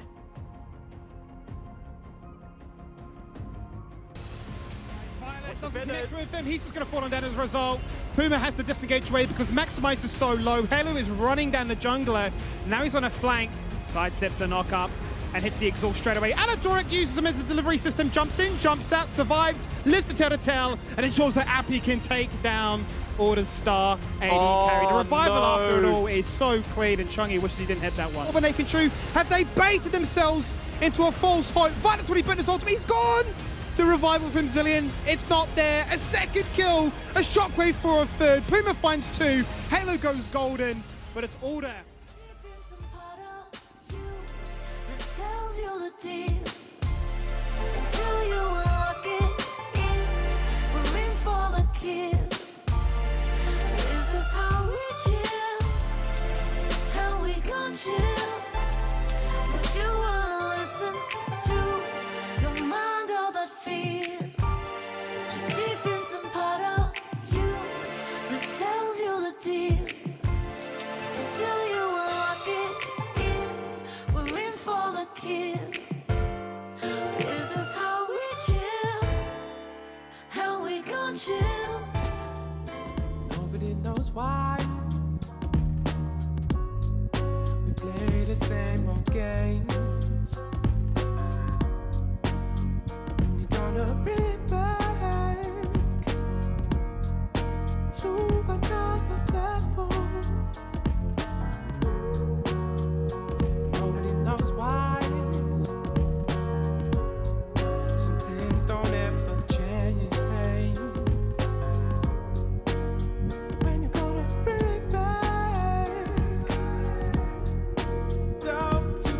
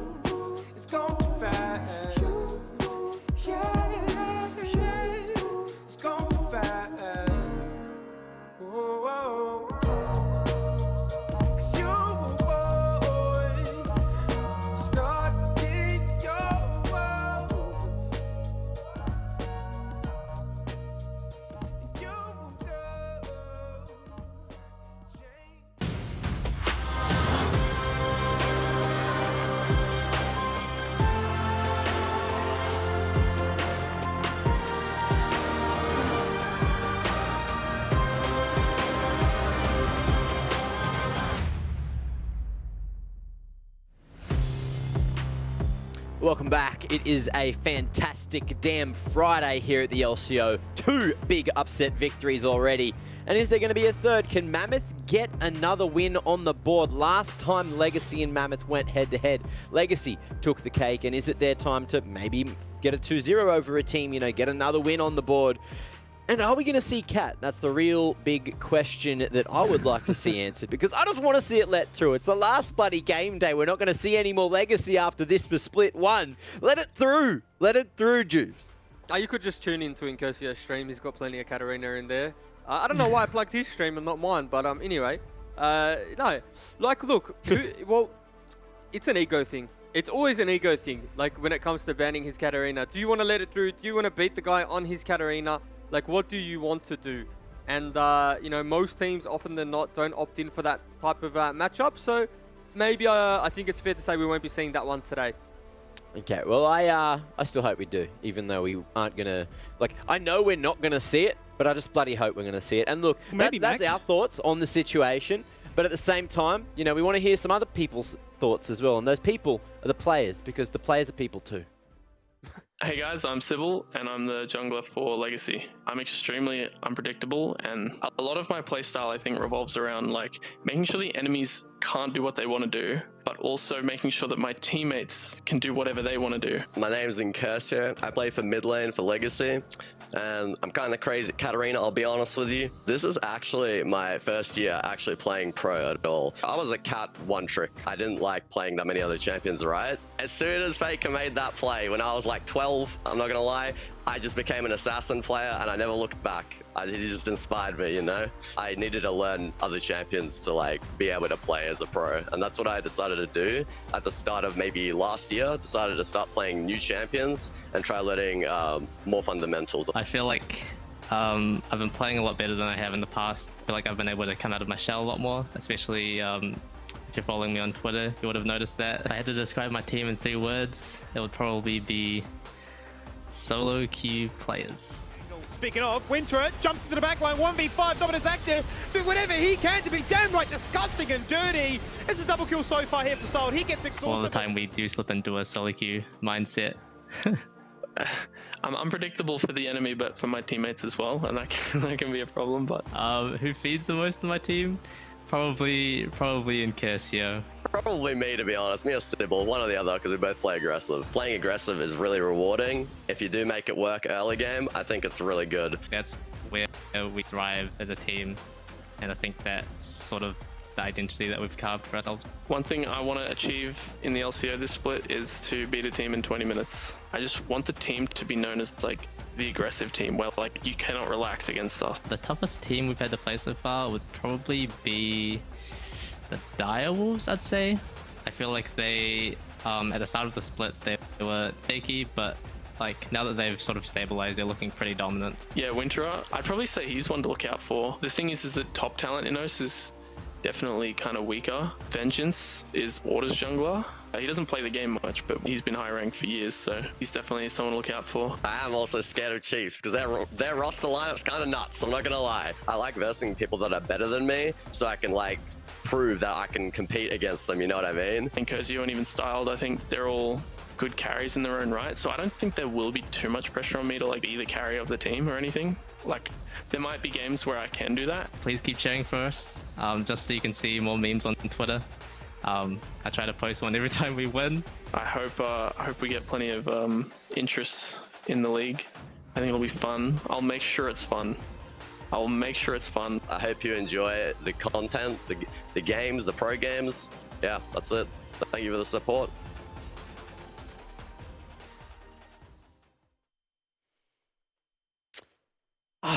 Videos like that, it certainly makes you miss the fact that it's the last day we get to see Legacy. They've provided so much entertainment through the group stage of the split, you know, and you just love to see him. You know, you never know if you're going to get fake Curzio or int Curzio there, Sybil as well, you know, swapping him out with Why Not as well. That was such a, you know, a big change, and at the same time, it was so interesting because they have different jungle champ pools, so it really changed what the opponents had to deal with, Juice.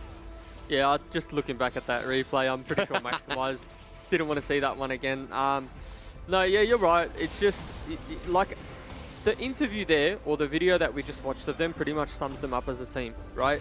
It's either Legacy are taking us to Iceland, or Legacy are gonna lose pretty fast, right? And it's a very volatile playstyle that they have, but it makes for an exciting viewing. Like every time they're playing, I don't care who they're versing, I'm excited to watch. Even against Mammoth, right? You're like, who are at the bottom of the table. I'm just super keen because like whatever Legacy turns up, there's gonna be a game. Like, that's it. And can't wait for that one. Look, and hopefully we do get a game today because Mammoth, you know, chickens up, tusks up, whatever you want to use. You know, they do have that chicken dip. They have Respect the Neck up in the top lane, and that man is insane. Jungle Man as well, he's been doing a pretty damn good job. You got Wei, Shyfrit, and Shinky down in the bot lane there with obviously Wei at mid. You know, who knows where he's going to go. He could roam to bot at some point. And he's been pulling out some questionable picks as well. So I want to see some more. Lilia the other day didn't quite work out for him, but Skimmy, what did work out for them? Look, I mean, he gets the solo kill onto Kisei to start this game off with, but after that it goes so terribly wrong. Almost picks up the Yone Yasuo solo Q buff and tries to collect as many deaths as possible. It's a pick that we've seen overseas, and I like the fact that they're able to showcase we're willing to try new ideas and trying to catch people off guard, because we've seen even today, right, how strong that has been into like such a strong, stable meta where teams haven't scrimmed against it, what it could actually mean for the outcome overall. But I think for me, we've continued this narrative week on week and day on day that, you know, Mammoth are still looking to try and find their groove, find what comp or ideal works best for them, and there definitely have been moments worth celebrating for them. It's just that continued growth, much like the likes of Gravitas and so on, as to, you know, week 1 to 5, what does that bring into Split 2? Well, someone that can check what weird wackiness Mammoth can bring to the server again today is, of course, Nat T, who herself is weird and wacky sometimes, but usually pretty A-OK. So how you doing on the side lanes? What's the weather like down there? Yeah, it's pretty good. It's not too bad. I'm glad that I can sometimes be weird and wacky, I think. But I think the weirdest and wackiest thing we've ever seen is Nectar's chicken. I don't know if he's got him with him this time, but we are going to grab Nectar for the pre-game interview, along with a Melg from Legacy. Thank you both so much for joining me. Nectar, I want to ask, this is your last game for the Split 1, unfortunately. So what are you guys hoping to prove and bring to the matchup? Definitely more stable gameplay this time. We've been focused on our laning phase, because we definitely there's not really any mid game with our current laning phases, so yeah.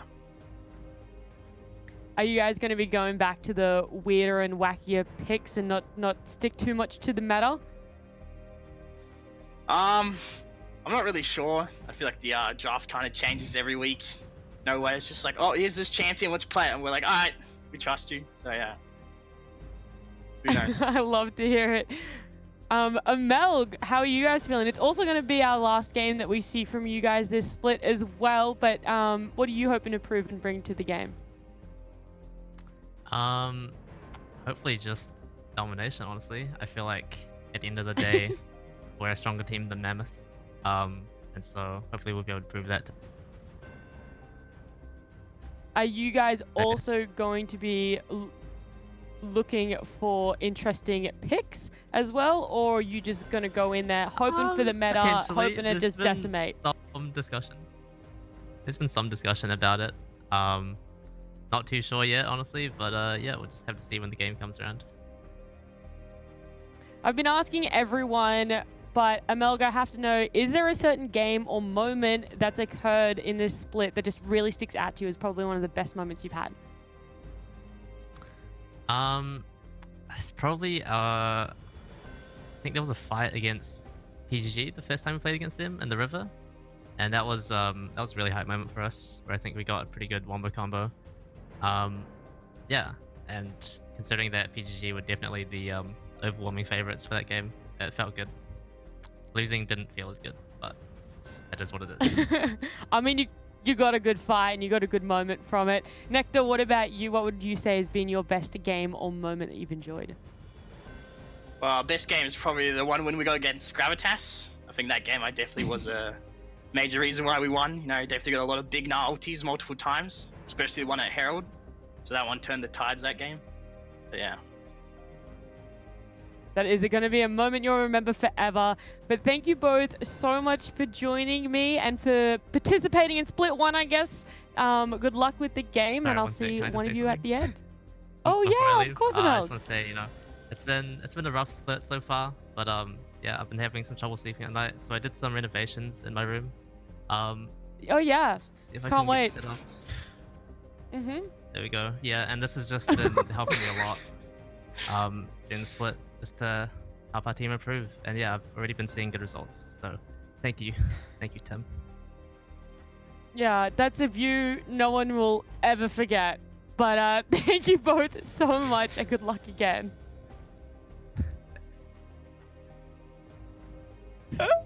Where did this guy come from? I love it. Oh, I'm dead. Oh my What a man. goodness. What a Why would- bloody content churner. He's the king. That photo, like, if we're being honest, is a photo of nightmares. Yeah, I don't know how it's helping him sleep, but you know what? Whatever, as they say, whatever helps you sleep at night. Look, Jube, some people's idea of the Lord and Savior is carbon, as much as it hurts you to believe that. And then some people's idea of the latter is you, the Lord and Savior. So do you go... get the- I was going to say, do you get the IRL version at your window, Skimmy? Yeah, look, there's doors between us.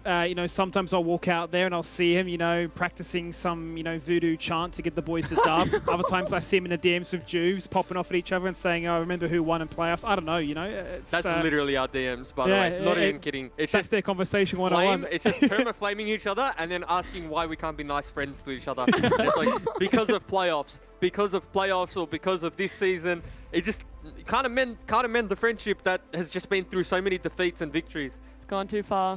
I need to get your address. I need to come at some of these Oh, for rituals. sure. Especially, does he do them in the front yard or the backyard?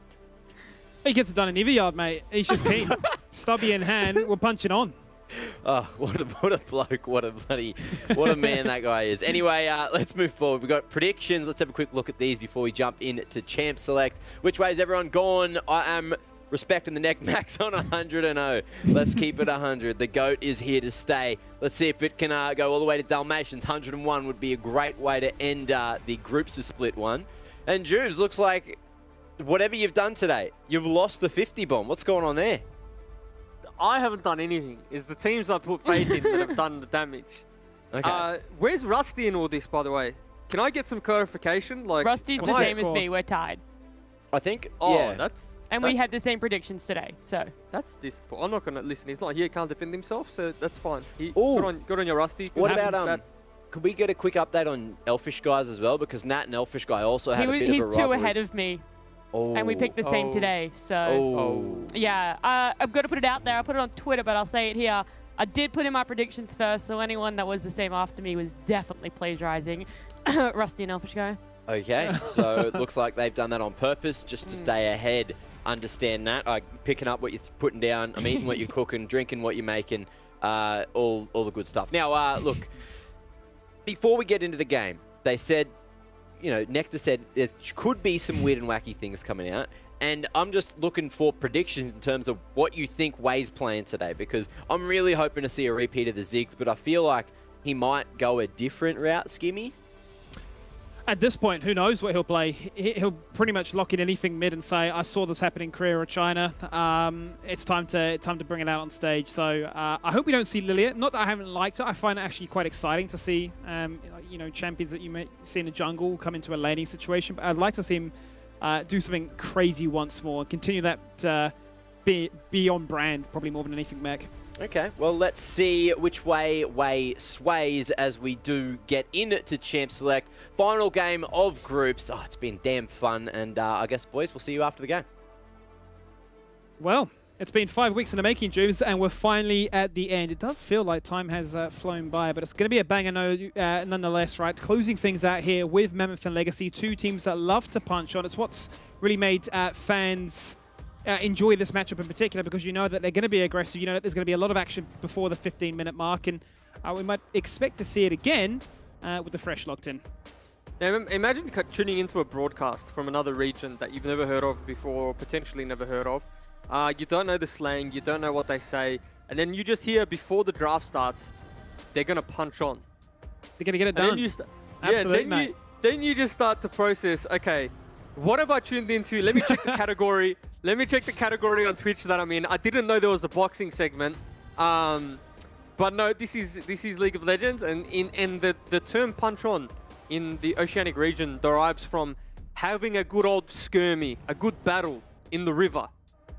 Tusks up versus fists up. You know, they're basically creating hashtags out of thin air and showing that, you know, we're all about the action so far. We're going to showcase what we can do. You lock in the fresh. We're going to go straight for the Bruiser Boys and go with Nautilus as well as the Scion. And Katarina has this time been banned away in the first rotation. I was wondering, given the last 2 games, teams had only banned it in the second half, whether or not we'd find ourselves to close out LCO Split 1 with a Katarina game. Yeah, look, honestly, Mammoth, come on, give the people what they want. That's that type of behaviour. I don't know. Might have to have a word with them after that. Oh, there's the Nocturne.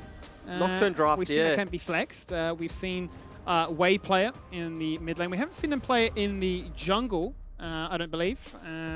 But that does give yourselves a situation now, especially with Karthus locked in. Yeah. I mean, quite honestly, Karthus was originally a mid laner. Yeah, it's double flex, but you'd feel more comfortable in putting the Nocturne mid and the Karthus jungle, just because there's so many volatile Karthus matchups, and the problem with this double flex is like you don't get the counter pick. You do, but you don't, right? Like it's a flex, so you can just end up swapping to the better matchup, but they can also pick a champion that they feel comfortable beats both, right? Or if you don't want to lane against the Karthus mid, you can draft something that will beat the Karthus and deal with the Nocturne. So we'll have to see what Legacy figure out or what they want to play, but I like Legacy's draft so far. They have a pretty reliable front line. Nautilus into Thresh, bit of a meh. Kai'Sa bot lane, and Sion in the top lane. And we saw what Sion could do last game. Probably a big reason why Order won the game. So yeah, Sion for me, a big S tier pick at the moment. The GP ban is good because we've seen the components of what Mammoth are building here happen before. They did it into Gravitas with the GP top with the Bard support, a full global composition if you date your mind back to week 4. So the GP ban is going to look to try and counter that one out. Jarvan, not one of your go-to junglers right now, but given that Legacy have this tendency to be in your face, and Sybil loves to showcase that. He's been one of the only junglers that have rock and roll with the Jarvan. Yeah, and he had good effect with it, right? I'm pretty sure that they won the game at the that he locked in the Jarvan. Had a quite impactful performance, so fair enough taking that one away. Now I wonder with all of this scaling, right? I wonder if Legacy just opt in for something that bridges the gap, in particular the Elise. So Elise, not necessarily a good matchup into Karthus because you do get outscaled quite quickly. However, you can influence lanes. You can influence the lanes while Karthus is farming and just trying to farm up a storm. So potentially that's something that Sybil's going to lock in for his last game of the split, right? You know, that is his bread and butter, something that he really loves. And there it is. Yeah, you do have the scaling fallback of the Kai'Sa, of the Sion, and potentially what Incursio is going to lock in the mid lane. And how much did we hype this up, right? When the LCO first started, we sort of liked the Lilia and how he was posturing very aggressively in the jungle, waiting for those face checks. Really caters to the idea of what Elise wants to do. Wants to get in your face, wants to zone you out and cause panic. Another game and another Vayne. That's 3 games in a row right now. Forget about the Zarya, Kai'Sa meta. It's all about making sure we can all have our moment to pop off as if we are Uzi back in 2018. And everyone's, why is everyone opting in for the Vayne today? Today is just Vayne.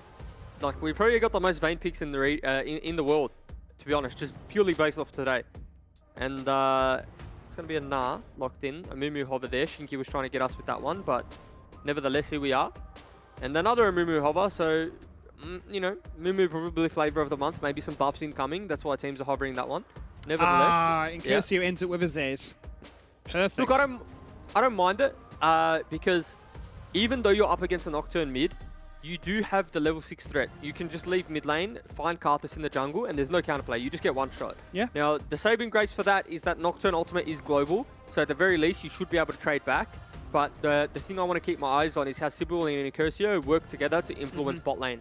Because that's the lane they need to get ahead. They need to get styled ahead to then have like a really big 1v9 performance. Because again, their damage is quite linear in the sense that, you know, Zed's only got one way to do damage. Elise's damage, the way that Elise does damage falls off in the sense that once laning phase finishes, it's all groups. Elise doesn't really want to be in a group. wants to participate in more of that chaotic skirmish style river jungle fights. So yeah, both compositions I like for nameplates, in the sense that that composition really suits Mammoth, that composition really suits Legacy, and we get to see the best of both worlds. We get to see almost the best compositions drafted for each other. Yeah. So then break it down to me, right? In terms of win conditions that we're looking at, we're talking about how Elise and Zed want to get off to a flying start, that you want to have that bot lane, able to keep Vayne, a full item behind so that he can't just scale into team fights and suddenly take over and say, forget about the first 15 minutes, delete the evidence. Are we looking at a situation right now where they want to really have that strong start with maybe a 5k lead, translate into lots of turrets, lots of vision, lots of ability to stay dispersed so they can continue to find those picks, whereas Mammoth quite happy just to go even, rock up to a team fight and be given an invitation to pop off?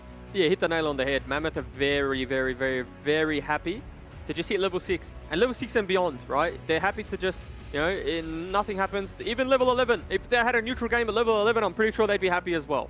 Yeah. The Vayne's going to have those items. Nocturne's going to have 1 to 2 items. Karthus 1 to 2 items. And then that next team fight is just an absolute cleanup.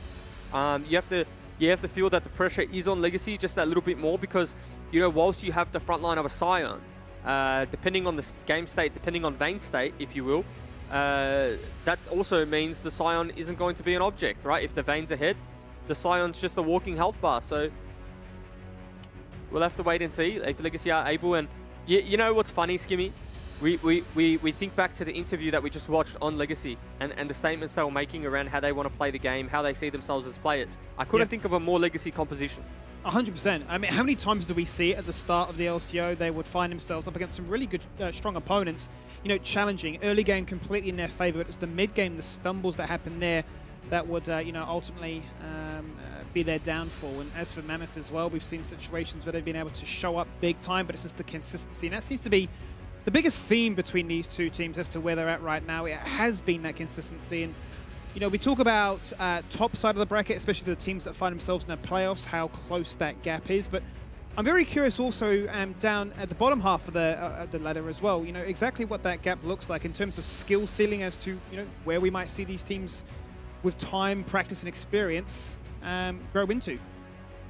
Look, obviously, ideal world, Mammoth win the game, right? If you're a Mammoth fan, you just win the game. It can be close, it can be easy, it can be fast, whatever. Doesn't matter. As long as you get the win, you start to think, okay, we're on the right track for Split 2. Let's use this win as consolidation. Like, this is the roster we're going with. Everything's all good.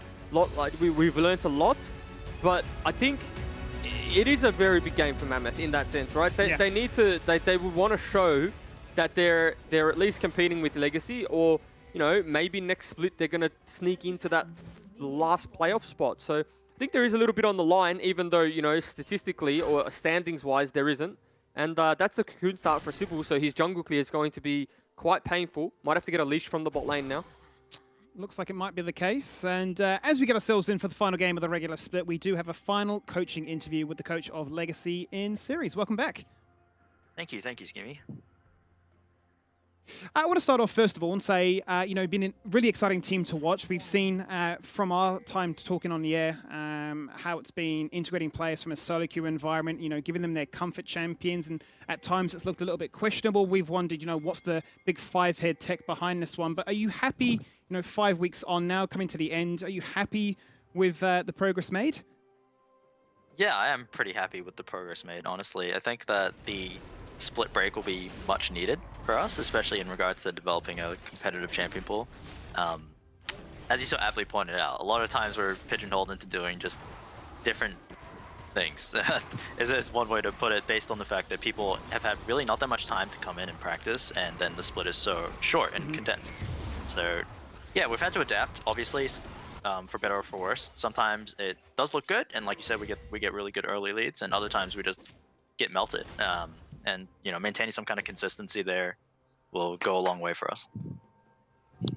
And then talk to me a little bit about that, right? We've obviously been harping on in recent days about how the playoffs race looks so exciting and sort of the gap between all the teams in the top 5. But when you look at this one, do you put a lot of pressure and say, look, let's close out the season with a dub and showcase that we are the best of the rest? Yeah, I think there's definitely a lot of pressure there in that sense. I would think that it's more important that we're able to get a dub while playing the style that we want to, even going down into the future, right? So we want to focus on having a like some kind of direction for our team to follow through, even if it means that, like, so for example, we play like an early chaotic style with a lot of emphasis on playing around mid lane assassins and things like that. As long as the team has some direction, we're able to win with that style. It's more meaningful than just getting a win at all. And then talk to me, in terms of style, obviously it seems to be a pretty definitive one. A lot of the time it has been about acquiring as many of those early game leads as possible with some of those unique champions, the likes of Elise, for Sybil, the Incursio Zed. Has that been, I suppose, given the nature of how the meta has been so locked in, it's been quite fun and freeing to say we've got all these options to play around with? Yeah, the meta, that's the thing, right? Is because the meta is the meta because it's strong. Inherently, and so when you're playing off-meta picks, it's very much because the individuals have to be that much better at them in order to make it work. By default, whatever is meta is going to not only be strong, but usually easier to execute as well. They go hand in hand. So I wouldn't say that it's freeing in that sense. If anything, it adds a lot more pressure and it's a lot more stressful. But being able to deviate at the very least and do something that people don't expect definitely has its advantages as well, right? Oftentimes people don't know how to play around it. That's why, especially towards the start of the split, you might see a lot of like really, really strange early and mid games. There's a lot of kind of power in the unexpected. And then before we jump back into the game, I just want to leave the floor open to yourself. If there's anything you wanted to say to any of the fans at home watching. Yeah, just thanks to everybody who supported us this split. Obviously, this is a far cry from what Legacy was last year, but we believe that we have the building blocks and soon we'll have the time needed to get us back to where we were. I think that you can expect great things from us next split, for sure. Well, appreciate your time as always there, Series, and wish you guys the best of luck, and no doubt we'll catch up soon. Yep, thanks. All right, Juves. Well, as much as we were having a good chin wag over there, there's been a bit of action on the map. 4 minutes and 4 kills. Yeah, this is absolutely why Sybil's Elise is so frustrating to play against. I mean, he's down 2 levels in the jungle matchup, but it doesn't matter. And so when you were doing the interview on the back end, they previously butchered a dive in the bot side. TP came through from Nectar to deny that one, and they pick up 2 kills here. Nice kill from ML, good target prioritization, and this is just the prowess on Elise, right? Being able to do that. Most other Elises maybe opt in for another melee range auto attack, trade 1-for-1 there, but he's able to just get on out, know his cooldowns, know his timings, and yeah, 2 levels down. So it isn't all for, it's not like Mammoth haven't got anything on the return, right? You have a Karthus that's now pretty accelerated, uninterrupted, going to hit an early level 6. So we'll have to see what Mammoth can do at level 6 to, if anything, negate what Sybil's done in the bot side of the map so far. So in terms of trading, XP, as you say, would be in the favour here for Jungle Man, but it does mean that Legacy have at least locked down this part of the map and put the Vayne behind, which is something that we wanted to see, a bit of pressure put towards it so that, it has a tough laning phase and it will fall into a situation of, 15 minutes onwards. Skirmish is not looking too desirable, not wanting to go for those fights because the item difference too big. Does mean, though, that Legacy can look to try and pick up this first Dragon if it decides to play nicely. Gets Leash back in, but still no pressure going against him, so should be an easy pickup. Oh my goodness, it's taken so long though. Like, that was just an, that's a genuine 2.5 level lead now. You know what I mean? Like, was the dragon even worth it? I guess if your plan is to stack dragons up, sure, but at a certain point, it's going to be hard to team fight in river when your jungle is level 4, or 2 levels down rather. And like, Jungman's done a very good job of pretty much clearing his bot side camp. So there's really nothing on the map for Sybil to do except play for kills. Now, if that's offered to him in the mid lane, then yeah, which it is. And okay, that's like a get out of jail free card, right? In the sense that Sybil had nothing to do on the map. His camps were respawning shortly. The only thing he could do is opt in for a kill in a lane, in which he was able to pick up.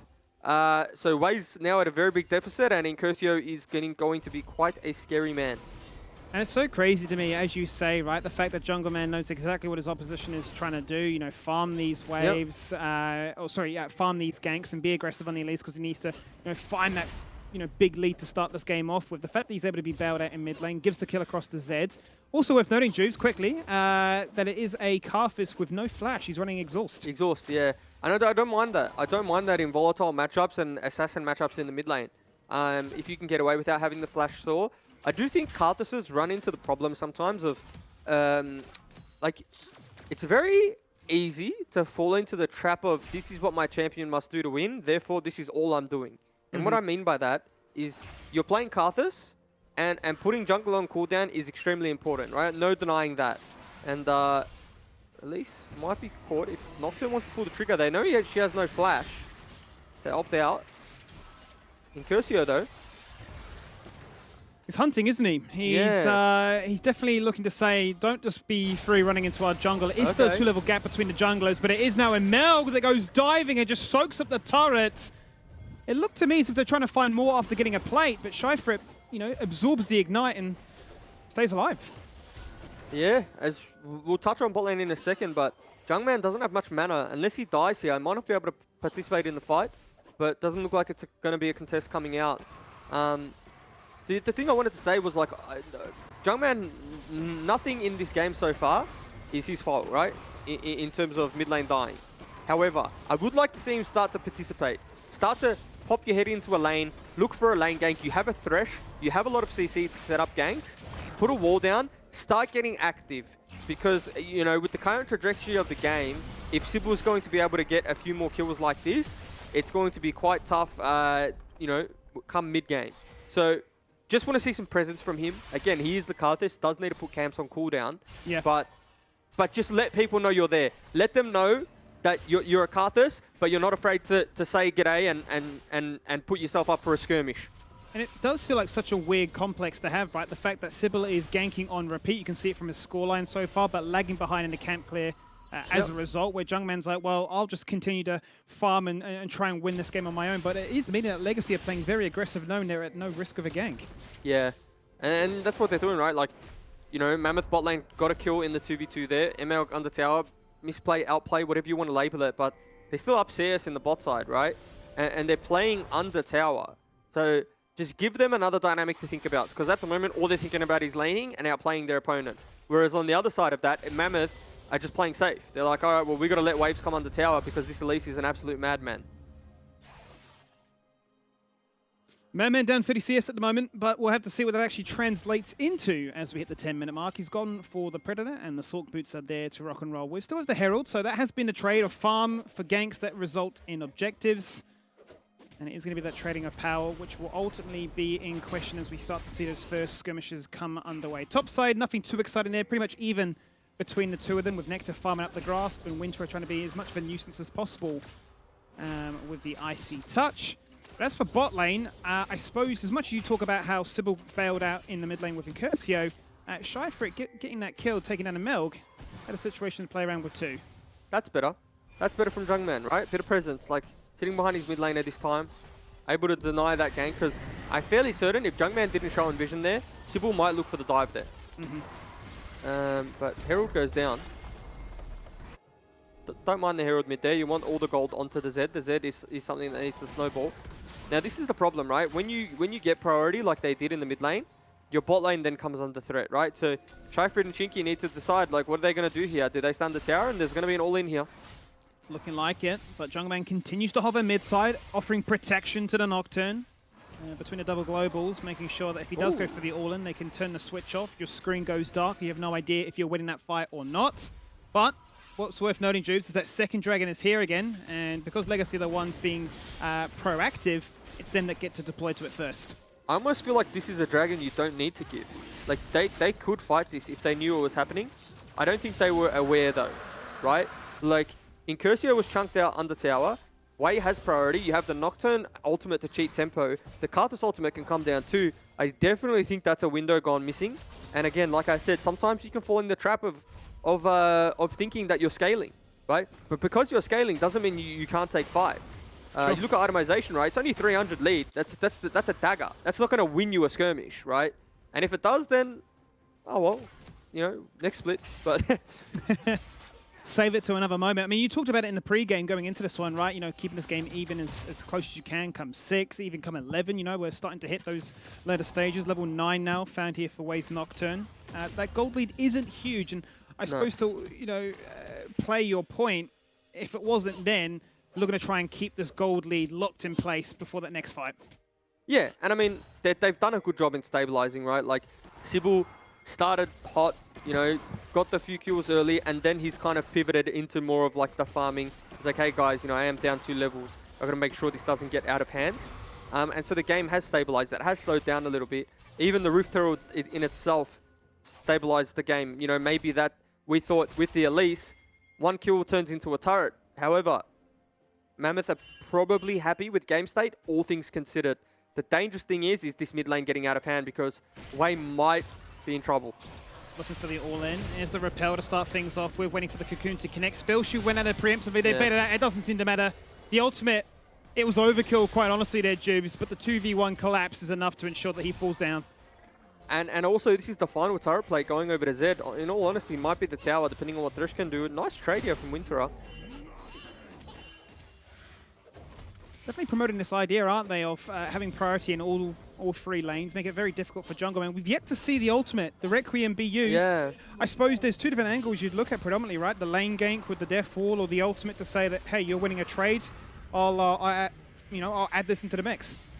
But this is what I'm talking about, right? It's you're playing Karthus, and again, I totally understand you need a farm, but you can create those windows of opportunity too, right? Like you walk into a lane, land a couple Skittles, all of a sudden they might be in ulti range, right? Or just generate, like, because at the moment it's just been top to bot, top to bot, top to bot pathing. And again, nothing okay with it if game state permits, but I really do feel like the mid lane needs some help, or you need to go somewhere else and generate some pressure there, because like his bot lane has prio, nothing wrong with a lane gank, nothing wrong with a flash flay. You have the Nocturne to cheat tempo to come assist in that too, so again, Jungman's doing fine, but just show me something. Show me a little bit of activity. Well, that's what we're keen to see, because if you keep checking this mini-map, anytime that mid-wave is pushed, you can see Incursio pathing towards bot side to say, maybe I can look to go for a fight of our own terms as well. If this Karthus refuses to be a menace, if he's looking to try and keep tempo with his laners in terms of farm clear, then maybe we'll force the reaction out of our opposition as Sybil. Going to clear out some of that vision.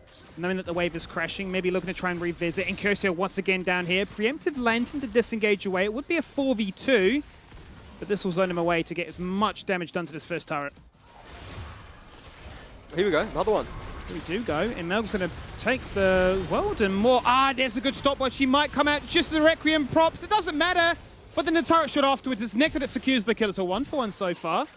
Nectar may just be able to run them down right now. Very close to Mega. Would have the ultimate to try and go for this 1v2. Getting dropped down quite low, but the health would have been enough to maybe consider that further. But he has the spidey senses, and he knows that Incursio must be on the hunt.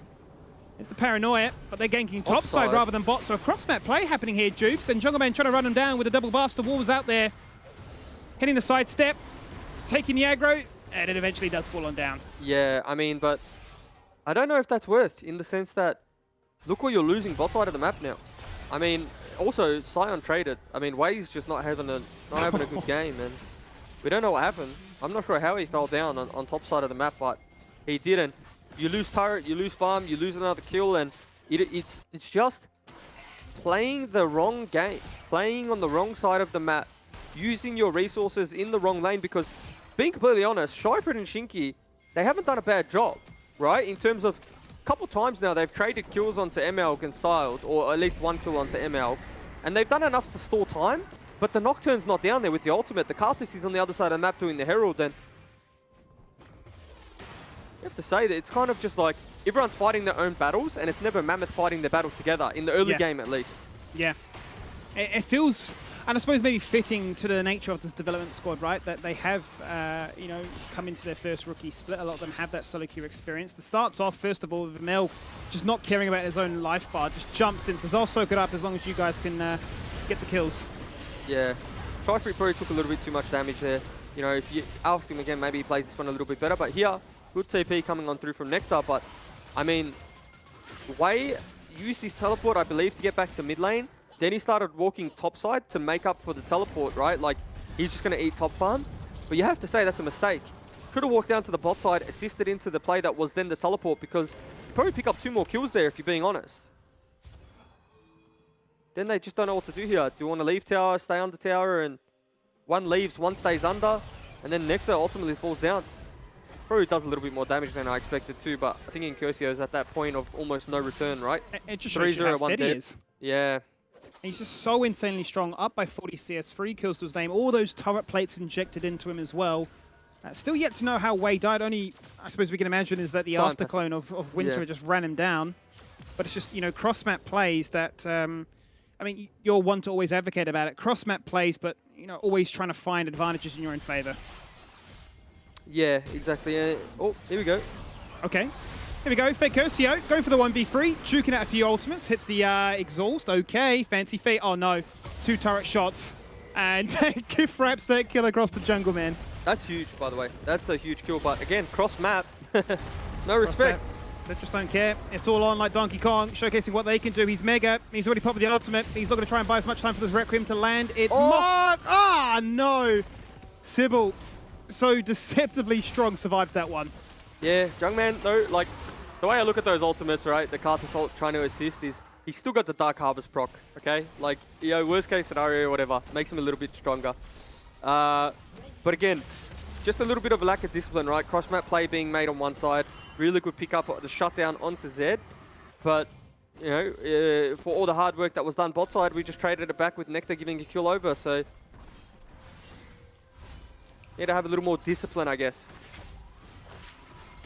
Speaking of, they have managed to find themselves in a position where they can clear out all the vision, lay down their own, guarantee that Wei can take down this turret and find a little bit of reprieve. It's not been a good game for him so far. He definitely has been the punching bag for Legacy. Multiple ganks going his way. We might be looking at another one as Winter TP's down bot side, says hello to him. It's a 1v3 collapse again. Incursio returning to the scene of the crime where he fell down.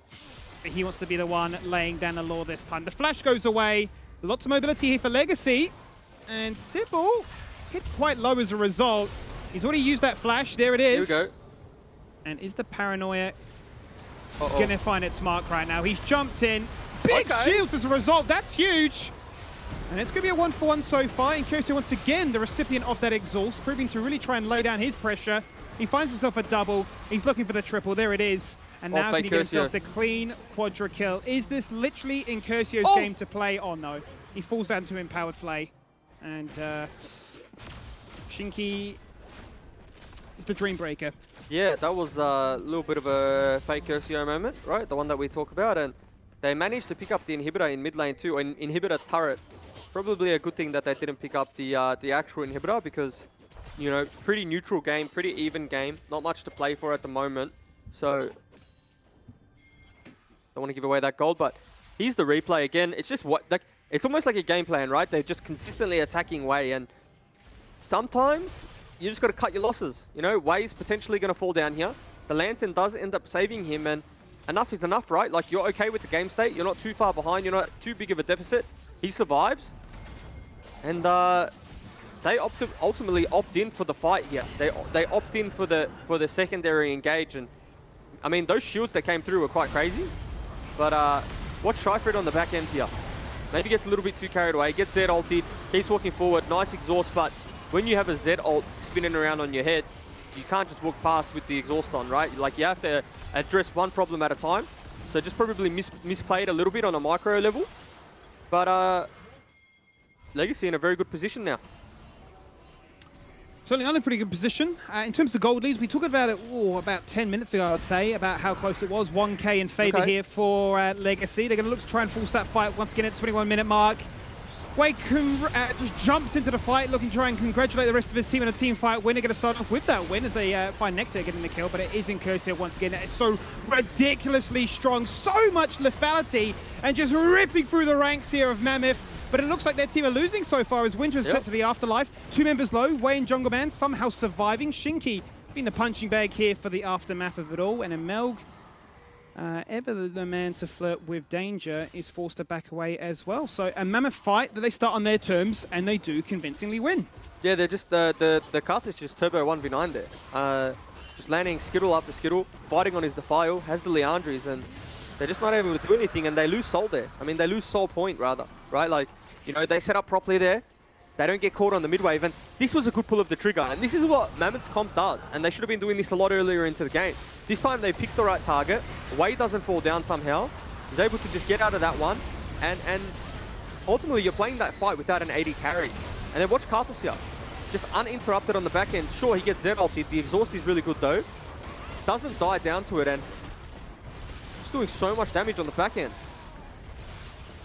It's crazy to me how, as you say, the CC and the Summoners more than anything, I think every single fight we've had in Curcio has been exhausted. He's had his impact really, really removed, you know, especially given how much gold has gone his way. Hold that for a second as Melg is angered by the fact that they had to lose that soul point, and will put all his attention towards the top side. But maybe there's that brief window. I say that. Shinky's got his exhaust up, so I don't think Curcio is ever going to have fun.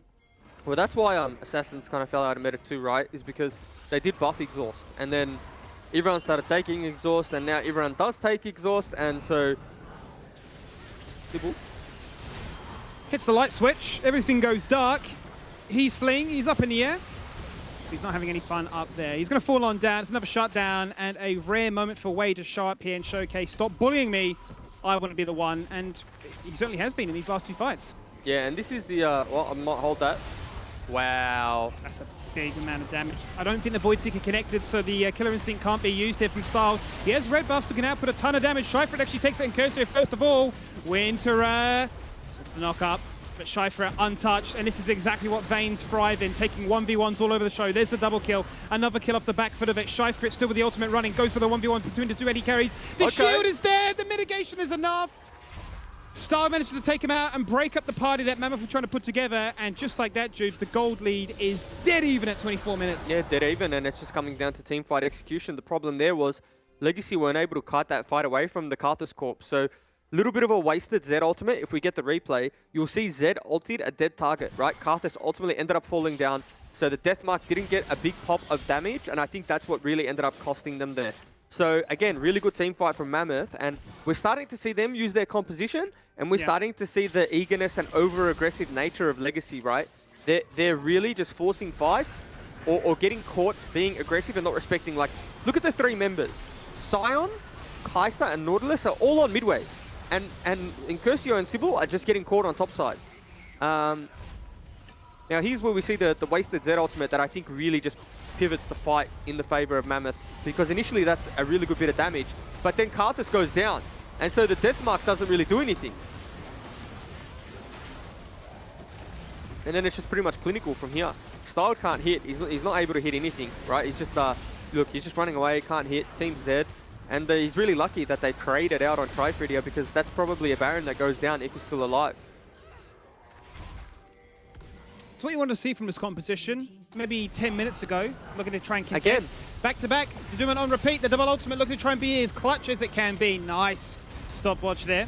Yeah. And as he can get the lance out to safety. Winter on a flanking angle, trying to do whatever he can. Actually just going to get ripped apart very low into the afterlife he's sent. Another dragon spawning in a minute 30, but Sybil on the flanking angle and Curcio not there as well, just unable to respond. Yeah, that's a very good flay there. Oh, and he lands the hook. And that's another dead member. Do they take out Melg? Both supports taking so much damage. Shinky somehow, some way managed to survive. He's got 1 HP. There shouldn't have been that possibility. Legacy aren't done yet though. No, this is so risky. It's a one-man ultimate onto Sybil. Just gone, just dead. Now Kimikoso going for the 1v4 situation. Gonna dart himself out, wait for the exhaust to wear off, flashing away, looking to try and jump back in. Does he have the option to do so? He's already bent the death mark. I think he's going to be quite content running into the safety of his AD carry. Well, did we just witness that Z play there? And the TP's coming on through. We're not done yet. You can't read the tempo of this game, Juves. I mean, that was clean from Curcio. Nice little outplay there.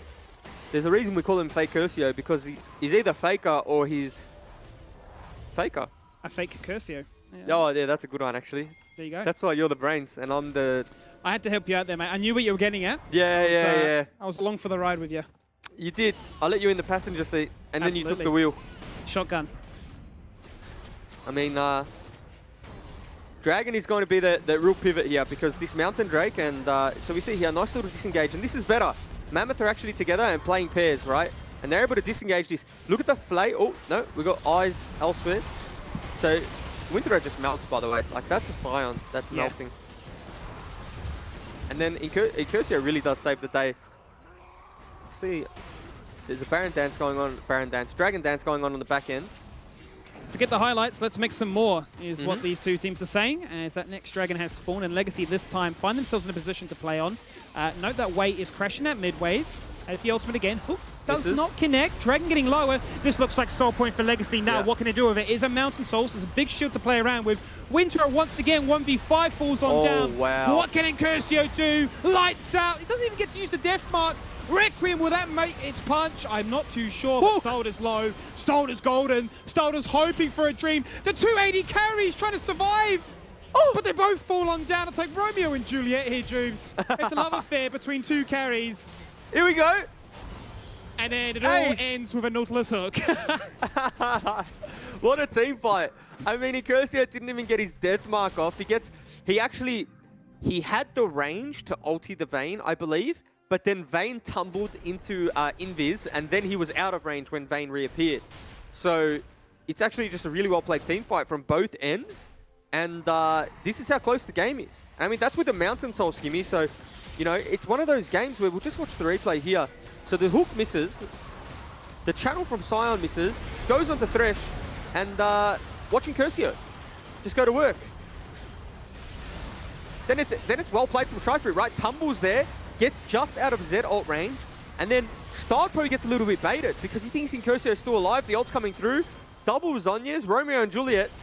And how does the Romeo and Juliet story end? Just like that, mate. Love on the Rift. Yeah. It's a sad ending, but an aggressive ending fitting the narrative of what we've hyped these two teams up to be, right? Evenly matched, love to punch on, love to get in each other's face. And 30 minutes in, we do find 22 kills apiece.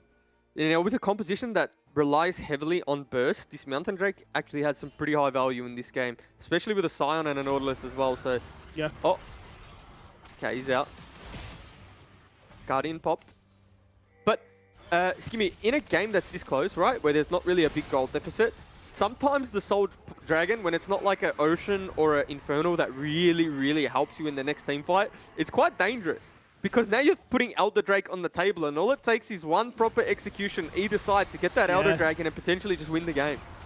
Feels like a bit of a game show, right? You know, you've not got too many lifelines left between the Baron and the Elder to play for. This could be the climatic ending to what has been a pretty exciting inaugural season here for the LCO. Legacy continue to try and push these side waves, but they've got to be careful because they've been caught on these side waves time and time again. Looks like Vision may be in their favor, and Mammoth are unsure if they're still hanging around. I did tell you too, though, Legacy were a team exciting no matter who they're versing because of games like this, for reasons like this. Oh, Tri-Fruit took the Lantern. Sybil might be in trouble. Like, if Wei pulls the trigger here.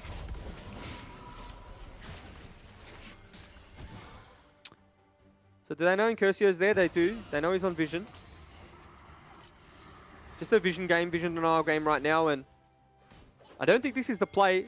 You don't want to be starting Baron with this composition. They don't do it quick enough either. Hook starts off with the supports. Down goes the ultimate. Lock them in place. The terrain is in your favor. Incursio doing whatever he can. They're all grouped up together. This could be a spin to win Ingo, but he's just put to sleep. He's fleeing and exhausted and just out of the fight before it even begins. The Requiem pops and two fall down.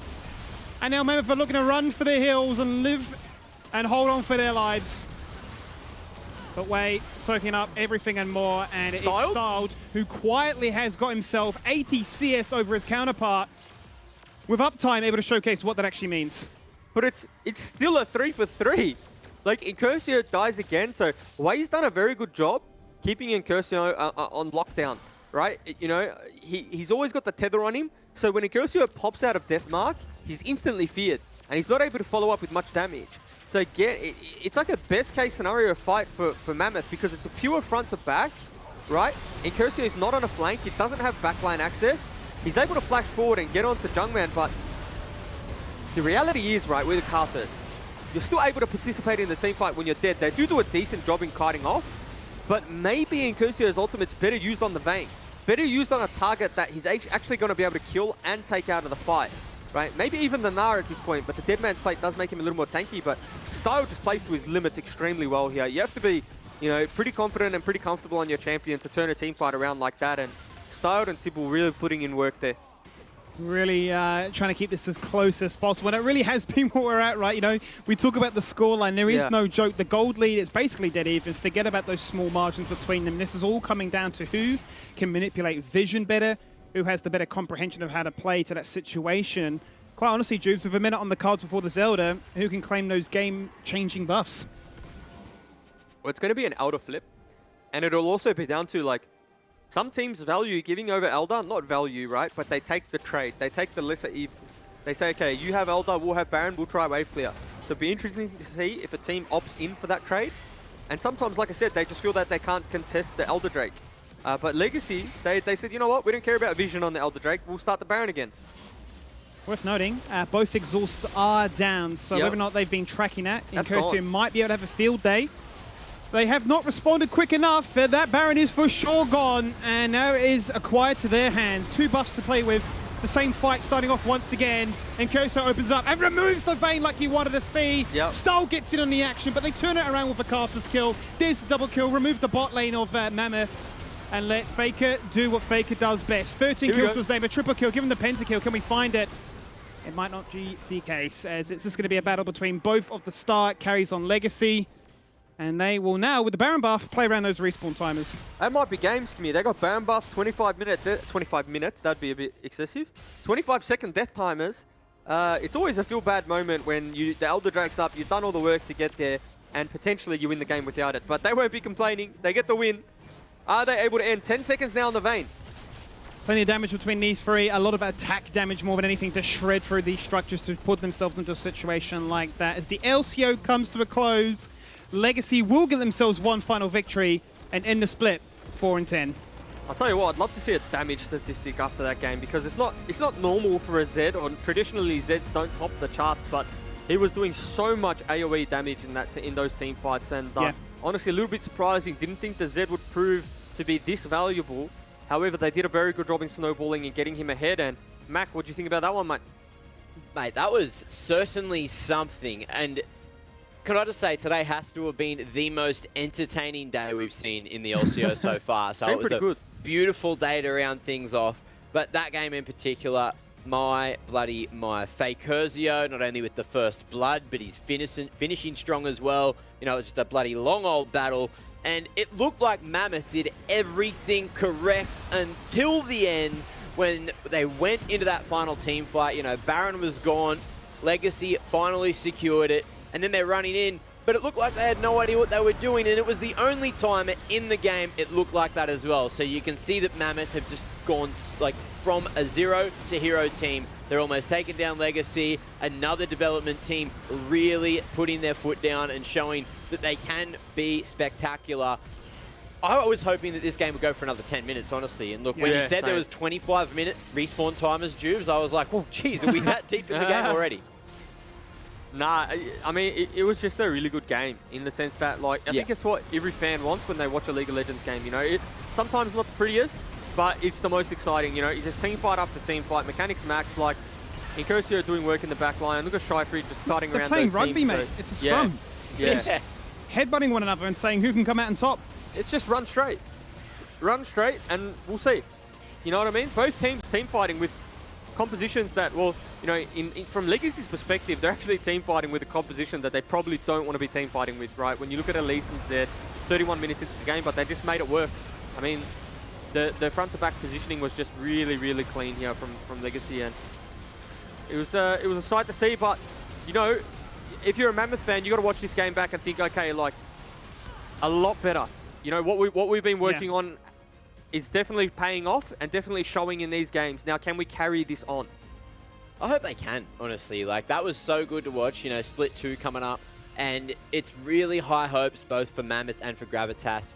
I think that means that Gravitas are going to be one ahead in the end because they got the win today. And Mammoth actually end up finishing last. I thought this was worthy of another victory for Mammoth, and I thought it could have been nice to, you know, have them tie down in that 7th spot. Unfortunately, it didn't happen, and Legacy get their 4th win on the board after a spectacular performance. Good to see, you know, at least Elise got some good playtime as well for Sybil there. We didn't really get to see a whole lot of that, even though it is, you know, his main champion on paper. He's done a whole lot with some other champs as well, but good to see he had a chance to flex it here in the early game. And it looked like a lot of the time in the team fight, he was the one that survived as well. He sort of had the get out of jail free card with dropping the E there on Elise, in the spider form. And it was really interesting to see how Fakerzio went in the team fights as well. There was points where you look at him and like, man, this dude's got no HP, he's done, and then he somehow, dropped the bloody copy of himself, just disappear away into the shadows, drop the ult at the perfect moments, and, as you mentioned, in that second last fight, he dropped it on the Karthus, and you're like, I think that's wrong. And then the next fight, he drops it on the right person. All of a sudden, fight's won, game's won. So there you have it. Now, Nat, look, that's our thoughts. Can I hear your thoughts quickly before we have a quick chat to the winner for the final time for groups? My mind could not keep up in a sense with that game. There was so much back and forth, and it was so close. I was like, okay, Legacy isn't going to lose, isn't going to win, so now I'm going to have to, think about Mammoth questions for the interview. And then I'm like, hold on, Mammoth isn't winning. Now Legacy's going to... So it was good. It was just an all-round entertaining game that I thoroughly enjoyed. Hoping for the triple upset. I was like, that'd be the perfect way to end this split on the group stage. But look, Nat, who do you have for us down on the sidelines? I actually have Incurzio joining me for the post-game. Thank you so much, and congratulations on a win. Thank you. I don't know if you can see, but production has changed your name to Fake Curzio, so we've upped the ante. You're definitely now forever known as Fake Curzio. You have to ditch the Incurzio. But talk me through that game, because I said it just before, it was a hell of a close game. There were a lot of kills and some game-changing team fights for both sides. All right, well, we were kind of expecting that type of comp from draft, but since it's our last game, obviously, and that's the end of Split 1, we were like, all right, let's do something crazy, let's have some fun. But obviously still treating it seriously, having a bit of fun though. But yeah, somewhere through that middle of that game, we were a little bit nervous. We're just like, we actually can lose this after a couple of throws. But we were pretty confident going into it, and we were really confident early on. And then, yeah, some crazy shit happened and it went bad.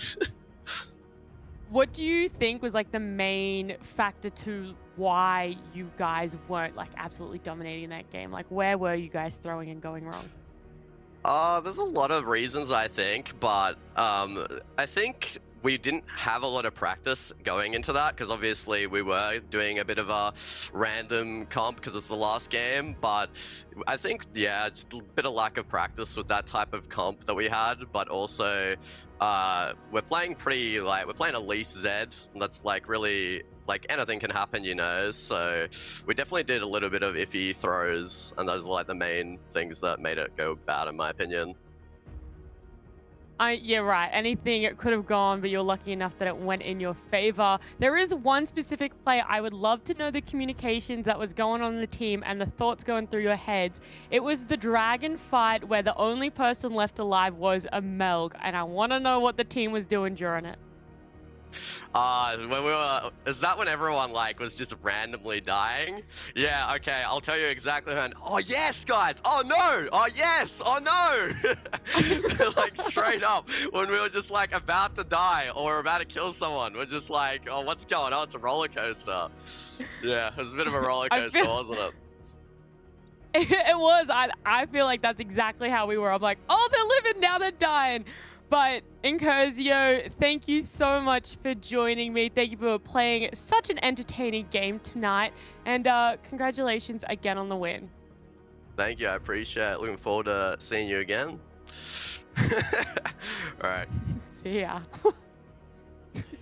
See you later, Fake Curzio. Get out of here. You've had enough of the mic this time. Production's so good with the name change. That's pretty smooth. Yeah. They deserve a pay rise. I'll probably pay them. You'll pay them now. Someone clip it. Don't clip it. They're gonna clip it now too. I should have said it. Yeah, they'll put it on Twitter. Beautiful. Now we are. Now that Jubes is paying everyone's bills, that's good to know. Now moving forward, we do have to have a quick chat about play of the day. I want to take bets on this one because I know what it is, but I'm going to tell you. Oh, actually, I'll go last so I can give you an honourable mention. But Jubes first. What do you think your play of the day is?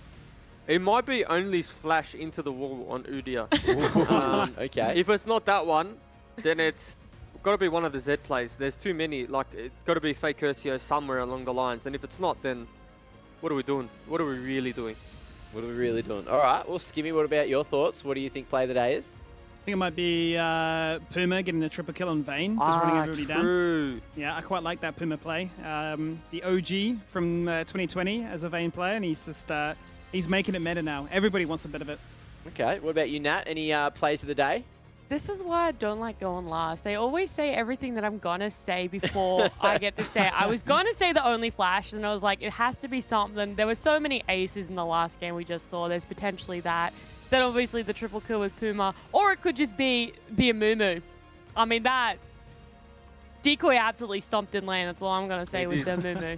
Yeah, pretty sick play. Now, I'm not going to tell you what it is straight away. I'm going to say honourable mention, because I think player of the day should be Gravitas beating Pentanet and not allowing them to have the perfect season, but that is not the player of the day. The player of the day is Skimmy's guess, which is the order team fight where they turn it around. You got Puma on the triple with the Vayne. It's absolutely perfectly played. And so they've absolutely gone onto the Scion there, and I can't believe it. Sorry for cutting you off there, Mac, but it's really important. The Scion gets onto the Skarner, absolutely impales him. Halo goes into the death realm, but he's going to revive. Don't worry about that, but look at Puma on the back end. I can't believe it. The Violet goes down. Alador's being chased. It is absolutely the playoff dream for Order. Can they take down Peace? Halo gets run down by the Vayne. It is going to be a three-play for the Vayne. And if you want to see it again, then Puma's on the back end, flashes the wall, goes in again. Aladoric, where you going, champion? Straight to the Shadow Realm. Lisa, not long for the world, and Halo.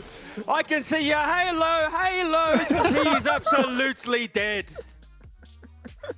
Amazing. I'm going to have to stop Outstanding playing performance. Jubes, and then Jubes will play production. I'm out of a job, mate. He's too good. Oh, mate. Do you have any shows coming up, Jubes? Because I really want to book some tickets.